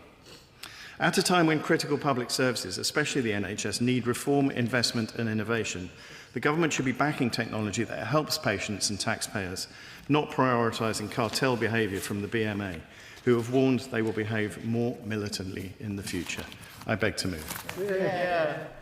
The original question was that the regulations laid before the House on the 22nd of June be approved, since when an amendment has been moved by Lord Sharp of Epsom at the end to insert the words set out on the order paper. The question I therefore have to put is that this amendment be agreed to. My Lords, it's a pleasure to follow the noble Lord Sharp. However, I rise to oppose the regret motion and to support these measures which bring statutory union balloting into the 21st century and modernise an outdated postal-only system. Our primary purpose must be to make it easier for members to participate in their own union democracy. Higher turnout strengthens workers' collective voice and ensures that votes are more representative of the membership. All Democrats should welcome these reforms, and they have been a long time coming. Back in 2016, the then Conservative government commissioned a review from Sir Ken Knight on union electronic balloting. However, the then government never published a response. But even Sir Ken's report acknowledged that a postal-only system disproportionately disenfranchised people with mobility disabilities and visual impairments, as well as young members who are much more likely to rent and change addresses more frequently. It also disadvantages significant groups of union members who spend long periods working away from home, such as offshore energy workers, seafarers, lorry drivers, cabin crew and air pilots, construction and creative workers. So I have no doubt that in an age when we increasingly live our lives online, and particularly post-COVID, when growing numbers work online too, that this reform will widen democratic participation. Of course it's right that concerns about cyber security and audits regarding e-ballots are taken very seriously. For unions, this will be addressed through the Code of Practice and requirements such as ensuring that scrutineers are Cyber Essentials Plus accredited. I only wish that a stringent protection was required for company shareholder e-ballots, or indeed for e-ballots conducted by political parties that have been running for years, given that the impact of any potential security breach for those organisations is at least as significant as for those conducted by trade unions. The regulations in themselves do not change strike ballot thresholds or substantive legal tests, although of course it should pave the way for the repeal of the 50% threshold, which the Employment Rights Act ties to the introduction of e-balloting. Any update that the Minister can provide on how soon this will be progressed would be welcome. It would also be helpful to have clarity on when phase 3 is going to happen and what could come from it. For example, unions want to be able to send ballots safely and securely to members' workplace emails. Around a third of union membership databases can include workplace email addresses, so that change could help maximise participation too. Finally, I would welcome reassurance from my noble lord that the extension of e-balloting to union recognition ballots will take place as early as possible in 2027. My Lords, I declare an interest as the Chair of ACAS as set out in the Register. And I'm grateful to my noble friend the Minister for his detailed introduction to these two SIs. As we know, these proposals are part of the rollout of the Employment Rights Act reforms which are being introduced in line with the roadmap published at that time. And there's been detailed consultation and stakeholder involvement in shaping the codes of practice. And ACAS have also been closely involved with DBT officials to shape that code. So, my Lords, there's been plenty of time for employers and unions to prepare for these changes, and they don't contain any surprises. In fact, in a recent YouGov survey, 62% of employers reported feeling very or fairly confident about the upcoming changes to trade union rights, with only 21% not feeling confident. These proposals bring the balloting regime into the modern age, with the provisions for electronic, hybrid and workplace voting being similar to decision-making in many other sectors, including political parties and shareholder votes. So we welcome the fact that it will enhance the democratic process and increase participation, giving employers and unions more confidence that the outcome fully represents the views of those consulted in the ballot. And my Lords, it's been important to ACAS that the code use clear, plain, unambiguous language. This reduces the potential for misunderstandings, non-compliance and disputes, particularly at the early stages of implementation when parties are unfamiliar with the new rights and responsibilities. And it's also important that the code strikes the right balance between principles and detail and is properly tailored to those who will actually use the code. For example, ACAS administers voluntary ballots, particularly in recognition negotiations, as a useful tool in dispute resolution. So we're grateful that following feedback, it's now been confirmed that these are out of scope of this particular code. This underlines how the Department has listened and amended the code to reflect the practical needs of users. Finally, my lords, while we welcome the increased participation in decision-making that the code will deliver, we urge parties to keep their focus on resolving disputes through partnership. And, of course, ACAS conciliation services are just a phone call away. Sadly, the latest ACAS research shows that 44% of people are experiencing conflict at work in the last year. My lords, this has a cost to businesses, individuals and the economy in the stress, time off, presenteeism and many more effects. And your lordships have already previously discussed the fact that employment tribunal cases are rising, causing a growing unacceptable backlog of hearings. So there's clearly rising levels of discontent and unhappiness in workplace relationships. ACAS already provides training and guidance on working effectively with trade unions, but we need to do more. So I hope my noble friend the Minister, in his response, can say what more could be done to encourage parties to prevent and manage disputes so that the needs for ballots does not arise. And I hope he agrees that where disputes do arise, the parties should be encouraged to make use of ACAS collective conciliation services or other informal resolution, rather than resorting too quickly to a ballot. I look forward to his response. My Lords, I rise to support the regret motion tabled by the noble Lord, Lord Sharp. My Lords, the strength of this country over the last 20 or 30 years has been in its very, very flexible labour market. And those of us who've, like me, who've from time to time managed staff in European labour markets know what the difference is like. Endless consultation, inflexibility, disputes, reluctance to employ people, and the significant role for social partners and trade unions is a big part of that. And now we are bringing that home to this country, and we already see the effects in the employment statistics.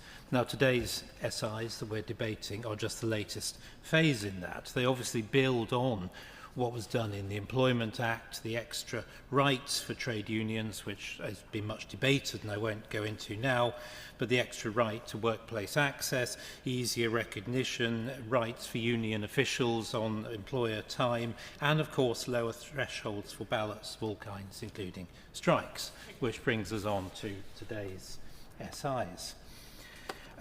My Lord, as we've heard from the Minister, the main thing that these SIs do is to extend the types and the arrangements of ballots that can be carried out before a strike, and is presented, and indeed the Minister did present it, as modernisation of the system.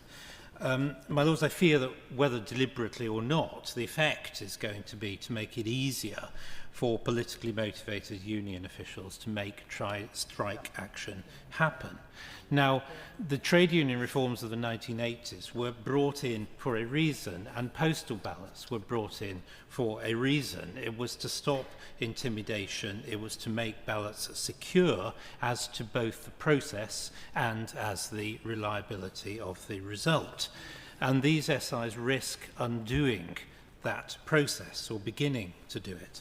Workplace ballots obviously make potential intimidation of workers easier. Electronic voting, we know, is insecure. We wouldn't do it in our own general elections, and the government's own impact assessment is doubtful about the ability to provide security for such ballots. And of course, to add to that, trade unions themselves are made the responsible person for such ballots rather than an independent third party.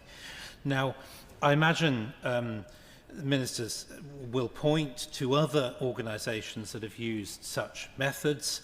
indeed the Conservative Party, the National Trust, financial services institutions and so on. But I suggest gently that such organisations do not have the same record of questionable behaviour, bullying, threats that unions have done from time to time. Now, we know that happened in the 1980s, but it didn't happen only then. There are credible reports of such threats during the post office dispute, 2022-2023, the Birmingham bins dispute, where the High Court itself was involved in this, and there are many other such cases. And this is the problem with bringing insecurity into strike ballots. We're risking bringing back some of the forces that made problems for this country in the 1980s, and which we've not seen much of in the last 20 or 30 years. So to finish with some questions for the Minister, does this record not give him any pause for thought? He's a very successful businessman himself. Does he not worry about some of these consequences? Does he not worry that since most unions nowadays are in the public sector, is he confident these rules are not going to come back and bite the government at some point very soon? Why, as the Noble Lord Sharp asked, have pilot arrangements been rejected?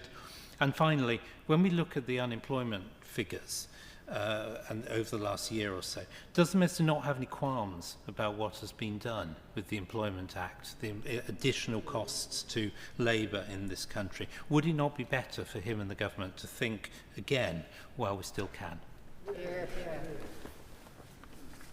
I need to declare an interest because yesterday morning in the post I received my ballot paper for the election of the General Secretary of my union, and I looked at it, and of course I will be voting. I won't tell you for whom, but it just seemed absurd that I could only do it by post when I think that I can pay my income tax online, I can tax my car, I can book airline tickets, I can pay my gas bill, I can regrettably pay my speeding fines, I can vote in building society elections, I can check my register to vote, so it is involved in elections, I can apply for a postal vote, I can correspond about any responsibility I have to participate in jury service, I can undertake DBS checks, highly sensitive, highly secret, all online. Why is this particular ballot that I have on my desk at home having to be done by post? And the clear thing is here, when gamblers have this famous thing of the tell, someone blinks and you can tell what's happening. Well, kindly, the opposition here, their tell is they actually put it in the motion. And in the Noble Lord Charter of Exham's speech, what they're against is making the exercise of democratic rights by free associations. They want to make it harder, they want to slow it down, and they want to make it more expensive. That's the tell. This is antiquated, old-fashioned, anti-trade union prejudice. That's what's at the heart of it, and that's what we learned from the Noble Lord's speech when moving it. Just a quick comment on the comments of the speech by Noble Lord Frost. He talked about a flexible labour market. Well, we know what that's code for from the Conservative Party and ex-Conservative members. It's about making life tough for trade unions, making life tough for rank-and-file employees who simply wish to exercise their democratic rights to run their own free association in the way that they want, and the more we facilitate that, the better. Yeah. My Lords, I've been a trade union member for something just over 67 years. That's longer than my membership of the two political parties put together. For the last 13 years, while I've been in this House, I've at different times been the President of the British Dietetic Association, a TUC-affiliated union, and BALPA, the Pilots Union, also a TUC-affiliated union. The image that people try and give that these are somehow illegitimate organisations is totally wrong. Most of the executive time is spent sorting out the day-to-day problems of members, and that's what they're there for. The debate over balloting has gone on for years. Both of the unions I've been president of and the union I'm a member of have suggested to government that we should sit down and find a way out of this problem. We have not had any encouragement at all. At the time of the 2016 Act, David Cameron almost conceded that there would be a consultation, but it never happened. And the fact of the matter is that it's become more and more time-consuming and costly for unions to stay within the law. I asked the certification officer's office whether they'd had any complaints about balloting and the procedures. They couldn't produce any. All they would say to me is that the certification officer's job is to uphold the law, not to make it. And he was satisfied that the law had been upheld. So, you know, where are we going to go? I suggest one place we could go is to try and get a more realistic view of trade unions. There's about 5 million in this country. 2 million of them vote for the Conservative Party. You'd be surprised how seldom politics came up in the two unions that I was president of. The unions were about looking after the workers and looking after their rights and their rights at work. A strike was not something looked forward to. The strike marked the fact that you would not manage to negotiate your way out of a problem. No one said, oh goody, let's go and have a strike. Most people said, what else could we possibly do? And it was done. Mention has been made, I'll mention it again, the huge number of people who used balloting to elect people. My own club, the Reform Club, I served as its finance chairman for some years. I was elected by a postal ballot, but people could also vote electronically. No one ever raised any question about whether or not it was fair, because it manifestly was. Now, what I would say to this House is get real about trade unions. 2 million of them vote for the Conservative Party. They don't believe that they're joining some insurrectionist left-wing party. Most of them believe that they're trying to improve their standards at work. And as a final word, if you ask our union what are the most popular services, they will tell you free legal advice and motor car insurance policies being reduced. That's the reason why lots of people join the union, and long may it last, but please, Conservative Party, do settle down and come into the real world. My Lords, today has been Frank Sinatra Day. Regrets, my Lords. There have been many regrets this afternoon, and we're thankful to the noble Lord Sharp for this last one. Last, my Lords, but by no means least. It seemed a short time ago that we were discussing such issues as have been raised by this statutory instrument in the Employment Rights Bill, but actually when I look at the calendar, in many respects it was nearly a year ago. I guess it still looms large in my life. But to many extents, this debate is something of a rerun of what we discussed then. And in that spirit, I reiterate that Liberal Democrats believe in that free association is a fundamental right.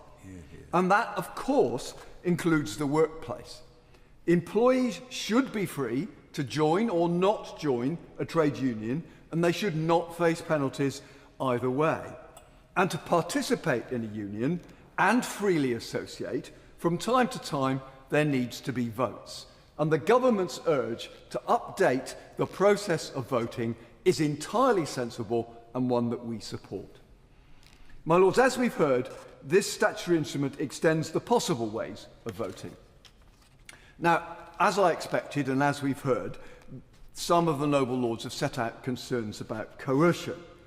I fail to see how changing the voting system changes the level of coercion. The examples that the noble Lord Frost used, whether rightly or wrongly, have happened when there wasn't electronic voting. That has nothing to do with the issue of coercion. My Lords, if there is coercion, and in some cases, I'm sure, as in every form of life, there is coercion, as I understand it, there is an act in place to deal with that. The Employment Relations Act of 2004 already contains the necessary legal requirements to guarantee that ballots are cast in secret and free from intimidation. So, my Lords, that's a starting point. Now, the noble Lord Sharp came up with a rather longer list of potential disasters that could befall an electronic vote.